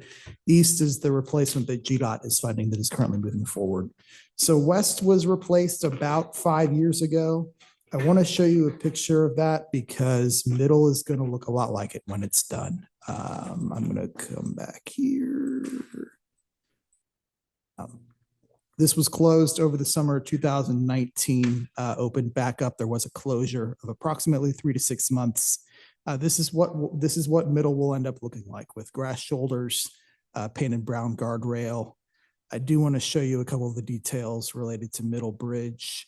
Middle Bridge is unique in that it is very close to a subdivision entrance, Hampton Manor. You see on the screen, this is the existing bridge. I'm going to go just past it to show you Hampton Manor. You see how close that subdivision is. Back in 2009, during the floods of that year, floods were so bad that this bridge was closed. Water was so high and residents in Hampton Manor were trapped. That's a pretty big public safety issue for us. That advanced the design of the project. That's why this project is so important to us. We don't want that to happen again. This bridge, believe it or not, to get it out of the floodway will need to be raised 6 feet, which generates the impacts that you see on this sheet. We're impacting approximately 15, 16 properties. The table here shows you that list of property owners that we are impacting. The fair market value of these acquisitions adds up to $495,506. We're asking for approval of that amount tonight to be able to start the right-of-way acquisition process for the project. Open for any questions you may have. Thank you, Rob. Any questions for Rob? Okay, hearing none. Any public comment? There are none, sir. Okay, we'll close it and we'll open it for a motion. Once. Mr. Mayor, I make a motion, we approve agenda item number 24-054. Second. Okay, I have a motion from Councilor Jacobus, second from Councilor Verhoff to approve agenda item number 24-054. All in favor, please say aye. Aye. Any opposed? That is unanimous. Thank you. Will the city clerk please say on the next item? Mayor, that item is consideration of a resolution to reimburse the city of Milton's green space bond account with T-Plus funding to support and accommodate the improvements being constructed as part of the Bethany Road at Providence Road roundabout intersection project. It's agenda item number 24055. Our engineering project manager, Mr. Rob Del Ross. Thank you, Tammy. This item is a budget transfer for us to take T-Splosh funds for the right-of-way we need on parcel 1 on the map below and use that to reimburse the green space fund that purchased the southwest corner of this intersection back in 2016. We completed appraisal on that amount. The appraisal is $57,400. With approval tonight, we'll be signing the resolution and that budget transfer will happen during the next scheduled budget process. All right, thank you. Any public comment? There are none, sir. All right, any questions for Rob? I'll open it for a motion. Mr. Mayor, I make a motion that we approve agenda item number 24-055. Okay, I have a motion from Councilmember Verhoff and a second from Councilmember Haney to approve agenda item number 24-055. All in favor, please say aye. Aye. Any opposed? That's unanimous. Thank you. Will city clerk please say on the next item? That item is consideration of a professional services agreement between the City of Milton and New Gen Strategies and Solutions, LLC, for the recycling and solid waste management plan. It's agenda item number 24056. Our environmental program manager, Miss Emily Groff. Good evening, Mayor and Council. Tonight, I'll be providing an update on the Recycling and Solid Waste Management Plan project and look for approval of a professional services agreement to support this planning effort. We'll briefly review Milton's history of this type of solid waste planning and including most recently our strategic and comprehensive plans. We'll review the Sustainability Advisory Committee and its proposed governance and membership qualities. And lastly, we'll provide an update on the planning scope, including an estimated project timeline and proposed deliverables. So this planning effort comes to us from both the comprehensive plan and the strategic plan, setting a citywide solid waste strategy to improve the management of solid waste collection that aligns with sustainable best practices. Milton's first and only plan seen here on the right was from 2008 to 2018 and accounted for a lesser population. Here you can see data gathered from these plans, including an 85% interest in continued collections for things like electronics, paint, and chemicals. The Milton Sustainability Advisory Committee is a standing committee that was created by ordinance in early 2023.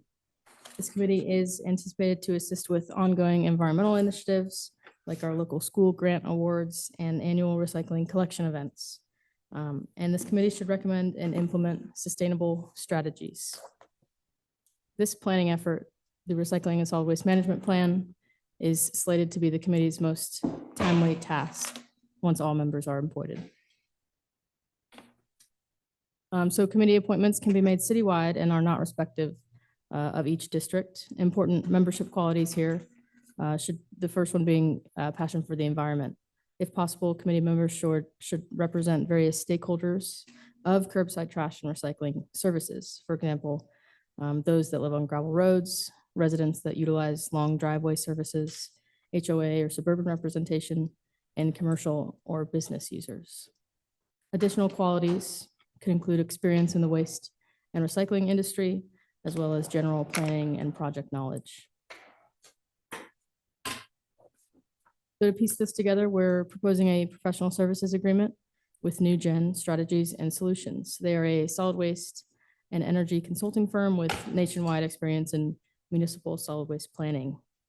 Deliverables here should include a comprehensive recycling and solid waste management plan document, multiple opportunities for stakeholder engagement and public input, policy and operational improvement and recommendations, and an implementation roadmap. Our estimated timeline starts with the proposed approval of the professional services agreement tonight, which would lead us into initial project team meetings and completed committee appointments by February and March. And we anticipate the adoption of this plan later this year. And I'm open to any questions. Thank you. How many openings do we have for MSAC? We have two appointed members, Okay. two proposed members slated for future appointments. So that would leave 3 open appointments. Okay, just curious. All right, any questions for Miss Emily? Emily, I have a couple questions. I'm sorry. Yeah, I'll make go this ahead. real quick, though. No worries. What is, when we say the deliverables, like what is the outcome of this and how does that work in conjunction with our current waste hauler? So I get my recycling picked up once a week. How does this impact that? How does this coordinate with waste management and our other haulers? What does the end result look like? I think before getting to the end result, I think it will provide a forum for discussion to consider changes to end results that have kind of been historical conversations that have been following different residents and throughout the city since its inception. We've acquired how Fulton County operated in 2006. So this would first and foremost serve as a forum for discussion for any proposed changes with our waste hauler system. If not, I think the general deliverable would be a comprehensive and organized document to either memorialize, continue, or change how we operate our solid waste services. And Emily, this is something that we're required to do, correct? or something changed within the regulations regarding our solid waste plan. Am I Yes. tracking correct? Yeah, they were originally required. All cities had them around the same timeline as our first one, 2008 to 2018. They're traditionally 10-year plans, originally required through the DCA, the Department of Community Affairs. DCA did change their amendments in 2000. They amended their rules in 2011. So their requirements are a little bit less strict, but DCA still recommends a plan. Any other questions for Ms. Emily? Any public comment? There are none. Okay, we will open it for a motion. Make a motion to approve agenda number 24056. Second. Okay, I have a motion from Councilmember Cranmer and a second from Councilmember Verhoff to approve agenda item 24-056. All in favor, please say aye. Aye. Any opposed? That is unanimous. Thank you. You did it again, Emily. Will the city clerk please stay on the next item? Consideration of a professional services agreement between the City of Milton and Tunnel Spangler and Associates, Inc., known as TSW, to prepare the Arnold Mill Small Area Plan, a project in the short-term work program of Milton 2040 Comprehensive Plan. It's agenda item number 24057. Our principal planner, Ms. Shuba Jangam.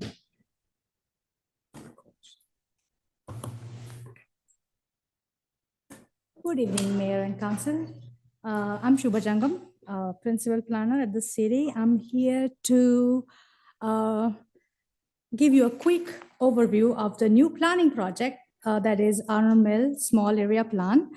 I want to introduce the selected consulting partner and talk about the project goals, program, and timeline. And finally, seek the approval of the agreement with TSW that is in front of you today on this agenda. So I introduced this project last year in August, if you remember this slide. And during the budgeting review process, and I said that this project is listed in the short-term work program of Comprehensive Plan 2040. And it is very well aligned with Milton's strategic plan, consistent with the smart land planning goals that are part of the strategic plan. And we requested $125,000 in the budget for this project, and it was approved. Also, back then, I shared a little history about this project, what we had done in the past. In almost 10 years ago, there was a visioning study that was done with Atlanta Regional Commission, known as ARC. That was also done with lots of community input and workshop, and a vision for the area, and some recommendations were delivered. And since we approved the budget for this project, we have kind of initiated this. We completed the procurement process for this project, and we did the RFP and the consultants. We got almost 4 proposals, and through the procurement process, the TSWs scored the highest score. So we had selected them to go with this project, and they are statewide good experience, and with the Milton also have a great experience of planning. As you can see on the map here, all the blue area is part of the study area. It is this part of the Highway 140 is approximately 3 miles, and it has almost 520 acres and almost nearly 100 parcels. And this is our character area. It's Arnold Mill character area from comprehensive plan. And as I shared back last year, some goals of this project are explore and develop the city's vision for the corridor build out with community feedback and input. Identify the contextual design elements for the commercial nodes, and create an action plan to work with other jurisdictions that impact the area. As you can see on the map, we do this area, the adjacent city, Roswell, and there is also county, Cherokee County, that is right next to this area. So based on these goals, we have drafted a project program. I also have a project plan. And these are the 4 stages, 4 phases that we have drafted, which include first assessing all the existing conditions and forming a steering committee. We have identified the stakeholders for this project, and we're going to form a steering committee. We are going to communicate with all the adjacent jurisdictions for this project. In phase 2, we will actually start doing the workshop, and we will do intensive public engagement during the phase 2, and we will develop a concept plan. Phase 3 will focus on draft policies and design guidelines for this area. Again, this would also include lots of public engagement and workshop or design charrettes. And phase 4 will be purely an adoption cycle where the plan goes to Planning Commission and City Council and gets adopted. So from the timeline perspective, there is a little overlap between phase 1, phase 2, little preparation going back and forth. So I have kind of bundled them together, and I project that when we start this project this month, February 2024, it will go through November of this year. And phase 3 and 4 will probably go from December to July of next year. So with that, I look forward to getting this agreement between us and the TSW approved. And if you have any questions, I can answer them. Thank you, Shuba. Any public comment? There are none, sir. Okay, close the public comment. Any questions for Shuba? Okay, motion? Mr. Mayor, I make a motion that we approve agenda item number 24-057. Second. Okay, I have a motion from Councilmember Cookerly and a second from Councilmember Haney to approve agenda item number 24-057.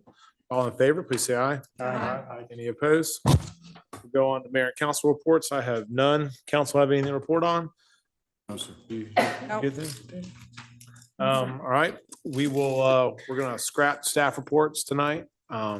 And we will just move on to executive session. Do I have a motion to adjourn into executive session, discuss potential litigation and land acquisition and personnel?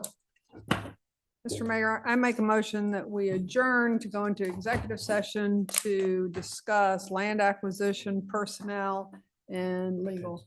Second. All right, have a motion for Councilmember Cookerly and a second from Councilmember Haney. All in favor? Aye. Are you good? Ken? I make a motion to reconvene. I'll second. All in favor, say aye. Aye. Let me turn it over to City Attorney Ken. Mr. Mayor, members of the council, we have a rule in Milton that provides that if a regular meeting is going to extend beyond midnight, there has to be a motion to in fact provide for that. Otherwise, the meeting will stand automatically adjourned at midnight. Therefore, a motion to extend tonight's business items beyond midnight would be in order. Okay, thank you, City Attorney. Do you have a motion to extend the items beyond midnight tonight? Make a motion to extend the items beyond midnight. Second. Okay, let's do Haney and Jacobus. All in favor, say aye. Aye. All opposed? Now we got adjourned. New motion, all the prerequisites to go back. Can I get a motion adjourned in executive session to discuss land acquisition, potential litigation, and personnel? So said. Make a motion as stated. All in favor, say aye.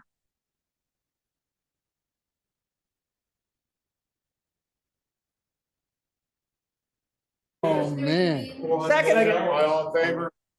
Can I get a motion to adjourn? Make a motion to adjourn. Second. All in favor? Aye. Good night. Aye.